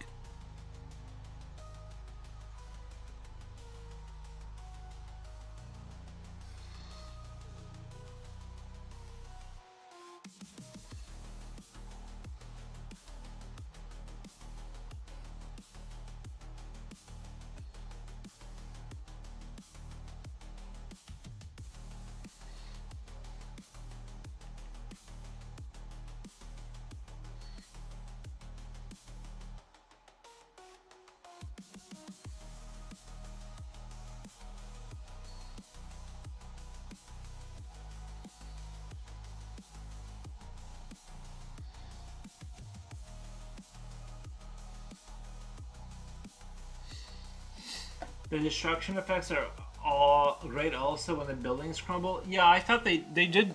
That's the one thing I didn't like about Ages of Empires is the buildings, like in the original game, they would just sort of disappear like in like one frame.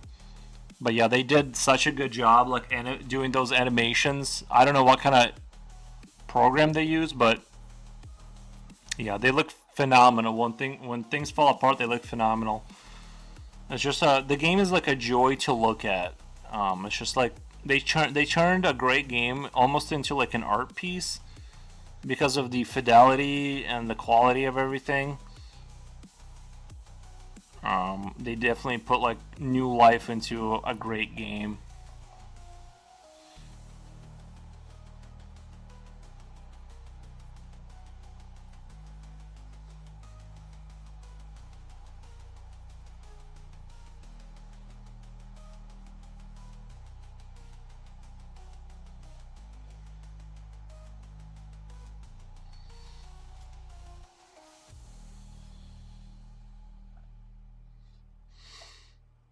I'm trying to think about how dark I want to make certain things, where I want to put the emphasis.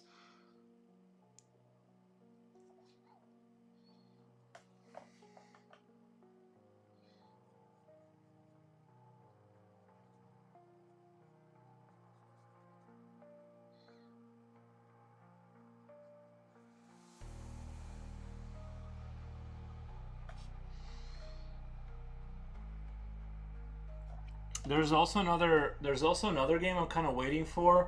I agree, they make it easy to keep going back to play. Yeah, it's just a fantastic title. There's another game I'm sort of waiting for. It's kind of like in this dystopian robotic genre, and it's called Hail to the Rainbow, and it takes place in like the Soviet Union or something. Like it's definitely like Eastern European, but like things went wrong with the robots. It's kind of reminiscent with like that one game they made that was supposed to take place in Ukraine. Not I forget what it's called, but it also had like the robot kind of like communist robot, like everything goes wrong and like it was successful, but then they went haywire. And Hail to the Rainbow is just a much darker kind of looking game, and like along the same lines, there's a game called Industria 2. It's like spelled Industria, like different, and that game looks really phenomenal because I played Industria 1, and it wasn't so much the gameplay or anything like about that. It was sort of like the vibes, like the feel of the game, like that it gave you, with the assets and the music and everything. I really, really enjoy those like horror dystopian robotic nightmares gone wrong kind of things. I don't know, it seems like recently there's been a big push in that direction with a lot of games, so I'm waiting on those, and those are going to be like kind of not super expensive titles because they're mainly made by like a few people, so that I'm kind of like really excited about those games.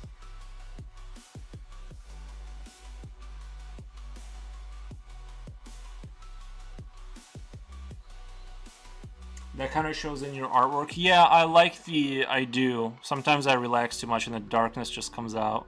It's like I gotta like watch it, keep it inside. But yeah, I do like that kind of Um,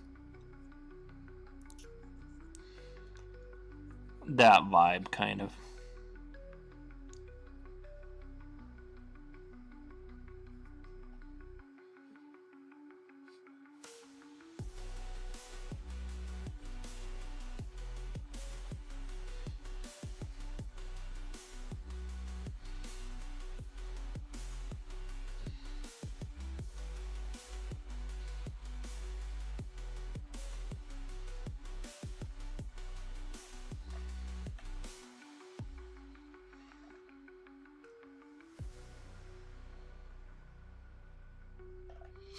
I'm always sold with that kind of fantasy, you know. I think I beat Industria 2 like twice now. Like there's it's rare that I actually like go back and beat those like storyline games, but sometimes there's a certain feeling that a game, you know what I mean? Like they can provide a certain kind like Half-Life. It has like a great kind of atmosphere that sort of has like that kind of like it's not just the brutality of it. It's sort of beyond it's beyond the brutality. It's not just that it's like everything is like blood and skulls everywhere. It's sort of like this sort of sense of, you know, I don't know how to describe it. Like Half-Life 2 is like I think the perfect game that knows how to sell a feeling that isn't just pure horror, or you know what I mean. Like there's a I don't know how to describe it. I don't know if I have like the words to kind of explain the feeling that those games give you, and it's rare. Like I would definitely say like Quake 2 like being like not like one of those games. It it like is that's more of a game where it's just pure machine horror. Like it's just like it's just blunt with its horror. You know what I mean? It's not super creative in my opinion. I like when games are kind of like they have like nuance to them and stuff like that.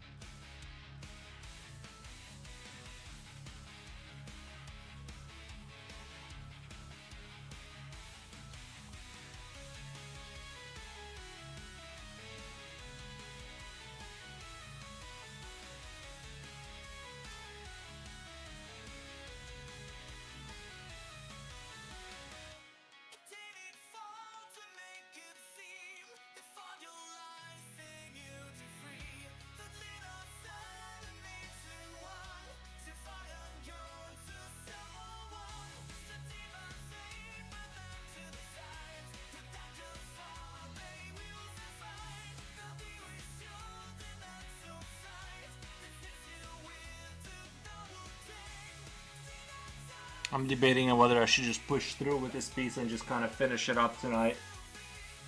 I'm at hour 5 and I still feel not tired at all, really.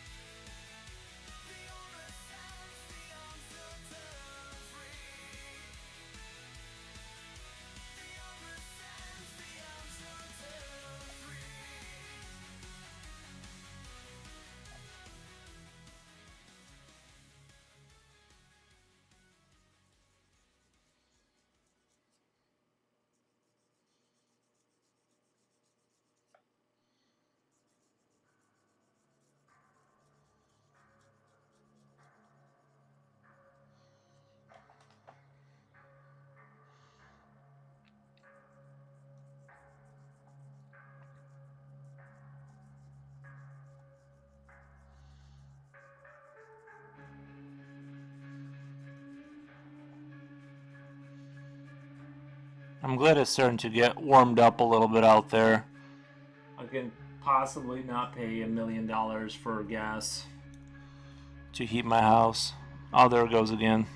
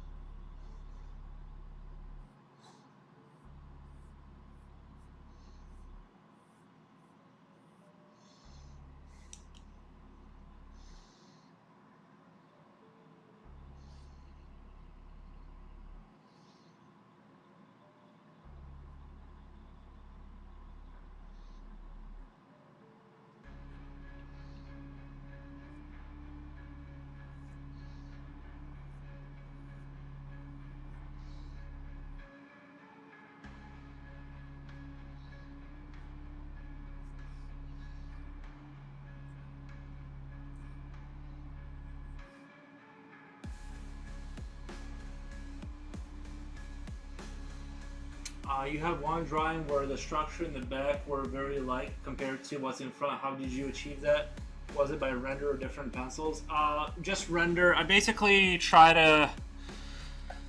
Yeah, basically, I try to, like, sort of be careful about not, you know, overly... Because there's this temptation to, like, get higher and higher contrast out of things, 'cause, right? Like, you naturally want to kind of bring out the piece, but the issue is then, like, the thing you're trying to show the focus on kind of starts to disappear, and then you have to go back and retouch it. Now, it's not so much of an issue with, like, this piece. If I don't draw anything here, I don't really have to worry about anything. I can kind of go wild with how dark I make everything. It's just you're only focused on a dragon, but as soon as you add, like, buildings in the background, if they're, like, down here, they're gonna have to be very light to not take away from the dragon. You just gotta render super lightly, and just always keep in mind that, like, this is if this is as dark as you're gonna get here, you can't do that here, because you're gonna kill you're gonna immediately and it's hard. It's just, it came with time and experience, and just making sure you keep in mind where the focal point of where you want the person's eye to focus on at, so that's basically kind of, it's for me, it's very simple. The further away it is, I'm sure there's gradients of understanding distance and, like, how you're going to render things, but for me, it's the further away it is, the more atmosphere there is between you and that object, so it would be not as high contrast. If I just try to imagine almost like it's in fog, the further away it is, the less you're going to see it. So I try to think of it at a more of an extreme to help myself, like, see, like, what I'm trying to do. Because even on a clear day, when you look at, like, something that's far away, it's not immediately obvious, but there is atmosphere there, and that's why it looks more, you see that bluish tint on everything. That's really like when you see skyscrapers far away, because you're literally seeing the dust between you and the skyscraper just filtering the object,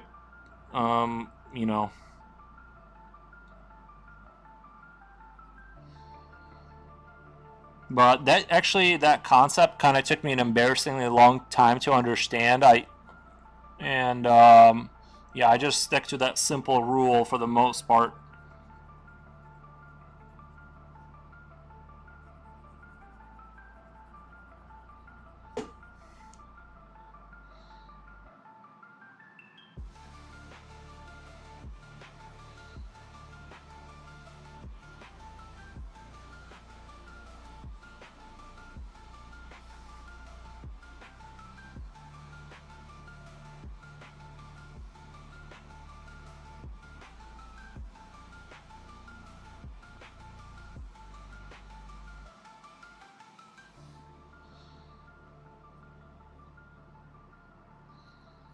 These wings look so basic right now.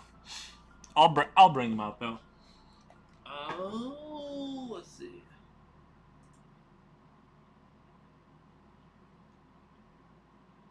Yeah. So I also use Krita to I also use Krita. I did like I basically the tower.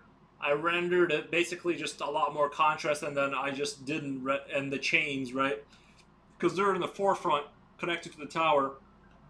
Everything in the back, you're gonna have more atmosphere between you and the just for people who want to see what we're talking about.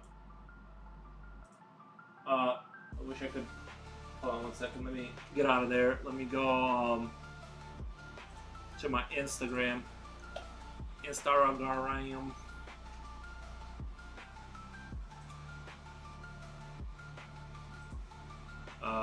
Why can't I go to my Instagram? Okay. So this is a little bit of a larger image. I can kind of. There's a couple things I did here. So the reason it looks so insane here is partially because I made I basically turned this black, but the closest blacks as black as I could get them for the forefront, and then everything in the back I went very light with. So even as I adjusted the contrast in my in Krita to kind of make it just more contrasty overall, the stuff in the back still remained very light. So this is what I want people to pay attention to, and the chains are in the forefront relative to the background.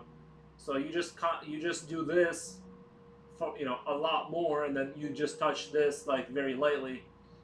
But also the reason this picture looks like that is because I also in Krita I cropped out this and I put there's so much depth in it. It's fantastic. Thank you.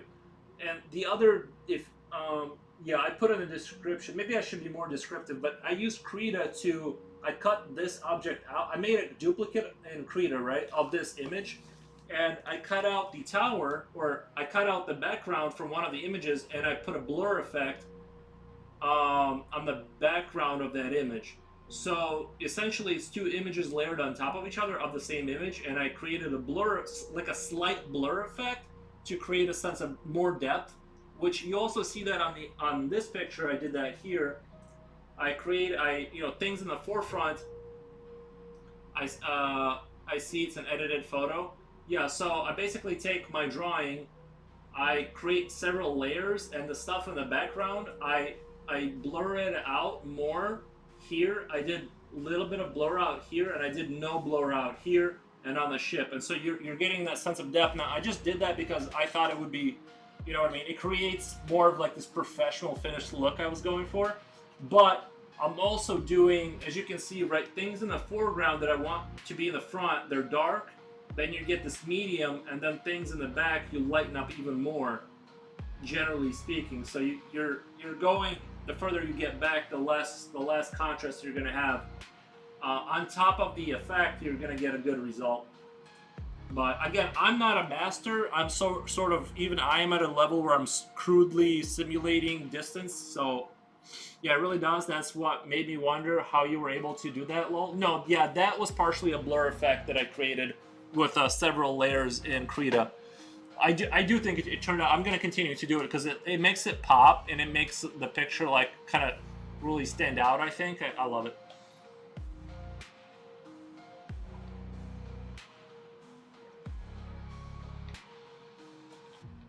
But I still wanted to feel, when people look at it, I still want it to feel like traditional art. You know what I mean? It's obviously drawn by hand, but there's like these kind of like adjustments I make to kind of really bring things out.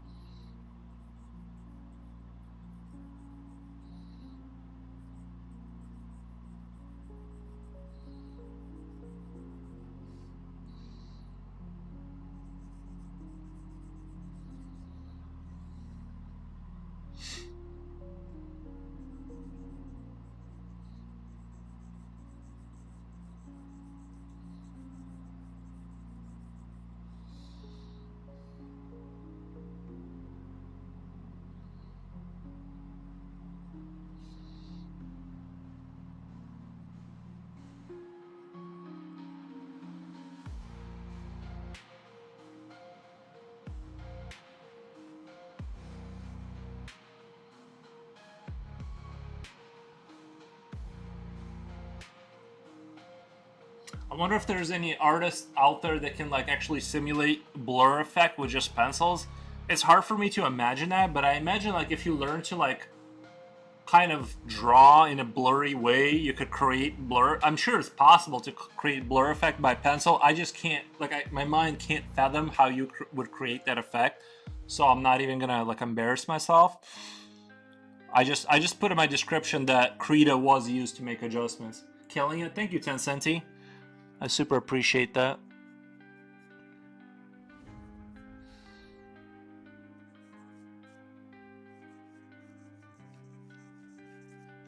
I'm telling you, when I get a good night's sleep, I can just kind of go forever, basically.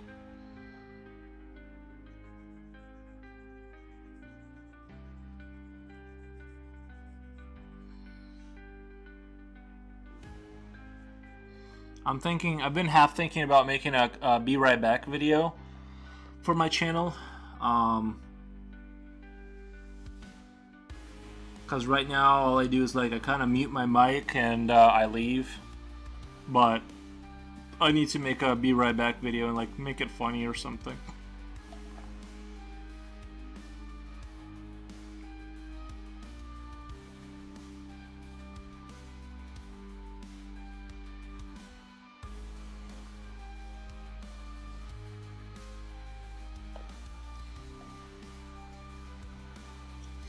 Just don't forget to take breaks and get up to stretch. No. I do think like there's something like it's bad to draw beyond a certain point, like when you start hitting that delirium state where you're not seeing things objectively anymore, like your brain can't like you've just fried your brain after like 7 hours. So I don't know. I don't know, but I'm trying to think. Yeah, I do like I don't know. I do think like it's probably I think eventually I can do a meaningful, like, certain amount of hours without taking breaks. But yeah, I think the disadvantage for streaming art is that like you are focused for that long, and it's like I do think you're naturally not supposed to be focused for that many hours. Probably, I don't know, right? But how else do you do? If you want to do 7-hour streams daily, how are you going to do that if you're drawing? It's not like I can just like, you know what I mean? Like I don't know how you would not, you have to draw because that's what you're saying you're doing. You know what I mean? So it's like, I don't know how you would. I guess I could go say like I'm gonna go stretch or something, but that would be lame. You need to stretch slow, but I can stretch after though. Like they're not coming to see me stretch, right? Like that seems crazy.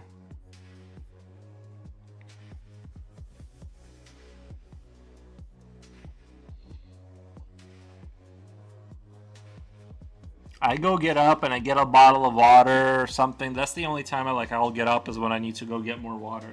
In fact, I'm all out of water, but I'm not thirsty yet.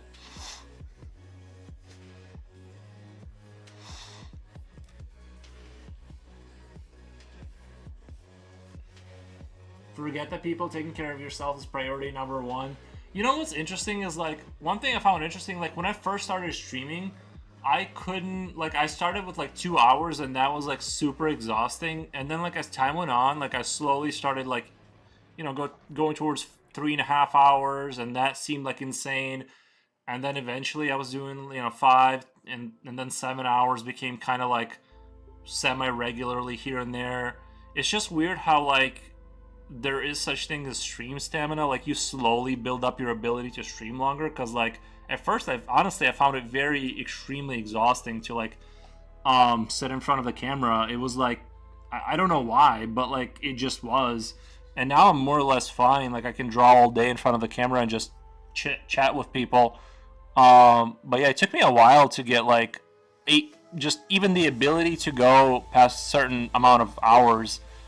But like I said, the other day I got streamer envy because I was watching another artist streamer, and she was drawing like an armored ferret, and she went for like 9 hours. I mean, straight just drawing 9 hours. I mean, she took a couple of coffee breaks and stuff like that, but I was like, I only did 9 hours once, and you know what I mean, like once in a while that might happen, but like usually even after 5 hours normally, I feel pretty exhausted. But yeah, like as time goes on, like I feel like the more I do it, the more it's like my brain just gets used to it, and it's not as big of a deal.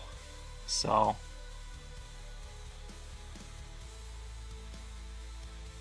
I don't know. For me, that's kind of how it worked. I slowly built up my stream stamina. At least that's what I call it.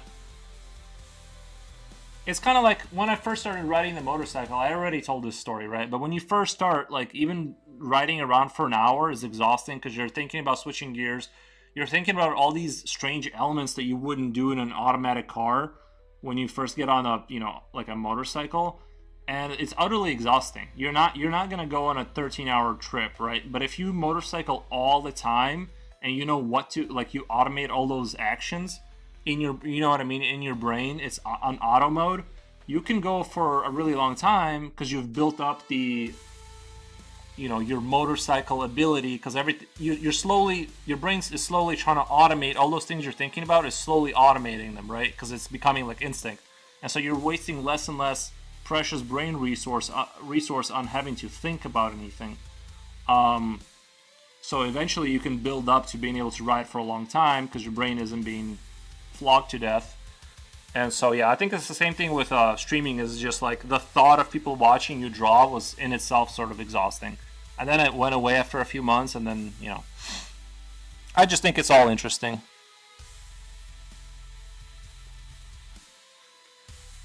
I like to overthink stuff like that, but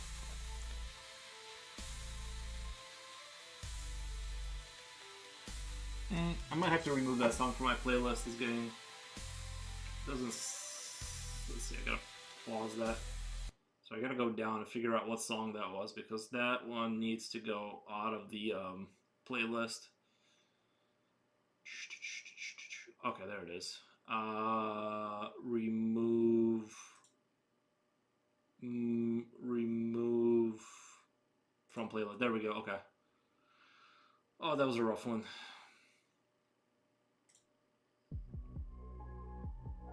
Oh yeah, I'm sure there's new people here. This is the next thing I'm gonna paint is my Austria Militarum Cadian shock troops. Looking forward to this. You can kind of see even the god rays in the background destroy cities, very much in my style.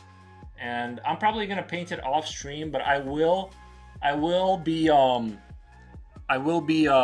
doing some of this painting on stream for those who care. Like when I'm really burnt out. Yeah, when I'm really burnt out, I'm gonna do a couple streams here and there of just painting my miniature shock troops. So yeah, I'm very excited for this. Can't wait. I'm afraid to open the box because once I open it, I have to do it. So it's like I'm just keeping it closed. I'm letting myself just live my life, and when I'm ready to step up and paint them, I'm gonna do it. I mean, sure, those things can be impressive, but honestly, when you learn about the damage prolonged sitting or even prolonged standing can have on your body, it's all I can think about. Well, yeah, one time, I've already told this story on stream 1,000 times. Cause I fell asleep, kind of weird, and I had back from lurking, finished my Sayo exercises. Oh, nice. That'll be good pod to see. Yeah, I think so. I like to paint once in a while. I hope it doesn't deter people, like they don't get confused about what the content is. The reason I didn't want to mix the painting miniature models and drawing is because I don't want people who want to see I mainly want to focus on art, but I do want to paint sometimes, but I also don't want people to be like, what's going on this channel? Why is he doing random things? Unsubscribe. You know what I mean? Like I'm trying to protect the brand by not doing too many random things. But I don't know, maybe it doesn't have as much of an effect as I think. But yeah, but honestly, when you learn about damage prolonged... Oh yeah, I already read that. I don't know. I did wake up one time, and I think just from sitting here a lot, and just because my neck is fixed and stuff, I went to sleep and I woke up and I couldn't move my head for 2 weeks. My shoulders, and everything, my back and shoulders were killing me, but it went away. But I think it's just yeah, I think once you're in your 30s, you're dying. You're slowly dying. And so if you go to sleep slightly wrong, you basically wake up injured, and you have to heal, and there's just nothing you can do except keep streaming and hope it goes away. But yeah, I don't know. It's I don't know, whatever damage sitting can do to me is not the damage manufacturing did to me. That was 100 times worse. Standing there and getting electrocuted by, you know what I mean, like by water that is allegedly has protective mechanisms from you getting electrocuted, but I don't know.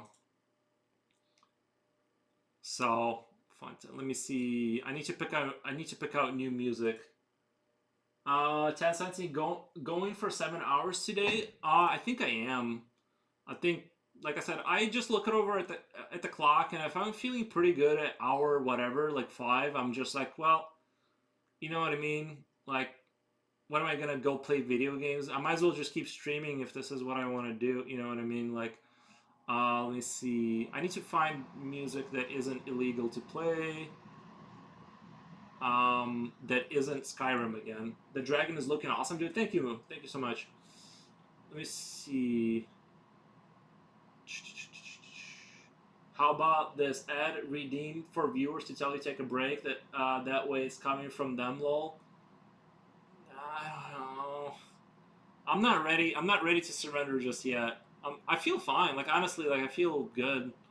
I don't feel like I prefer sitting actually, but maybe down the road or something. I'll think of something. Let's see. Sorry guys, I'm looking for music that isn't the same playlist.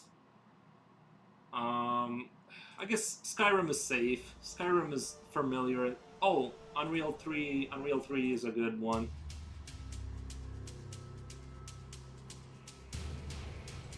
There we go.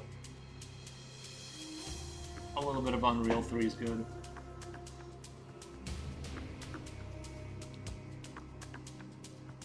Yeah, I need to go grab one of my friends and grab a camera and go like shoot a bunch of footage for me to edit for my Be Right Back video. I can make funny videos, or I don't know, something like that.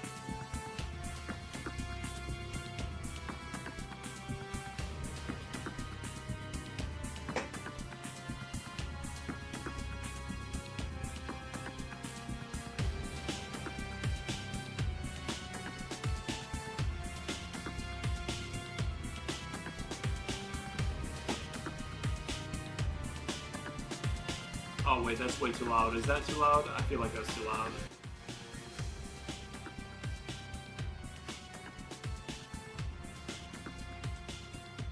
Yeah, as far as like moving around, I promised myself I would be on a strict regiment of only working out when I feel like it, and so I haven't.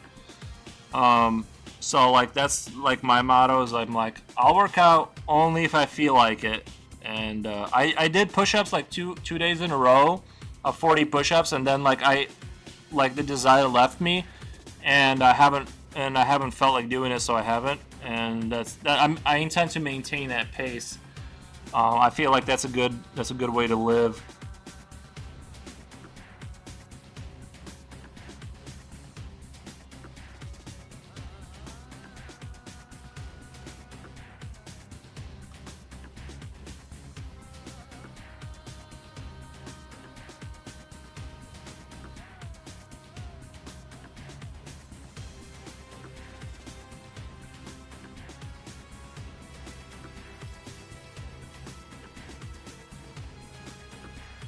Oh boy, Lowell, I wish you luck on the journey you're taking then.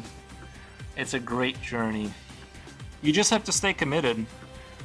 I have very loose rules on what that means.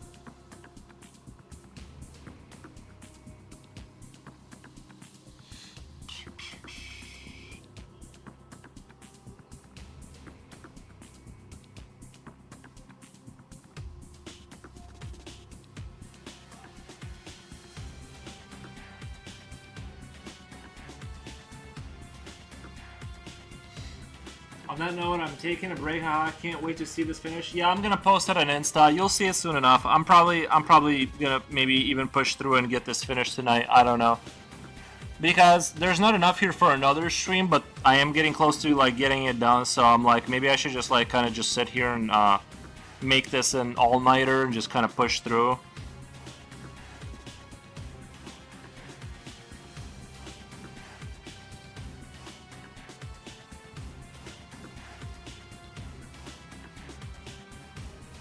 But yeah, you'll see it on Insta.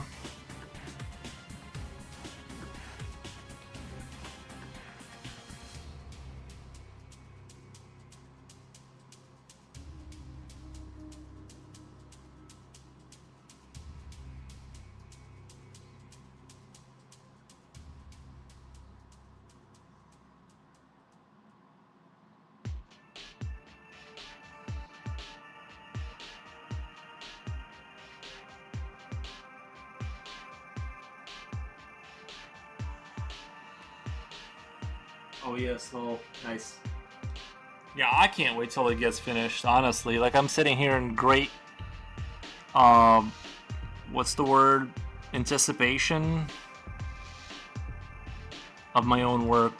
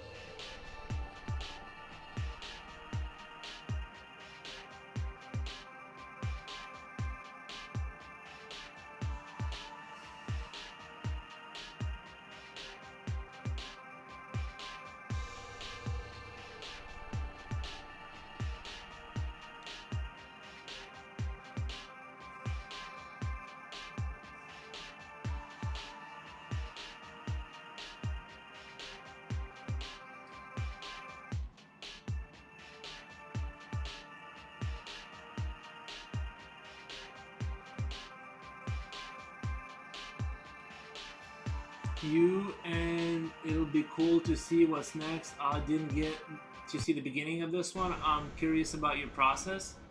I pretty much drew it from the beginning, but I do think I had like a lot of the base creatures that like the main shape of the creature kind of set up already before I began, which I'll often do on these kind of like highly rendered ones. I think the Friday sketch day would be like the best day to catch me to like see my process, because it's when I'm sort of doing raw drawing kind of thing. You know what I mean? Like, this is a lot of rendering, but to see how I draw from beginning to end, like a little concept after a little concept in 15-minute increments, I think that's the best time to like watch me draw, because that's where you see the you know, the talent or not, basically.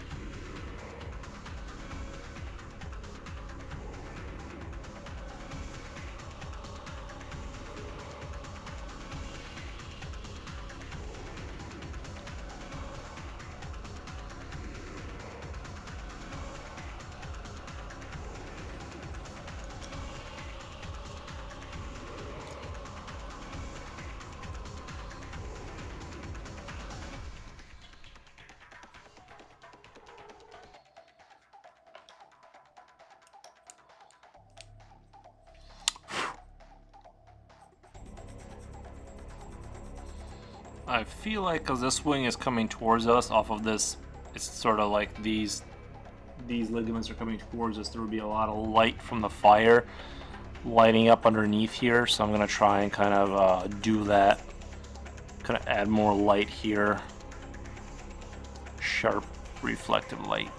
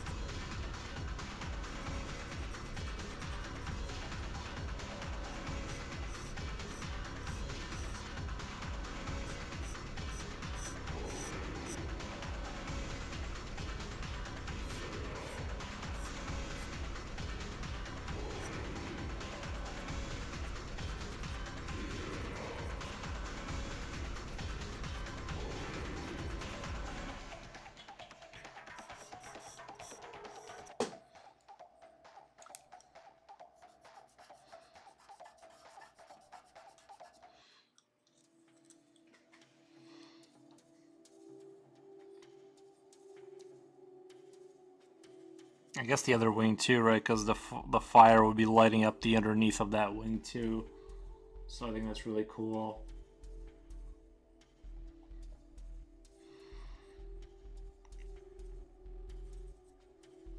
I'm gonna just lightly highlight for now, just to kind of give myself the idea of that.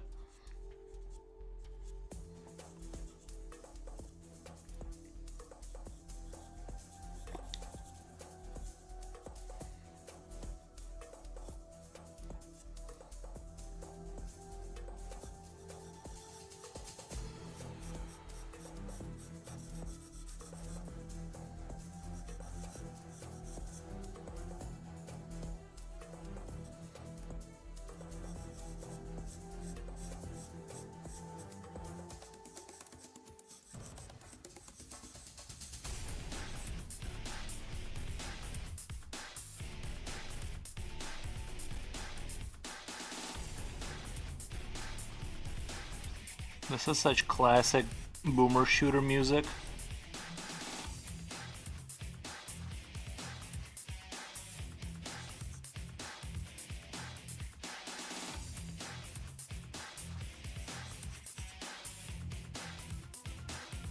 Yeah, I think that's gonna look good with the sense of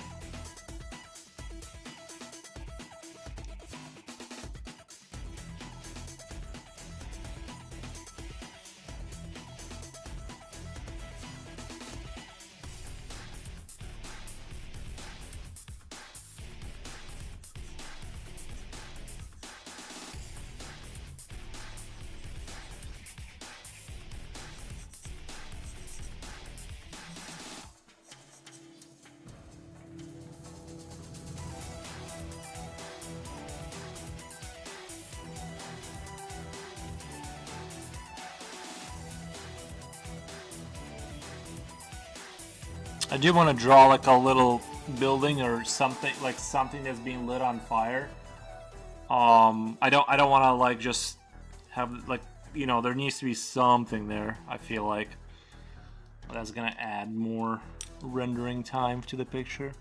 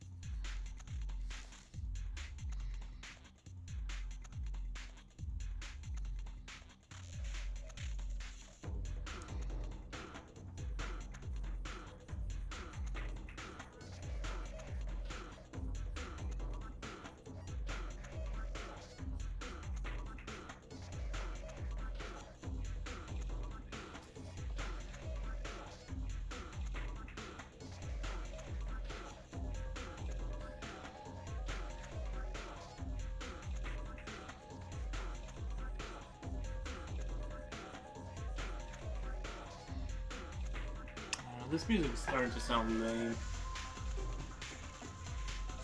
Alright, fair enough of that. Let's do Relaxing Halo.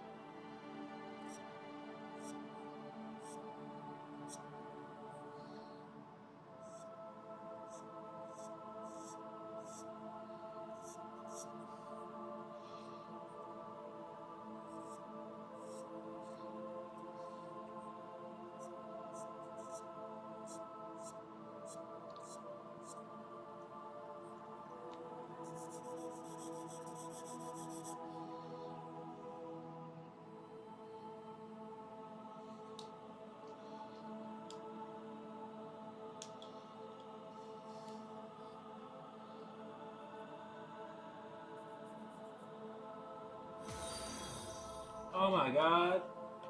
Heaven Hammer 19, thank you so much for the follow. Thank you.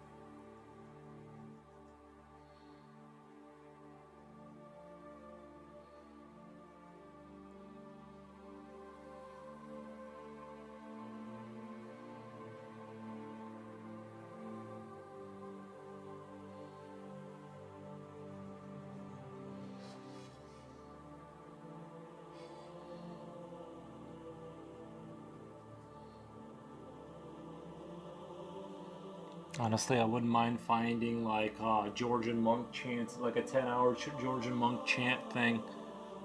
But all of them are like copyrighted, unfortunately. This is as close as I can get.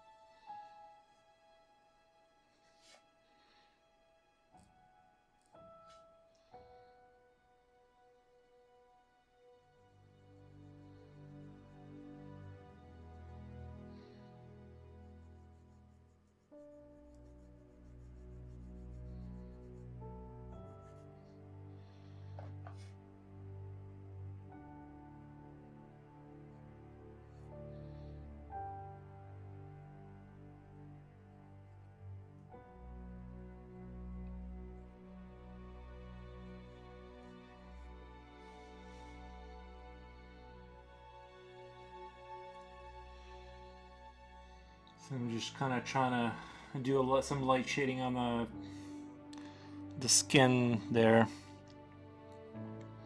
before I start digging into the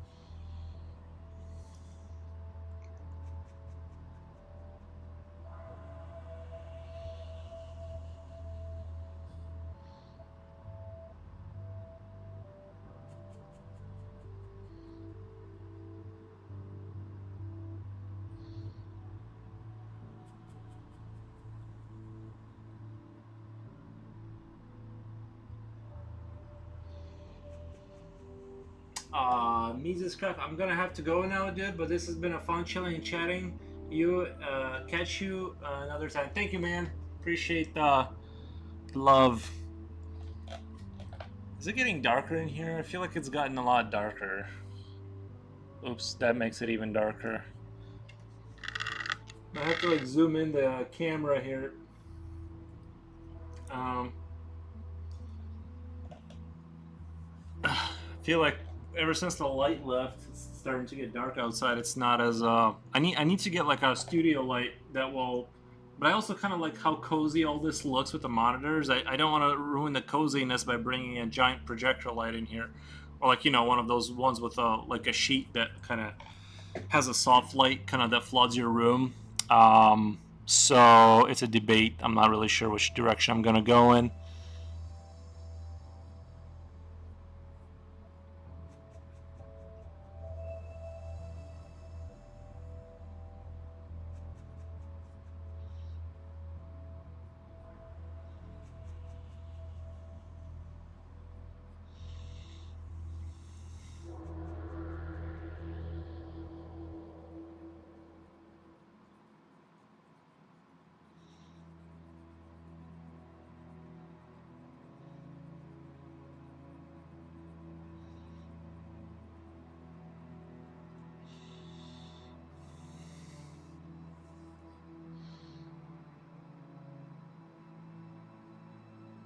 Maybe I should just get a better light overall for my for here.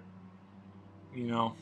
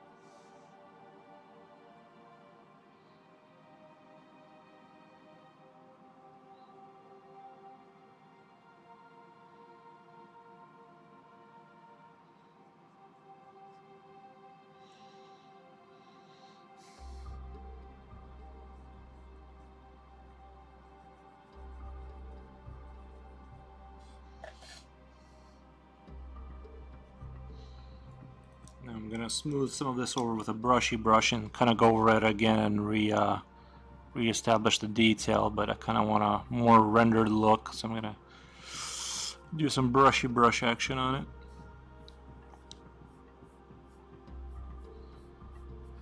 This wing is surprisingly challenging because I feel like there's not enough things to kind of go off of to create shadows. Like, it's just like sticks. I'm trying to formulate some sort of a strategy to kind of put stuff on the sticks.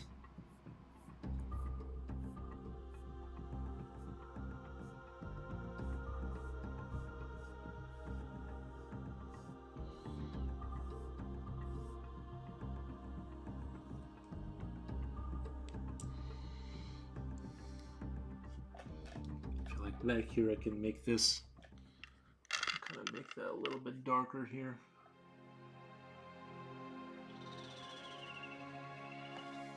Because it's pretty far away from the fire and it's towards the back of the body. I can kind of shade this in a little bit, give it a little bit of darkness.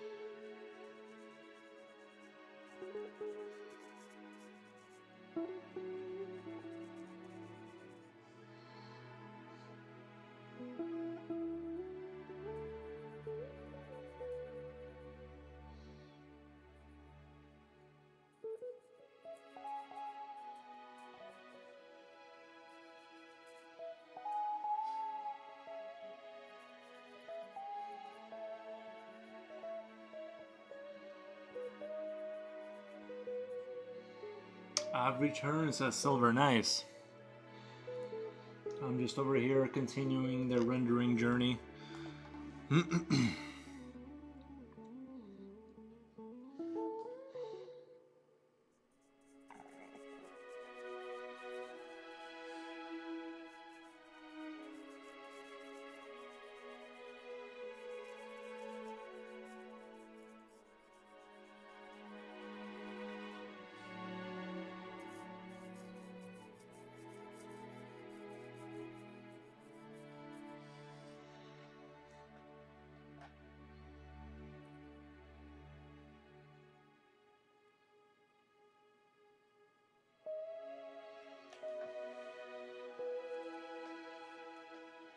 Nice, it's looking great with both the shading and lighting. Thank you. Thank you, thank you.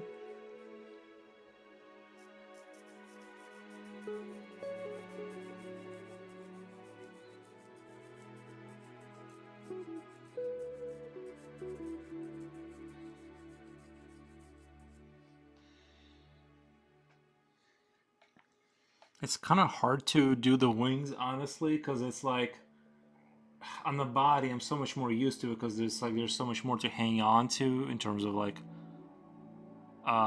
you know, I kind of know where the concaves would be for certain body parts. These are just sticks with flaps in between them, so it's like I have to work extra hard. I feel like to kind of do the shading on the.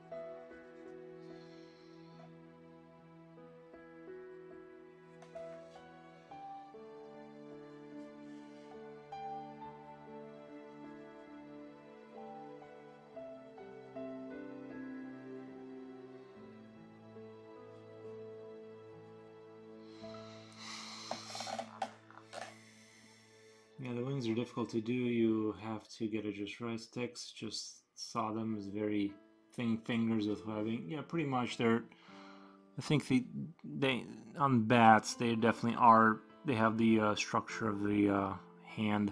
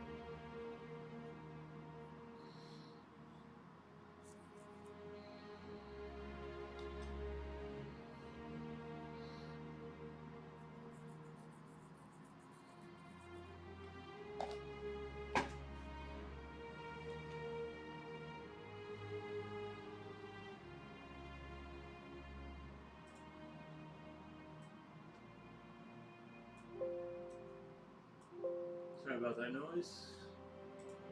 I don't know how. I wanted to just adjust the sound without that, but you can't do it.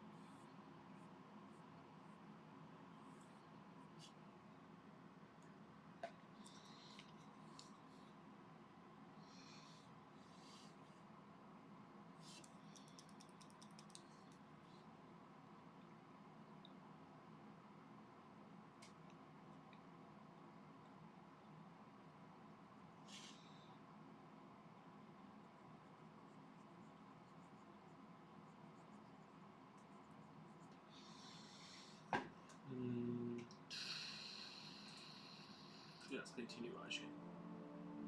Guys, I'm gonna be right back in just a second. Let's see here.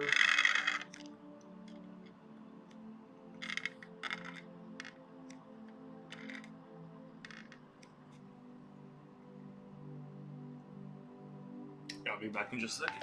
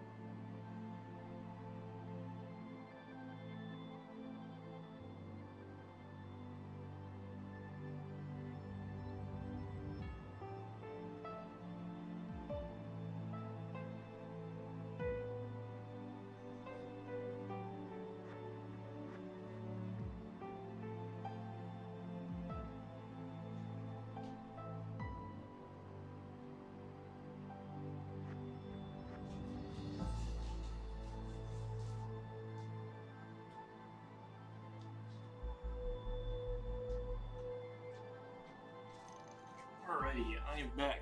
Just needed to grab a bottle of water. Oh, I go through a lot of water on these streams, guys.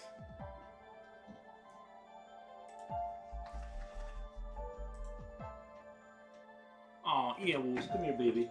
You guys want to see my dog while we're taking a break? Oh, there he is.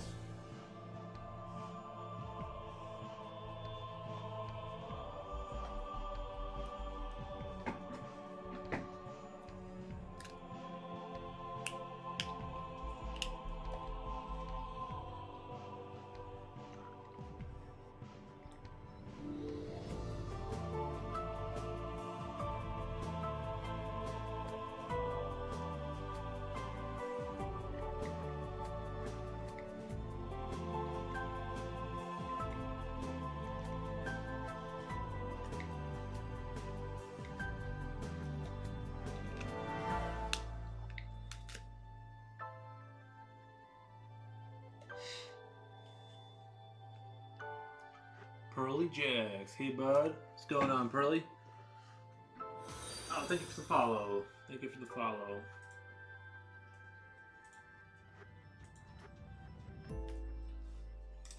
Alrighty. I'm ready to continue. Oh, no. He came over again. No. Can you guys hear him sniff? Did the mic pick it up? Taking a break. Wanted to see who else was about amazing. Looks great. Thank you. Yeah, I needed water bad. Also getting dehydrated here. I'm actually gonna take a little bit more. Do you guys take breaks like midstream, or because I've heard so like, or are you taking a break from not streaming?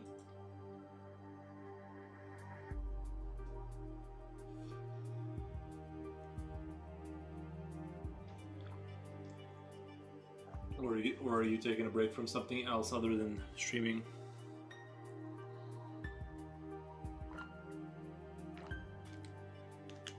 But yeah, thank you for the nice compliment.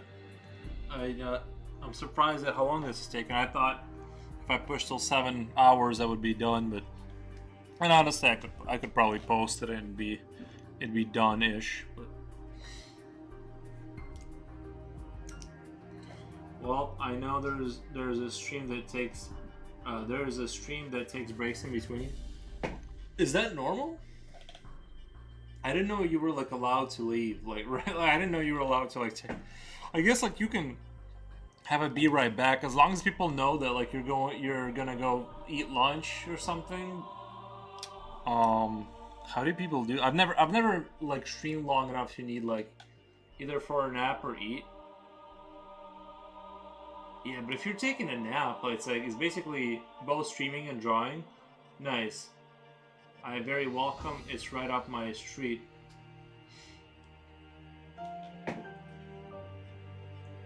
get. Hold I'll check out your. How do I follow you here? I clicked on your name. Following. No, that's you following me. How do I follow you? I'm gonna have to click on your thing. I'm gonna have to click on your thing, and then, of course, it showed up on the wrong thing. Follow. I'm gonna follow you back. Of course, it opens it in Microsoft Edge, so I can't. Yeah, that's so annoying. Microsoft Edge always finds a way to make it my default browser, so it like hijacks my links. It wants to open it there, of course. So I'm gonna have to type it into Chrome and then follow you there. They definitely don't make it easy. Follow. There you go. Your stream, you can do what you want. Okay. Yeah, I just was like, I don't know. I just seemed like it was like. Oh, nice. I see the chameleon there. So do you, like, when you take a break, are you, like, it says you're offline, so, like, you just go offline and then you, like, just go back? Thank you, kind of you? Yeah, no, the chameleon looks great. Do you guys just, like, turn off the stream, or do you guys, like, are you doing the be right back kind of break? Because I feel like if I go offline, I feel like it's over for the day. You know what I mean? It feels like, to me, it feels like it's basically you're calling it a night when you turn off the stream. Unless you tell people that you're going to be back in a couple hours or something, but... Hold on. Oh. The dog is standing by the door. I gotta let him out. You guys. I gotta let the dog out. He's standing right by the door, waiting to be let out. Hey, come on.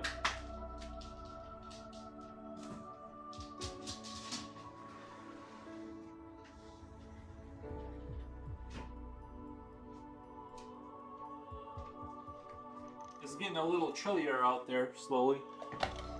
Well, the Be Right Back streams happen for Sank TMS. Yeah, release him. Depends on, okay. Yeah, because sometimes, like, it would help to have, like, a break in between. If I don't schedule, I jump on and people relax with me. Yeah, I kind of don't. I'm not a big fan of, like, scheduling. Like, I stream daily. Like, I've maintained that pace, but, like, I don't like to schedule a strict time because I'm trying to escape that life. You know what I mean? Like, the point of streaming and working from home is to, like, have less of having to be somewhere specific at a specific time.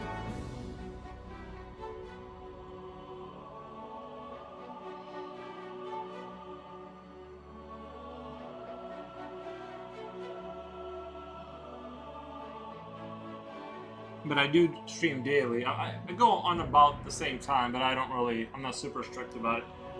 My stream isn't like Tuesdays this happens, Thursdays this happens. Oh yeah, the only thing I do is like Friday sketch days. It's the only time I do a specific extra thing, but yeah, it's stifling. Yeah, I can definitely get on every day, but I can't promise what time because what if I want to stay up late and game with the buds, you know, and then I gotta sleep in. That's sort of the advantage of it, and you know, that's just how I feel though. Yeah, I need to go dig into Google and make Chrome my default browser. I really hate how Microsoft hijacks my computer, and then like every link I click on, it's like it opens it in the wrong browser where I'm not logged in, and it's just an awful experience.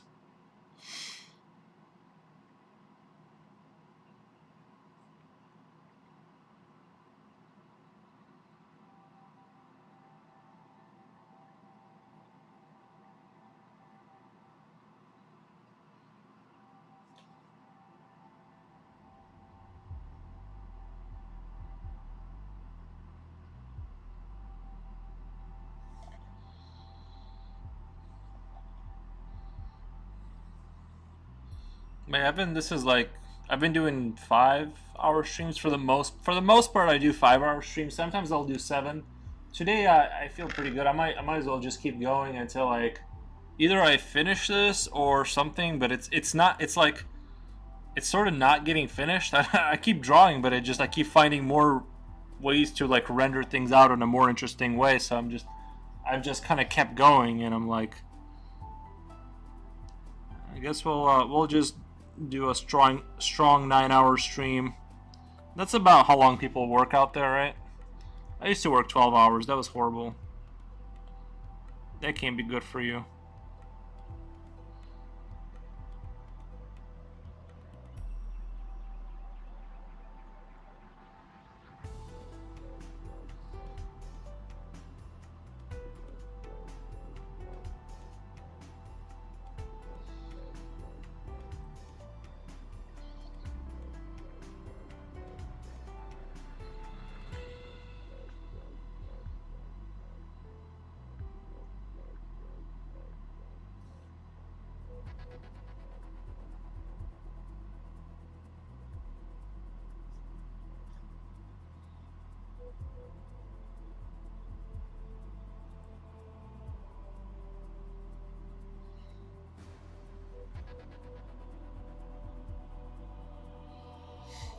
Thank you for the compliment. It's coming along 168 hours on it now. Nice. I typically spend 14 to 20 hours before I move to the next piece. If you want to show your Instagram, another 120 or so to go, I imagine. Gotcha. Yeah, I'm kind of like in that. Most of my pictures have kind of been ending in like a 20-hour area. This one is taking your work is beautiful, man. Genuinely, that looks like a pencil I don't own.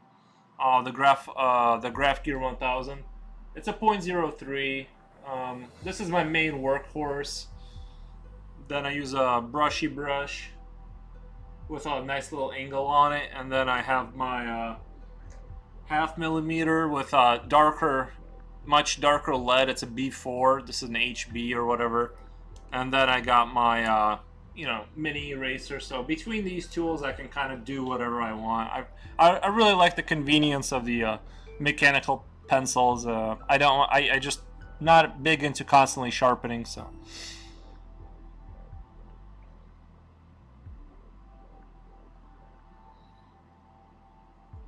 yeah, I normally don't go this hard with the rendering. I kind of stop before.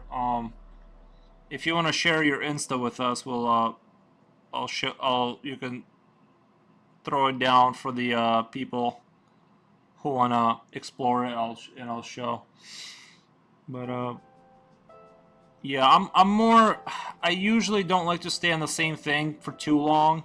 I like to kind of move on to the next thing.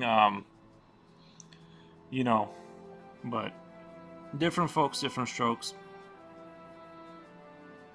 But I have noticed I've been leaning more towards higher rendering lately. So yeah, I think I'm slowly increasing the render time on my pictures. Just naturally kind of been scooting into that direction. Jipochi, oh my god, good morning. You're back, Jipochi. Thank you.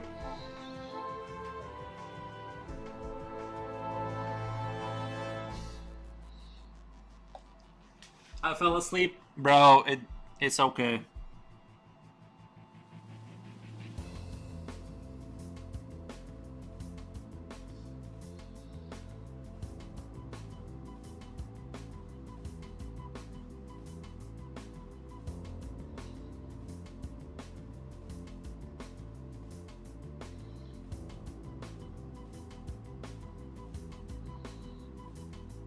This is fire. Thank you, Jipochi.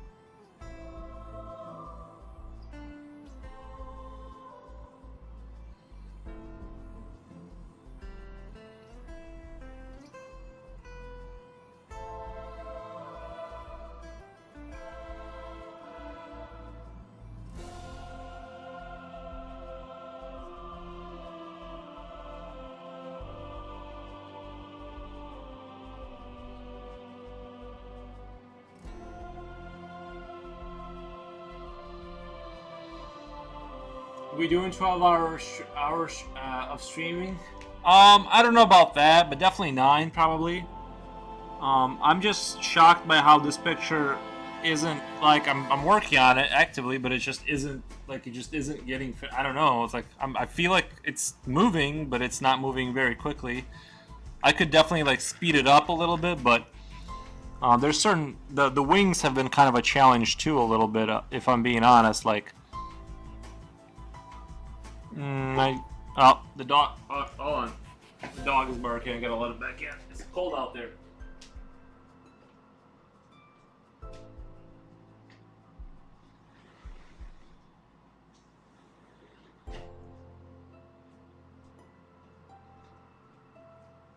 If I did 12, I would have to go cook eggs. I would have to like go make food.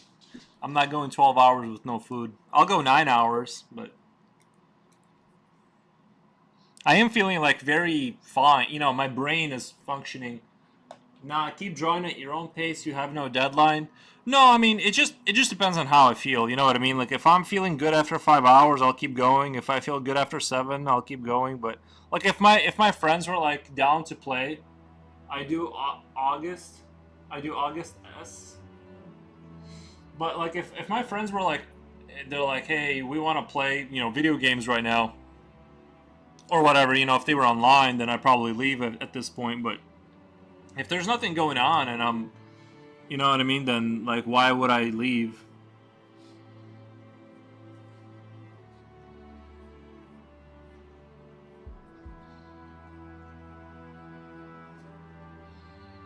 I love to draw. Ooh. Ooh.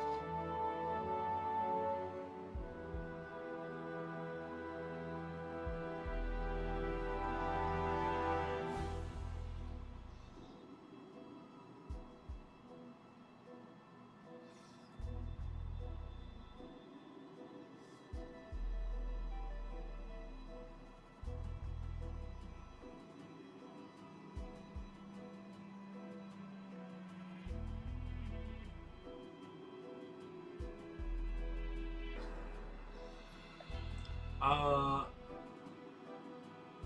yeah, gonna be rough, but it'll get there. Pearly Jacks, if you want, you didn't post your Insta in the chat. I don't know if you were gonna do that or not. I'm sure you will. It's a good thing.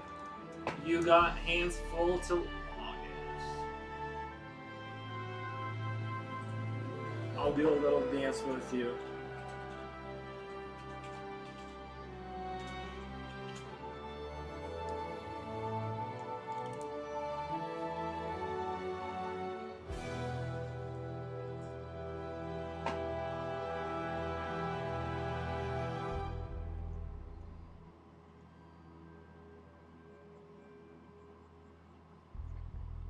Hey, Jipochi, is the music, I don't use social media? Okay. Jipochi, so you do use, I'll post this though? Oh, it's gonna open in the wrong, it's gonna open it in the wrong browser again.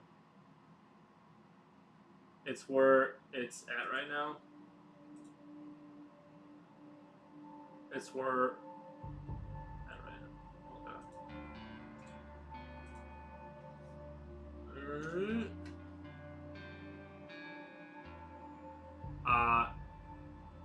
yeah, but I don't see the it didn't, it went to the website Imgur. It didn't go to the this website like auto plays.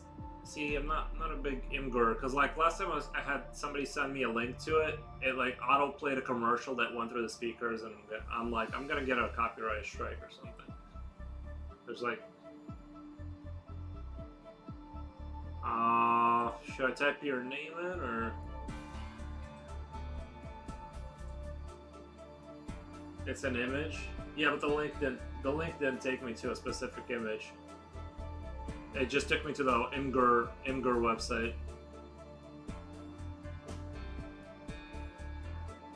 It just went to imgur.com or whatever. So I don't know.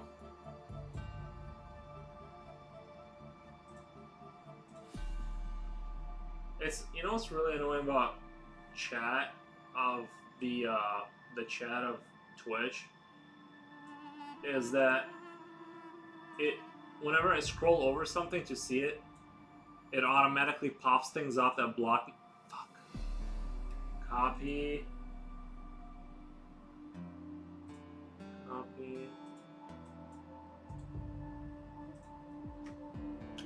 Oh my god. Oh, there it is. Okay.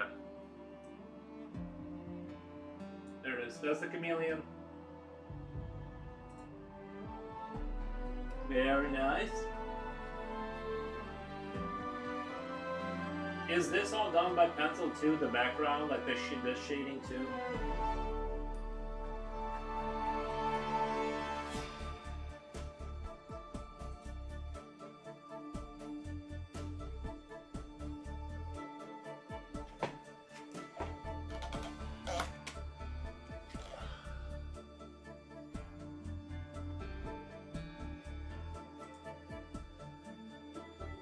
All pencil? Okay.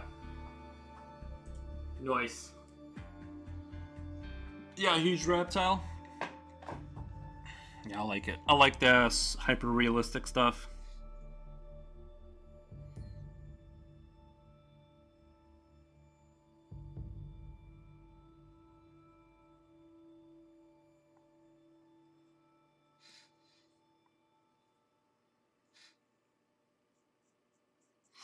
Like I said, usually I've noticed that I kind of stick in the 20-hour area for a picture and then I kind of move on to the next picture. But this one, for some reason, I've sort of been forcing myself to slow down and slow down and slow down, and it's kind of like taking its own kind of course. And I'm like, I'm just going to be okay with it taking a long time and just kind of rendering things out and figuring out kind of like where I want to go with it. I'm just going to let it kind of fester and like develop on its own accord.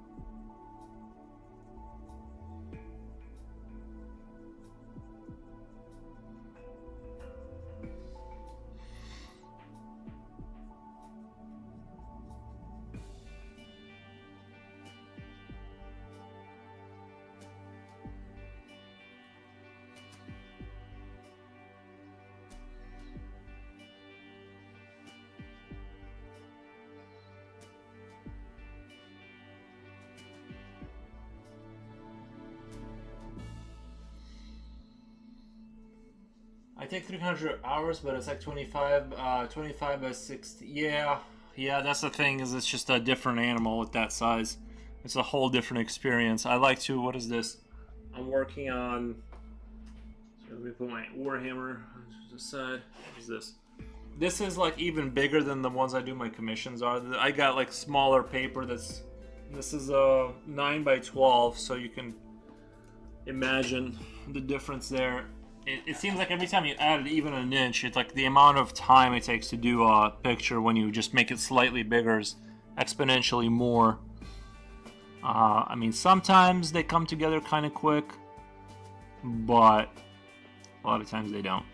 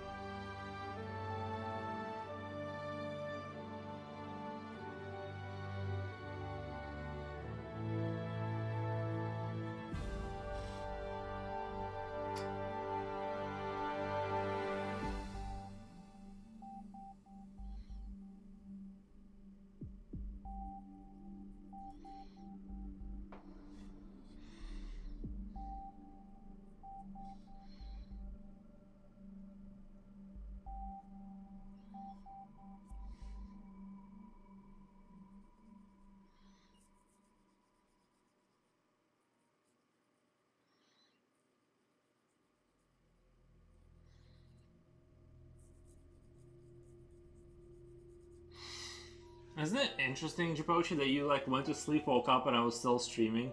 So huge. I hope you get paid through all that hard work. Good luck with Doodle and Anatomy.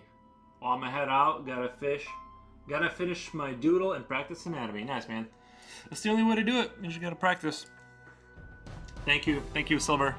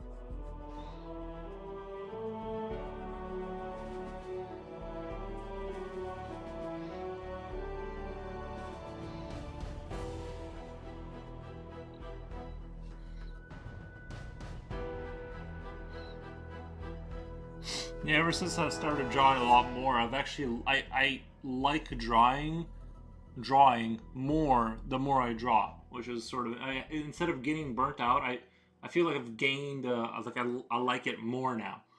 Right off to go work on, I'll pop in and then check in. Yep, I'm following you back, so we'll keep in touch, see what's going on. I like your work, very nice. I'll make sure to you know, check out what you're doing there. I'll pop in one day and say hello.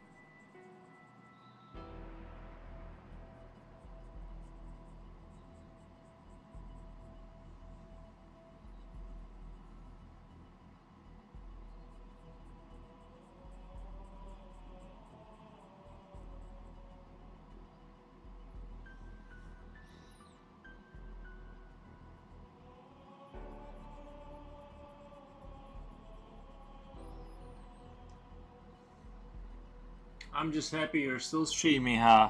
Yeah, I just felt really good today. I didn't really feel like leaving. The thing is it's winter time. There's nothing else to do. You know, I'm playing PoE 2 right now, and I'm playing Quake 2. I can always do that later or tomorrow. So I don't really. There just isn't a lot of need for me to leave. There's nothing for me to do, and you know what I mean.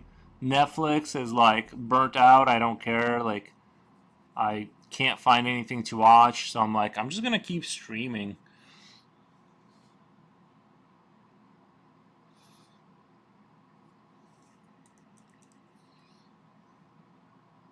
One day I do want to do a 24-hour stream one day, and just see how that goes.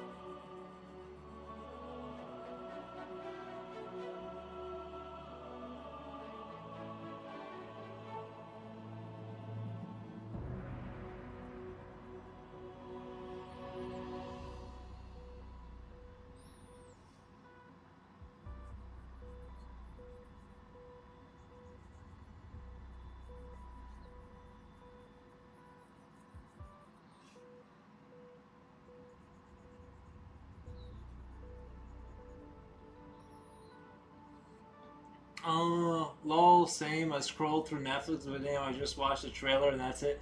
That's a lot of times I'll just watch movie reviews, like people making fun of the movie on YouTube, and that's all I really need.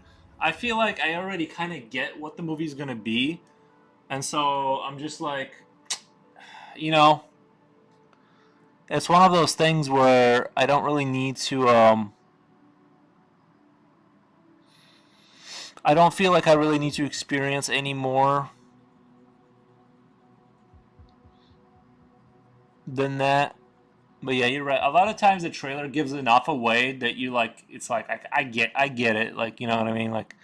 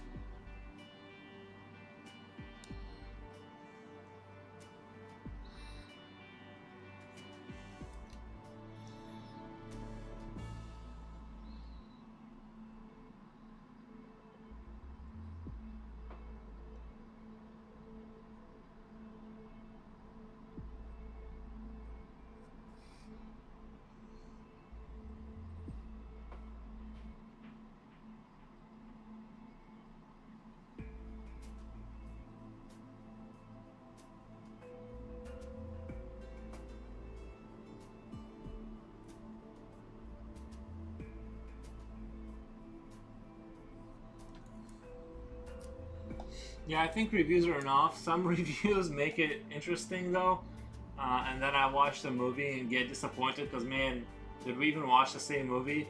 JL1, thank you. Says wow, beautiful. Thank you so much. Yeah, I feel the same way, and a lot of. Have you seen Red Letter Media? That's kind of like the show I watch, and I feel like they do like a really good job at like just kind of explain. I mean, it's not like a review, strictly speaking. They just kind of give their thoughts on it, and I guess they do review it. But um, those are my go-to guys. I just wish they released more of that content of like just watching movies and just kind of talking about it because that's like the most hilarious content ever to me. So I don't know. That's kind of where I'm at. Is just that's what I enjoy.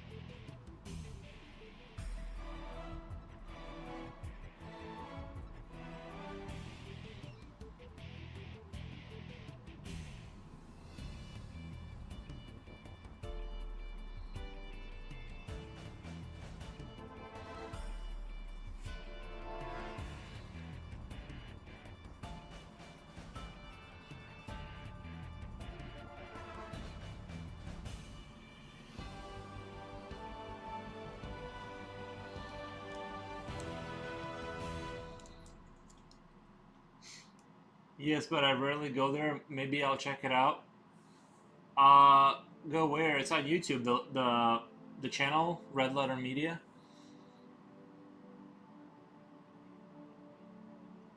Ugh, I gotta itch. I gotta scratch an itch. Itchy itch.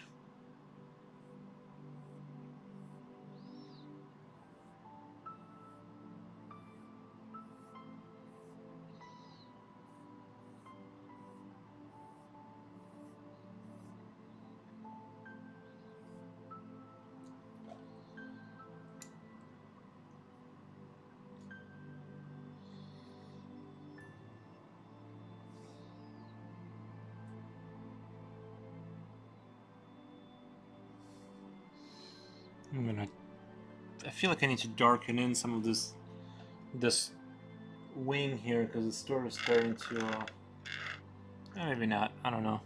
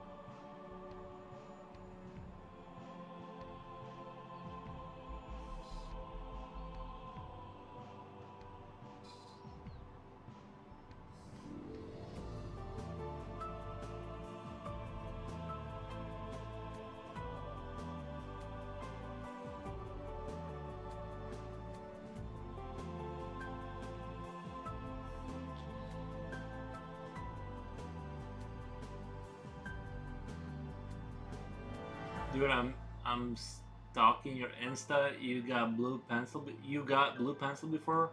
Oh, never mind. It's digital art. Yeah. That was a long time. That was a long time ago, though. The digital art. Yeah, I did do a little bit of that. GL1 says, "Wow, beautiful," and then I'm new to the your channel. It popped up in my feed. What inspires your work? I just kind of wanted to, honestly, I just wanted to Dragon mostly to see how it would perform on YouTube, because when I started streaming like a long time ago, I did a picture of this big dragon, and it like I was just getting like crazy views on it, and then like after that it like flatlined. So I just wanted to see if I could replicate the magic.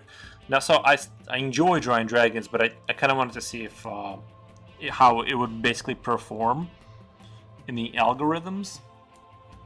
And I was doing alright, but nothing spectacular.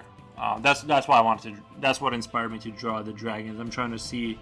I'm feeling out the algorithms.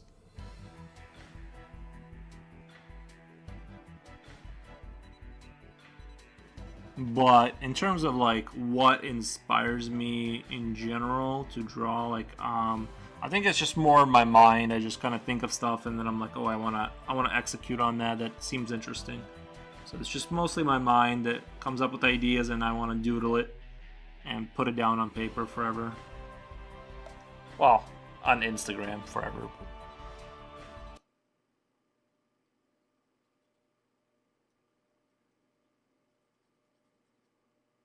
What the?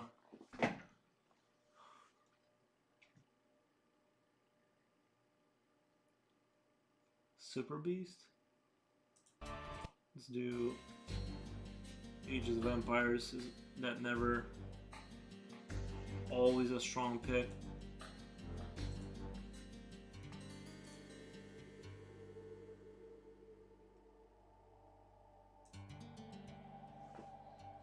But yeah, it just ideas come into my mind, and I just enjoy drawing them.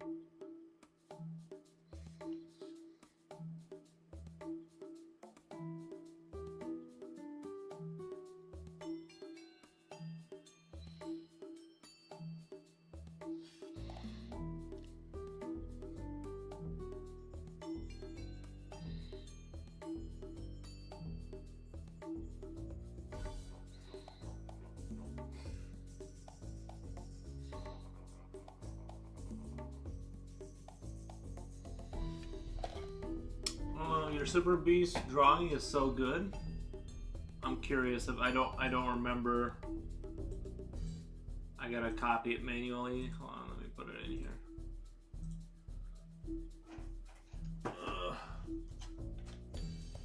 Oh, that one? Yeah, that one was alright, I thought. It was alright. You know.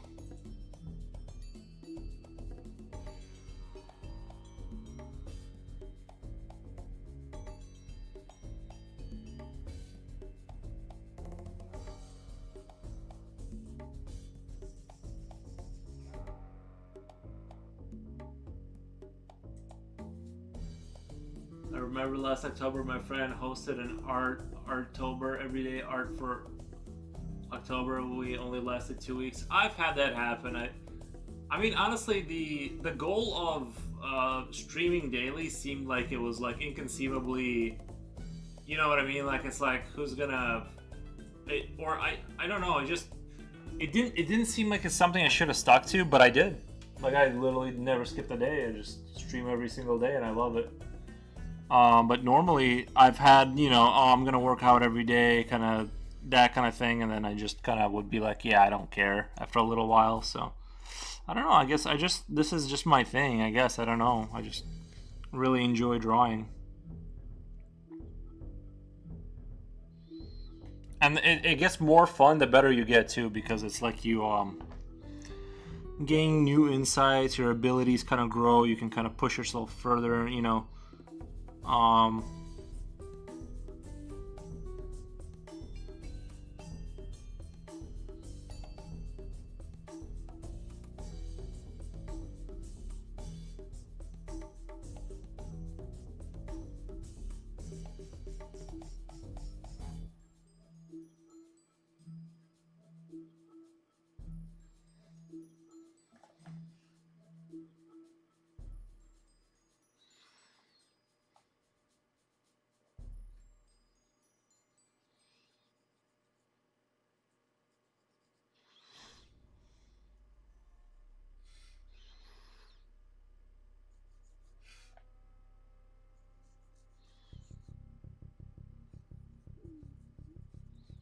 Sorry, my stomach is starting to make like wild noises there, clearly asking for some nutrients, but we're gonna push through. We're gonna go ahead and push through.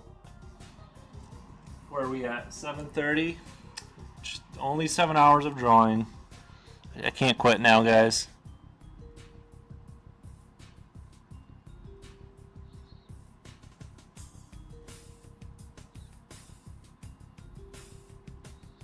The only other thing that would be cool that I can think of is taking the white pencil and just kind of doing a very light. Let me do. I'll put these over here for now. Can't stop, won't stop. What's his? Wait. Yeah, man, you're doing awesome. I can't remember. Last October. What's his name? Her name? Lol. Can't stop, won't stop. Whose name? What the? I'm not sure who we're talking about. The dragon? Oh, I never gave the dragon. If anybody wants to name the dragon, you guys can help me out with the dragon naming. I never like really came out with a great name. The dragon. Oh, doggy. Oh, my dog's name is Aries. I didn't name him that, but it fits the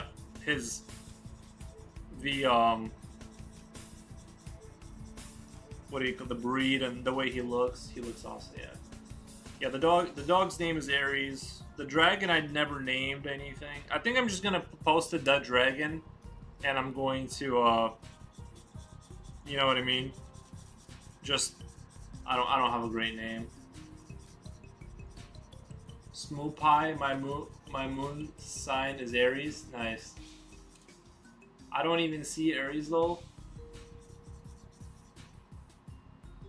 What does the baby want?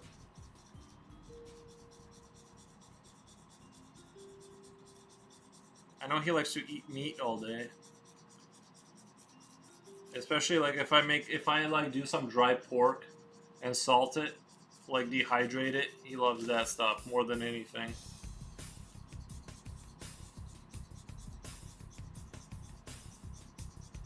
A good way to save on money though is like take your dog to your parents' house, and they'll feel compelled to feed the dog, and it's a way to save on money.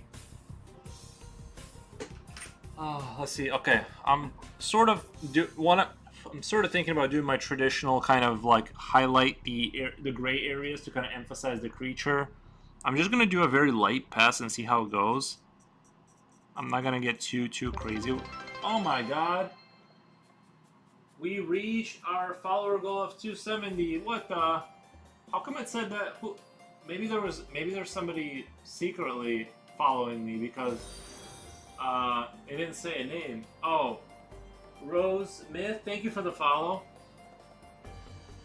Thank you for the follow. Yeah, 270 on Twitch. Winning.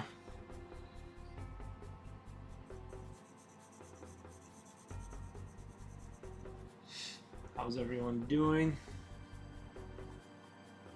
Yeah, I'm gonna do a light pass with like the highlight around the body so he looks more like he kind of. Oh, thank you for the dolphins.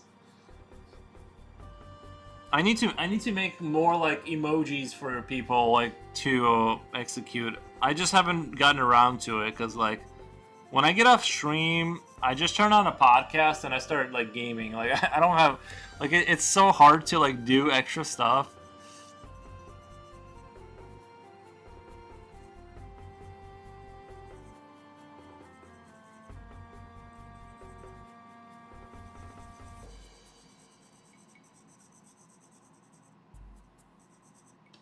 I don't want to lose the I still want to kind of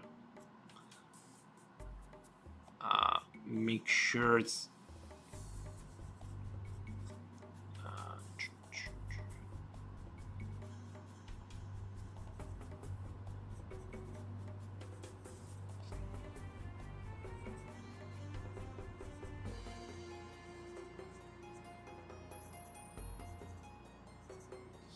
yeah, 270.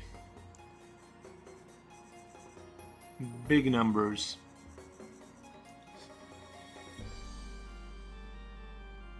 I got some Ages of Empires missing. Okay, I read all the comments.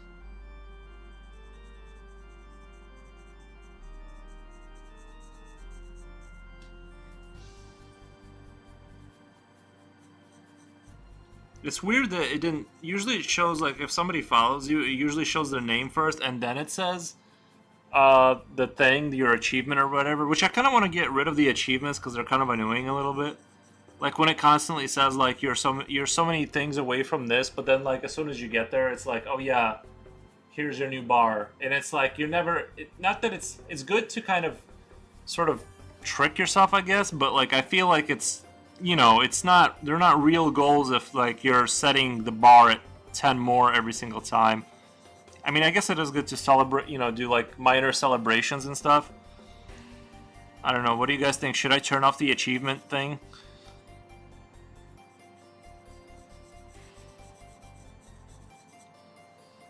I think eventually, right? Like once you get to a certain amount, like you just turn it off.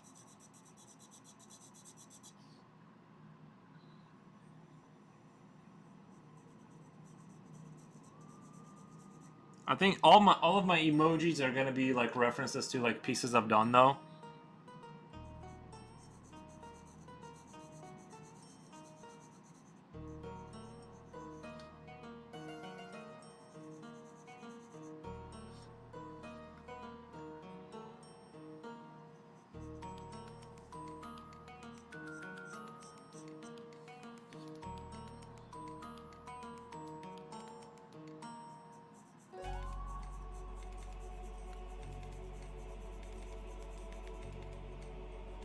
I'm gonna, like I said, I got a little envious of another streamer the other day, and she did like a 9-hour stream, so I'm like, I have to do a 9-hour stream now.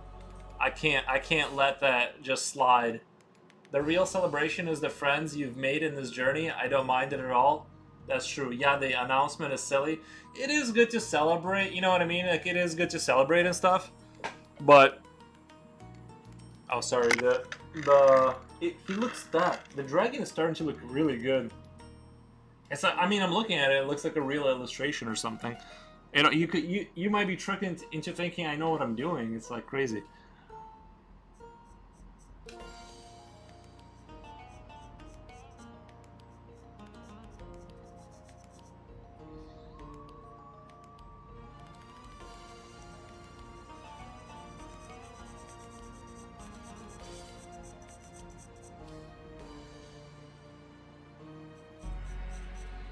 The actual picture is, of course, not going to have that level of contrast.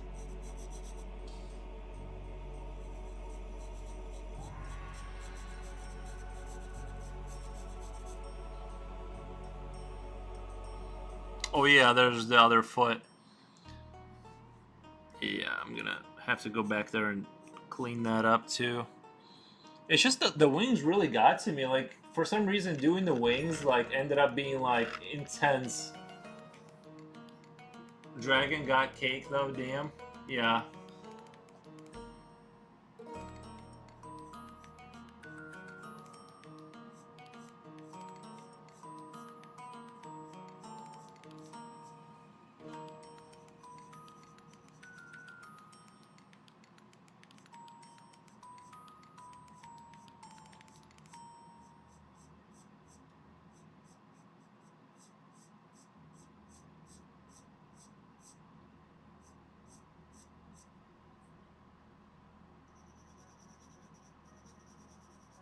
It is going to be nice to go, like, stuff my face with food once I'm done here.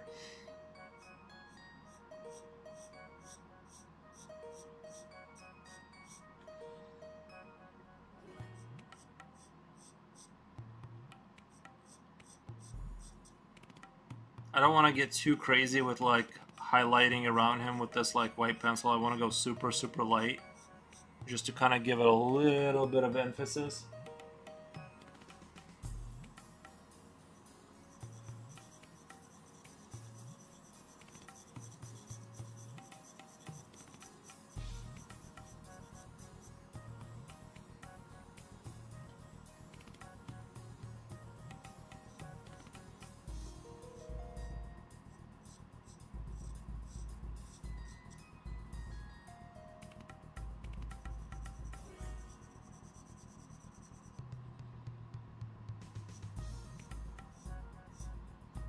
I love that it's resting on the rock too. Yeah, it's got its feet up there and just kind of chill, like kind of holding itself back as it's firing the yeah.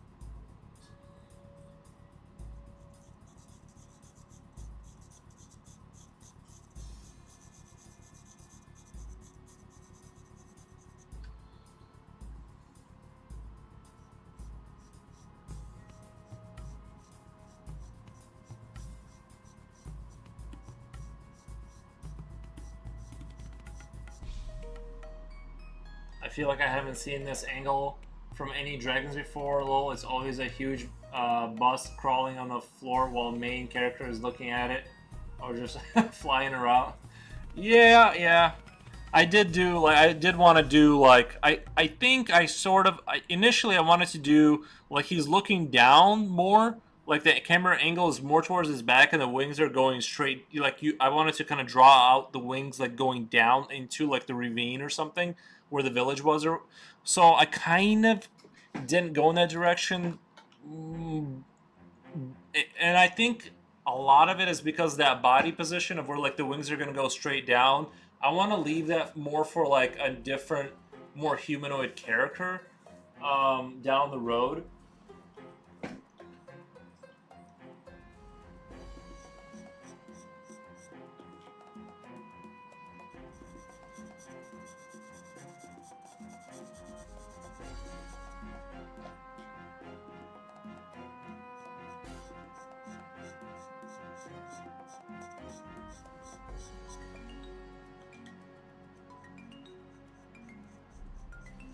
Because I want to do, like, you know, kind of how Batman stands over the city, kind of on his ledge, kind of brooding. I kind of want to do that, but with a, kind of a similar character, but with, like, wings just going down, like bat wings, and he kind of like a Jeepers Creeper style character.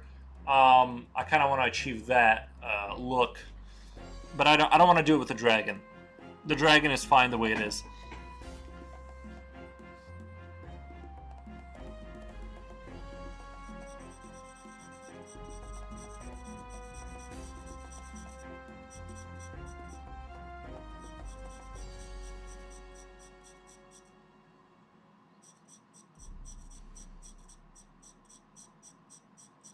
It is good to like take time to draw, because like there's so many times I've caught myself kind of noticing something and just kind of being like, oh wow, I'm glad I didn't miss that. But yeah, so like when you take several days to do, there's just no way to you know to do everything in one take, because your brain needs to like rest and recover and then notice new things that can be improved. um,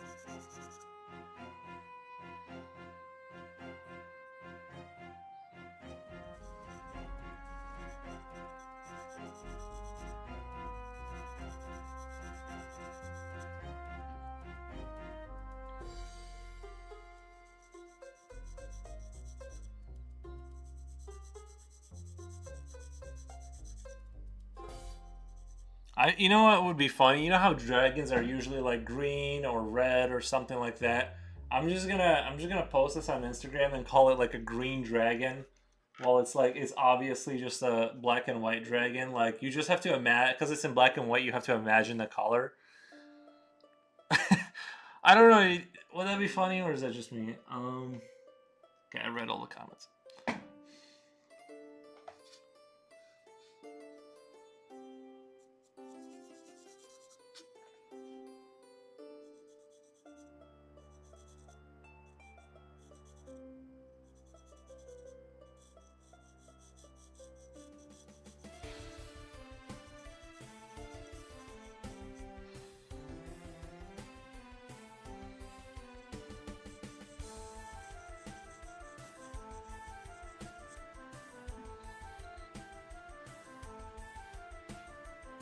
I'm pretty sure Jipochi fell asleep again.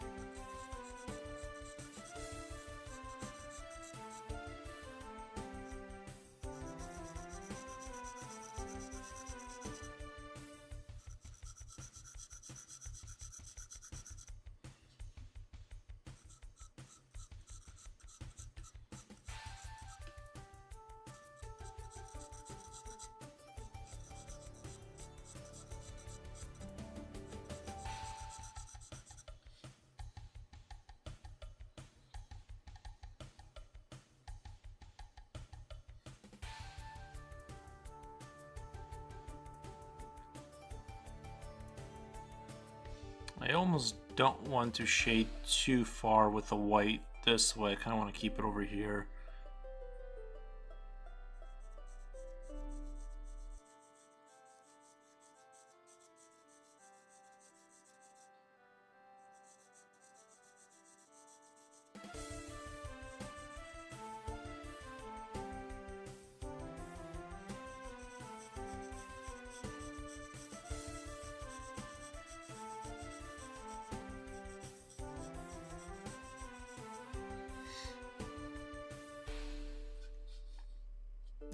gonna use my.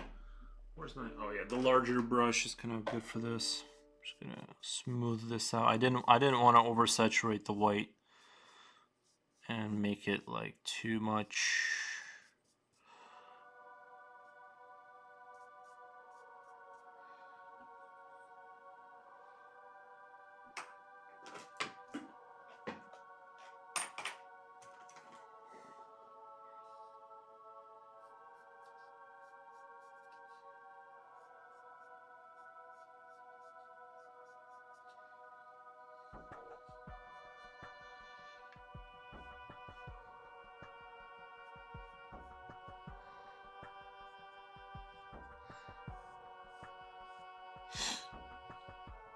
I feel like I'm gonna have to like. There's no way at the rate this is going. Yeah, Heathen Hammer 19, just awesome, man. Very inspiring. Thank you, man. Thank you for the nice comment. But yeah, it's just going. I mean, I want to take my time with the rendering, but it's just going so slow that I'm like, there's no. Even if I do another hour and 7 minutes, there's no way I'm gonna be done. I mean, of course, I could still, no. So I don't know. I kind of want to continue with the same strategy of just taking it super slow and not start to spin out of control with the trying to get it done.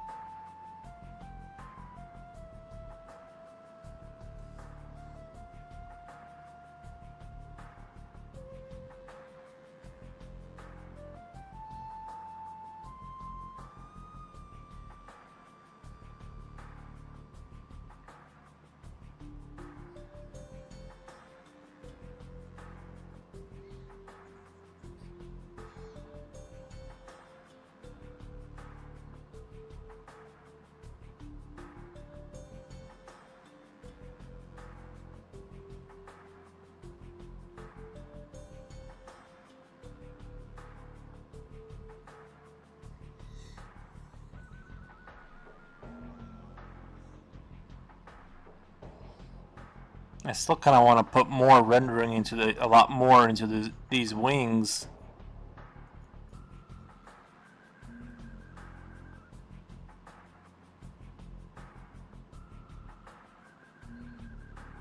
Which have also proven to be a lot more kind of like challenging for some reason.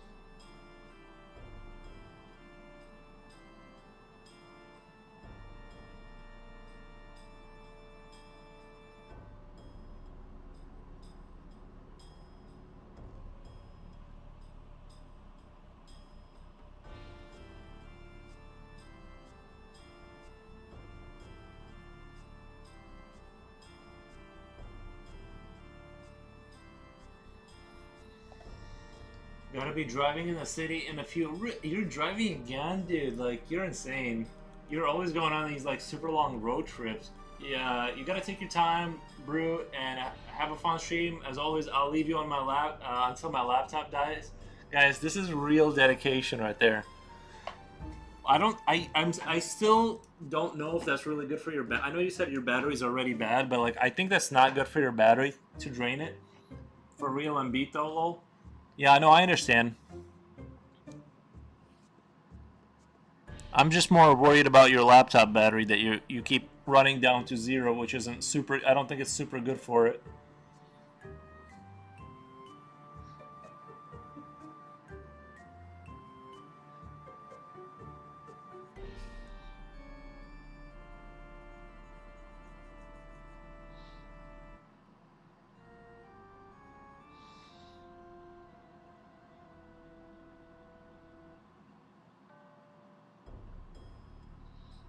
But I'm not gonna stop you.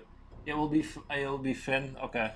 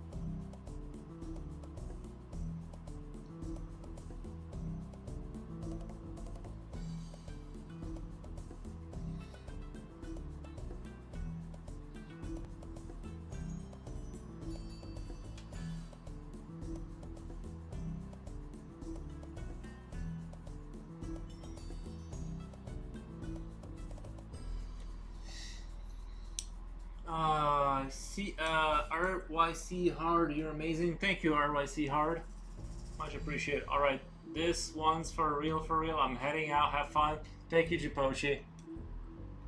Your feverish loyalty is unbelievably appreciated.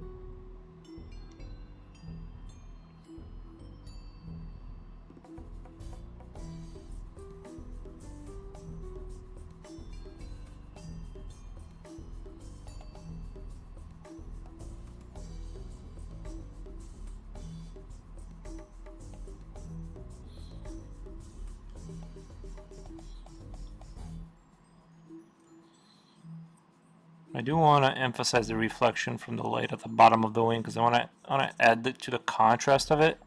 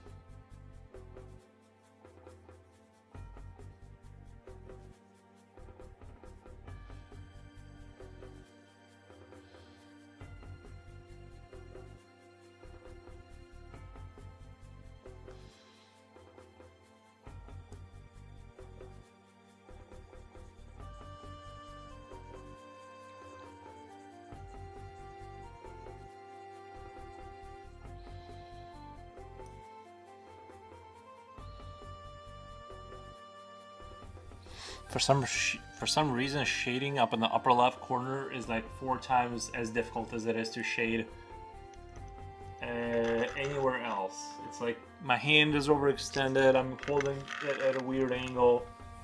Getting like the same level of sharpness as you can like down here where you're comfortable is like impossible. I have to like use every neuron in my brain to like get it to look good-ish.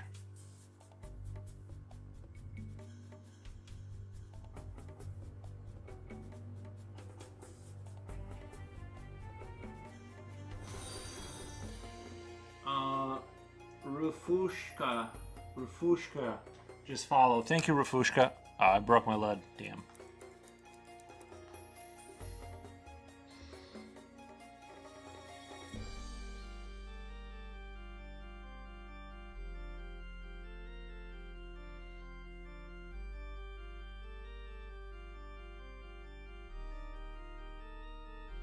Tell me this Ages of Empires 2 music doesn't just slap. Oh, thank you for the heart. I just think like sometimes Ages of Empires music just hits just right.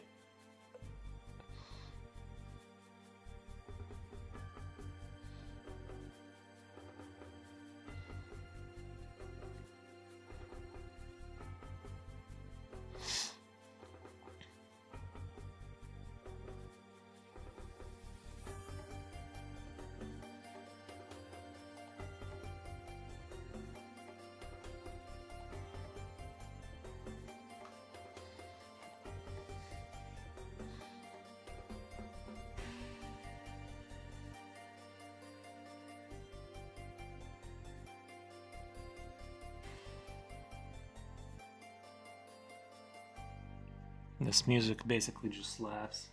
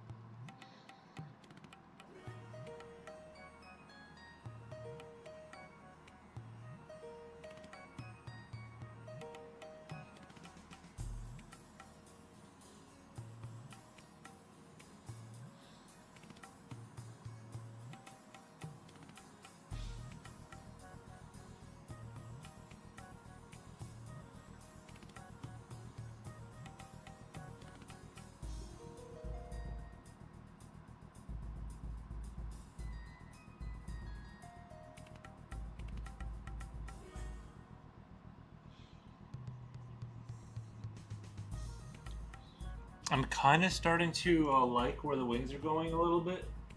Like it's sort of starting to come together. I don't want to get overly excited and relaxed because it's sort of weird how it's not like doing the wings. It's not like doing the other parts of the body. It's really strange, but I'm like struggling for what to shade because it's you just have like these sticks essentially that you're trying to kind of. I guess maybe I could have looked at a bat's wing or something for this, but I don't feel like it.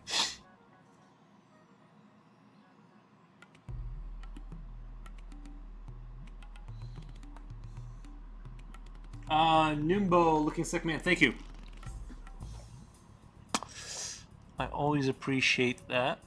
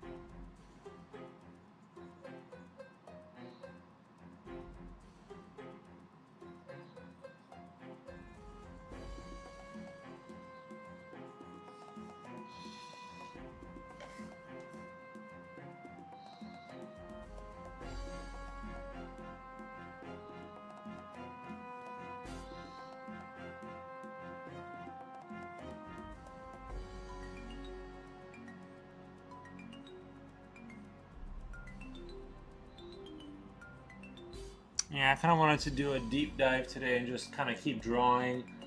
Not really sure why, but I felt compelled to do like. At first, I was gonna do 7, and then I'm like, no, it's not gonna get finished. And then I realized it wasn't gonna get finished anyway, so I'm just like, well, I mean, you know, at this point, I might as well just kind of keep going.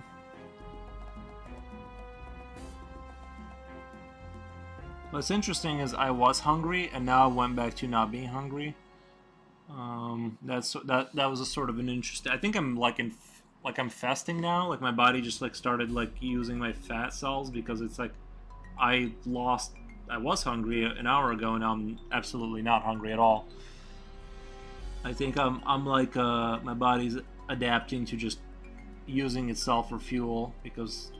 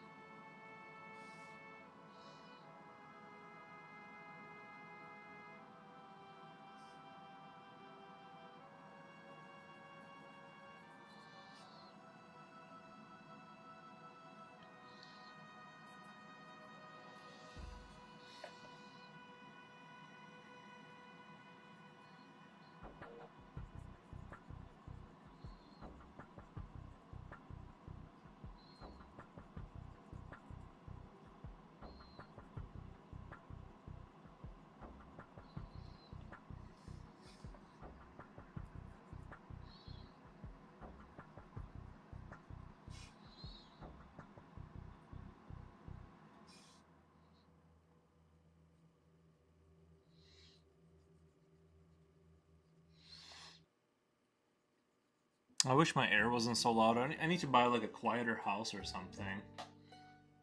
New subscriber to Tony's Witchy Arts and Craft. Wow, I love your drawing. Thank you, Tony's. I appreciate the nice comment.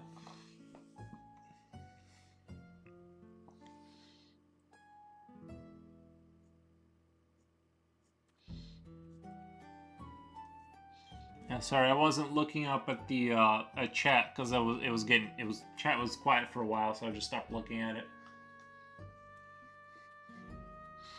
But yeah, I'm just over here drawing dragons, as one does.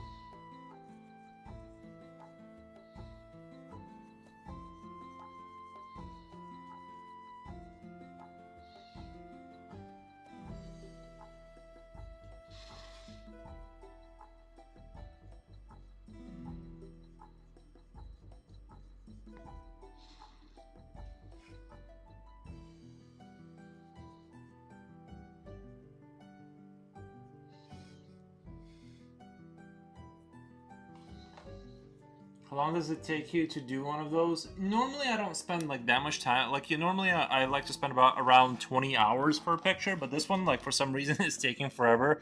I've been like forcing myself to slow down more and more to kind of get more of a refined look. But so I'm probably. I kind of forgot how many broadcasts I've done or how many hours, but I'm definitely over 20 hours on it now. I'm pretty sure. But I love to paint and draw. Nice. Awesome. That's kind of what I do. I mostly just draw with pencil, and sometimes I'll paint miniature models like Warhammer. These guys are my next up. I don't do that often on stream, but sometimes I will paint Warhammer on stream. Sometimes. That's as close as I get to painting. I mostly just draw with pencil.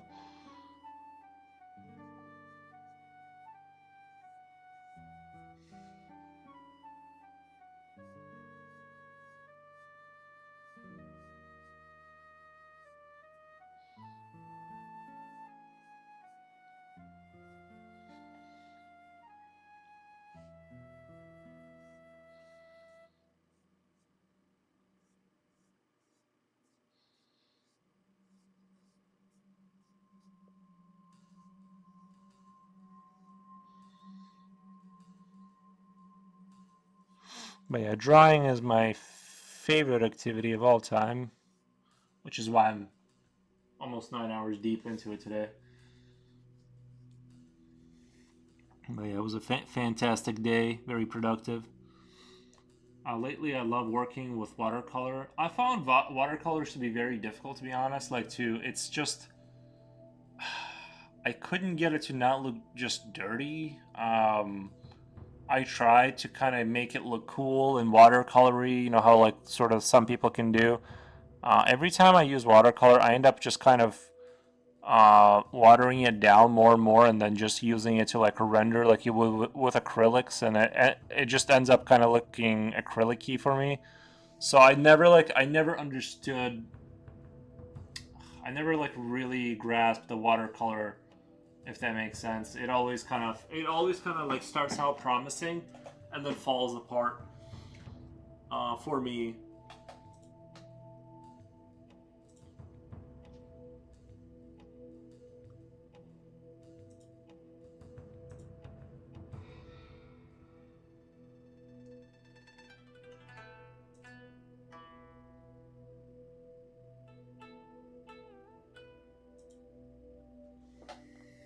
But yeah, it's something I need to. I'm probably not gonna super worry about doing watercolor, but it is it's the only medium like that's like you can't just switch to. Like I feel like once you understand the basics of drawing, like the fundamentals, you can kind of go, adjust and go to like other things, but watercolor is not like that.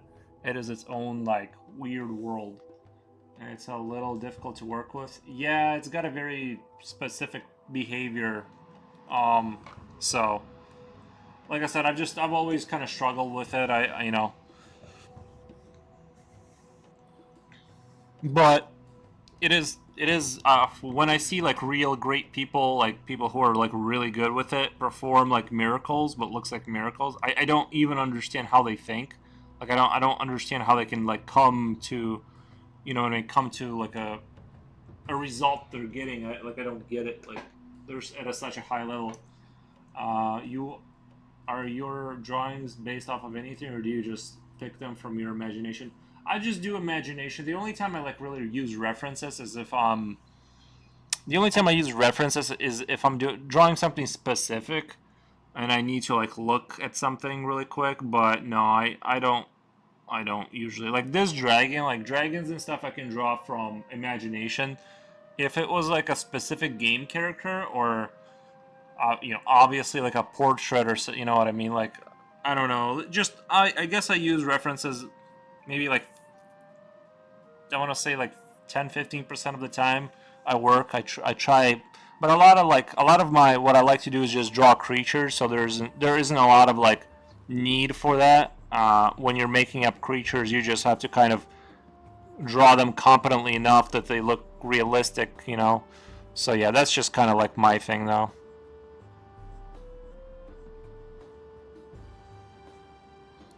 I like to draw from my things from my imagination. It is really helpful to copy things though, because the more the more memory things you got stored that you can draw, the more you can put that on your creatures and make them more compelling and realistic.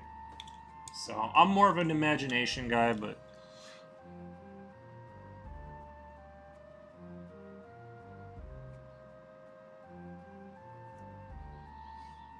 like when I practice hands, I'll take a picture of my hand and I'll use that as a reference because it's like easier to like because I have like bony hands, so it's like your drawings are amazing. Well, thank you.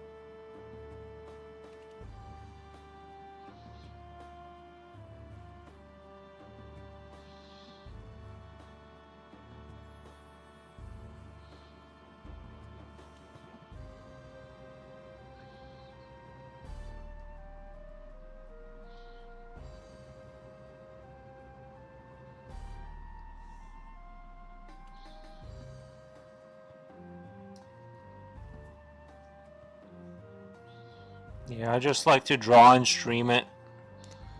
Kind of a hobby I developed, and Ultim Mika Dao. Ultim Mika Dao, thank you for the follow. You're a hero.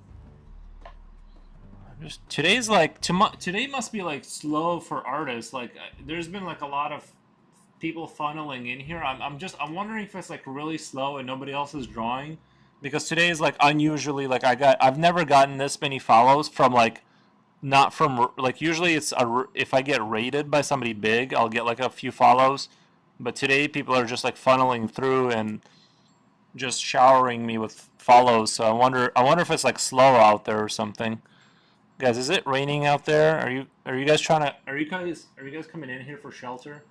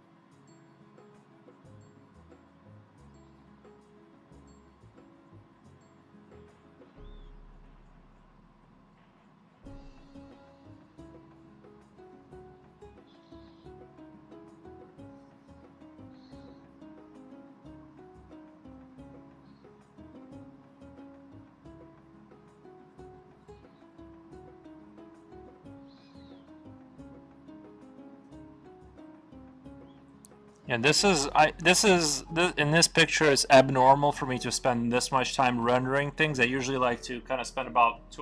It's raining in CT. Is that Connecticut? Is CT Connecticut, guys? I'm really slow. I shared your page. I just shared your page. Where, on Instagram or? I appreciate that though.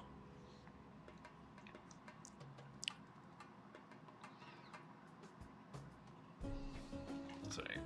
Oh.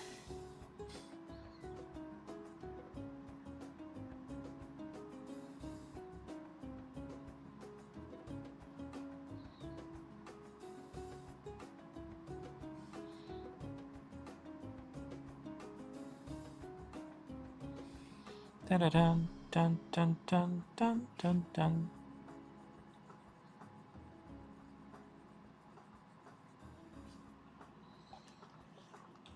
Europe. Oh, okay, Connecticut. Nice. Yeah, I'm really bad at like abbreviations, like especially like internet-specific abbreviations. I never understand like what anybody means. I always have to run to Google for help.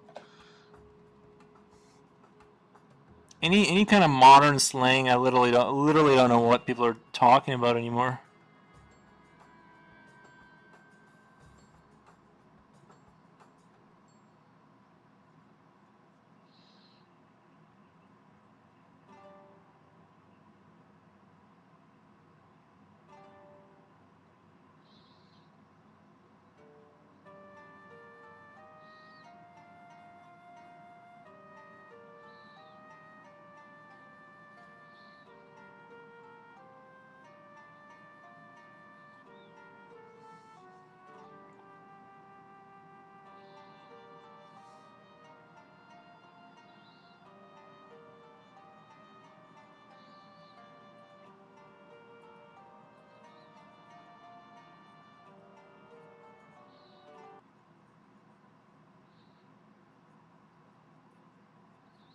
It might be smart for me to finish this tomorrow and not try and push through. And the reason I say that is I find it like much better when I like skibbity.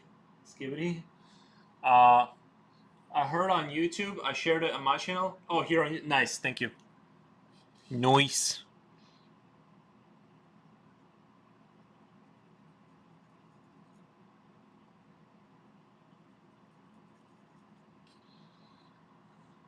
Are you like a streamer?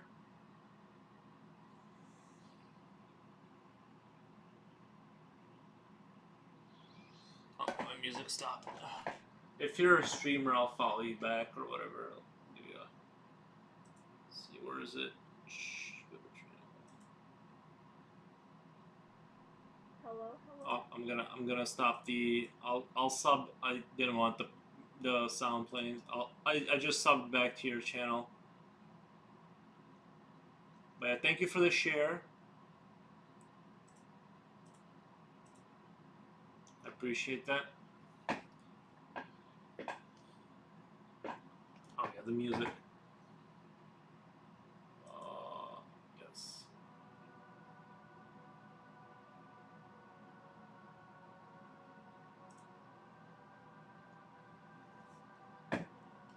I gave you a subscribe back.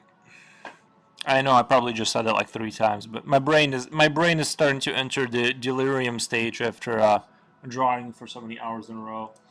So I have to be forgiven for misspeaking since.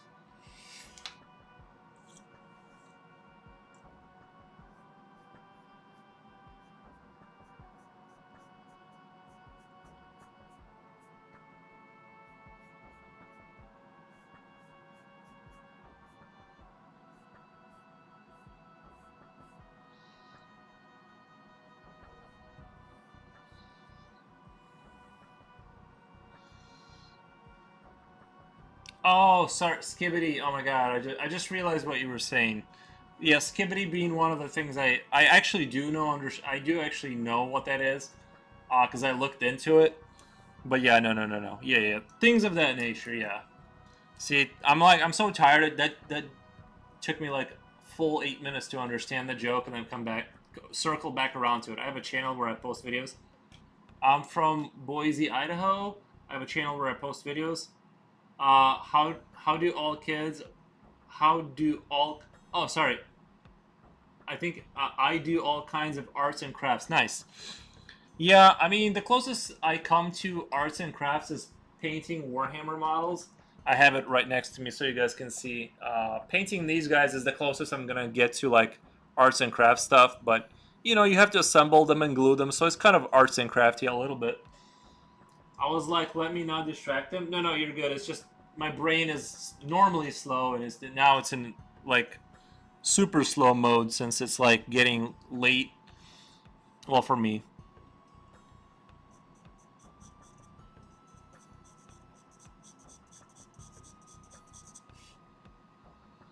I'm like going off 7% battery right now. I can't wait to go eat though. Like I'm gonna go make a steak or something. I don't know. Bro, you're so Gato gay? Am I reading that right? Gato gay? Bro, you're so talented. Oh my god.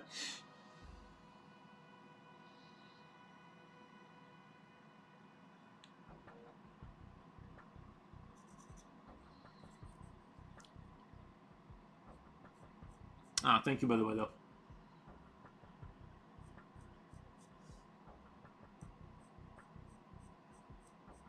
One of the things I like about YouTube over Twitch is that I know when I'm drawing the world outside doesn't. I know when I'm drawing the world out. Yeah, I feel the same way. I often disappear into my imagination for quite a long time. It's an enjoyable. It's not unlike when you're really into it. I'm sure it's like for people who enjoy like reading, which I don't absolutely like. I don't enjoy reading at all, but for people who do enjoy that type of activity, I'm sure it's sort of like a borderline out of body experience. Um, and that's what art is for me too. Like it kind of is like that. You are not here when you're really hyper focused on something and you're creating. Yeah, it is like an out of body experience a little bit. You're like you are gone mentally out of here. You know.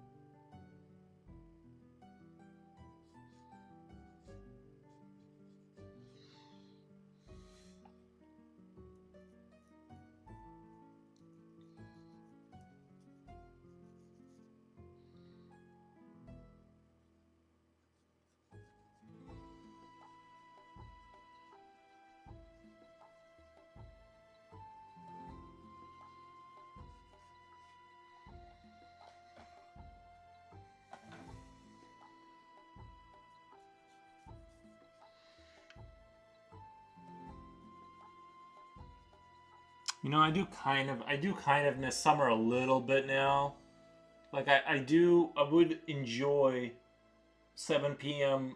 not being even 4 o'clock getting dark is a little bit sad. It is. I still enjoy it. Don't get me wrong. I enjoy the eternal darkness, but I would sometimes like a sunset. Like once in a while would be nice. Oh, I'm in. By the way, you told me what state you're from. I'm from Illinois, by the way. The great state of Illinois.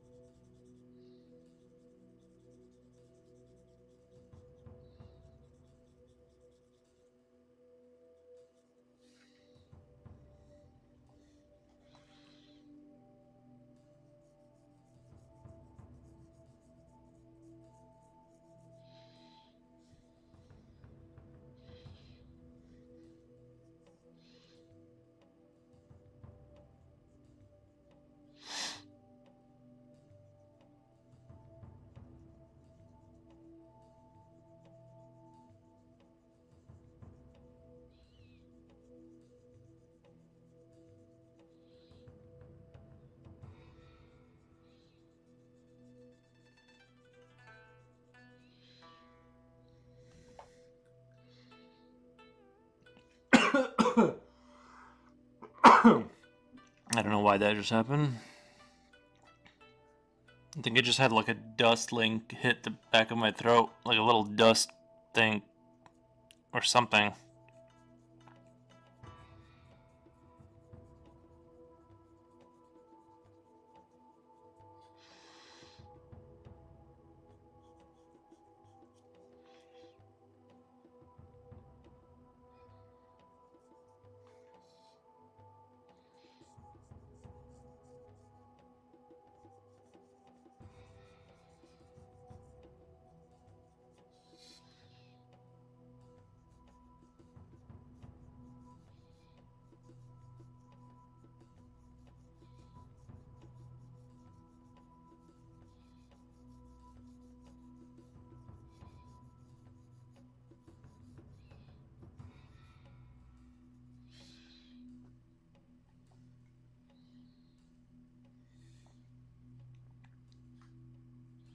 Today was a really, really good stream.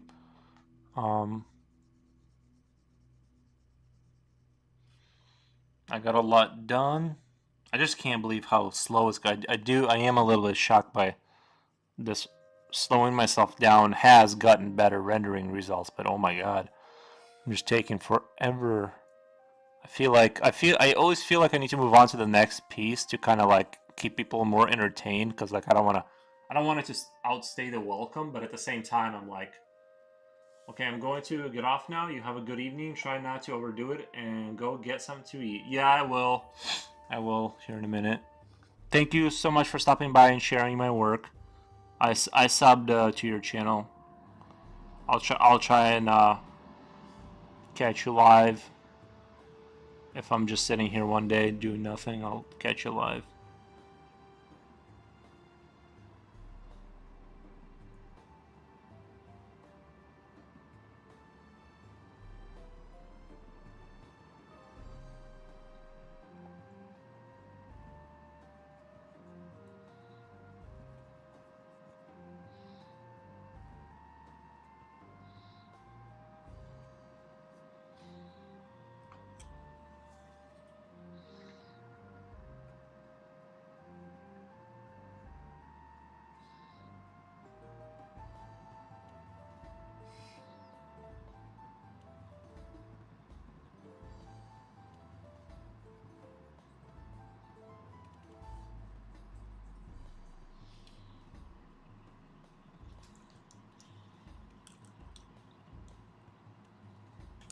Thank you.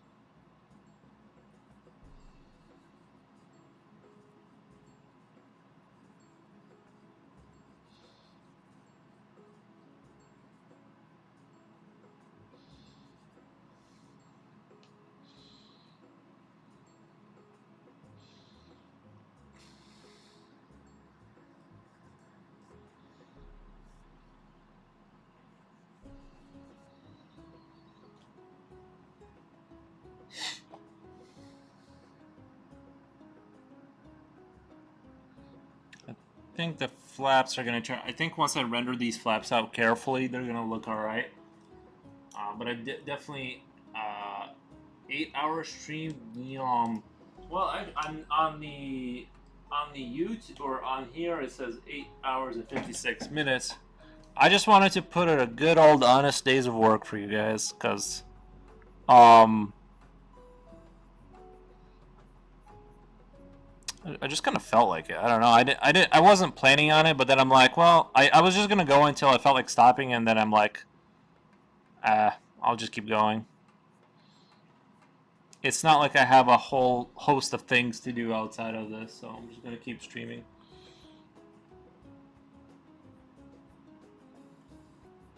Like, I'm gonna go eat, and then I'm gonna go play Quake 2, and then maybe a little Path of Exile to like finish out the day strong. And that's kind of like that's literally the game plan for me.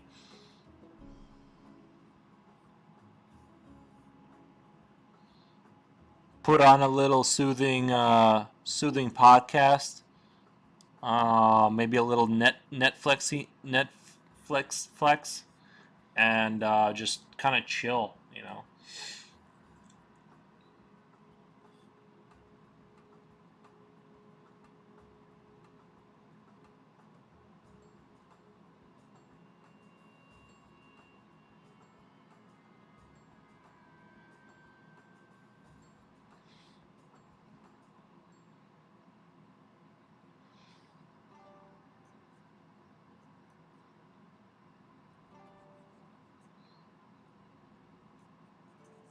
How was your day? Streaming is one thing. Art for that long, I can't art.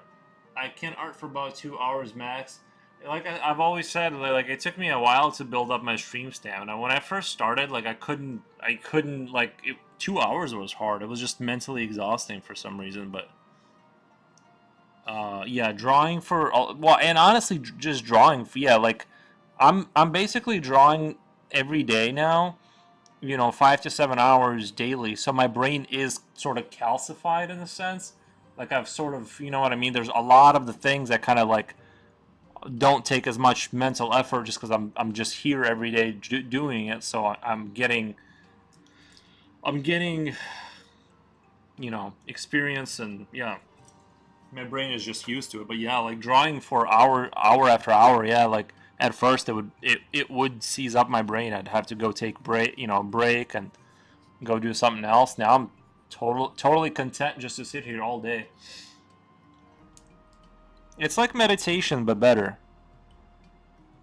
because I get to chat with people and not meditate.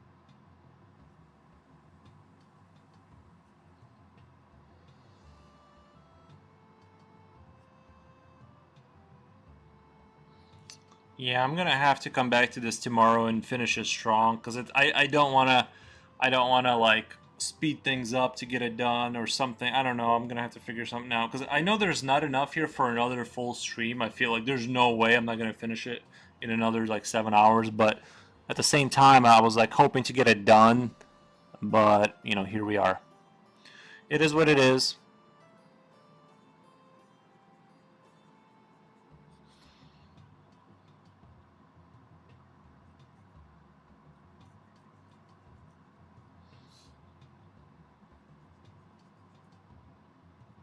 That's one thing I hate is like when I kind of finish in an awkward time where it's like I still should put another 4 or 5 hours into it or something, but it's like, you know what I mean? It would really help the situation, but it's like I don't want to do another full stream on this because it's sort of like it's in that between state where I could like finish it. But anyway, regardless, we are at 9:02, not 9 hours of streaming. So I'm gonna raid you guys out. Thank you so much for sticking it out this long.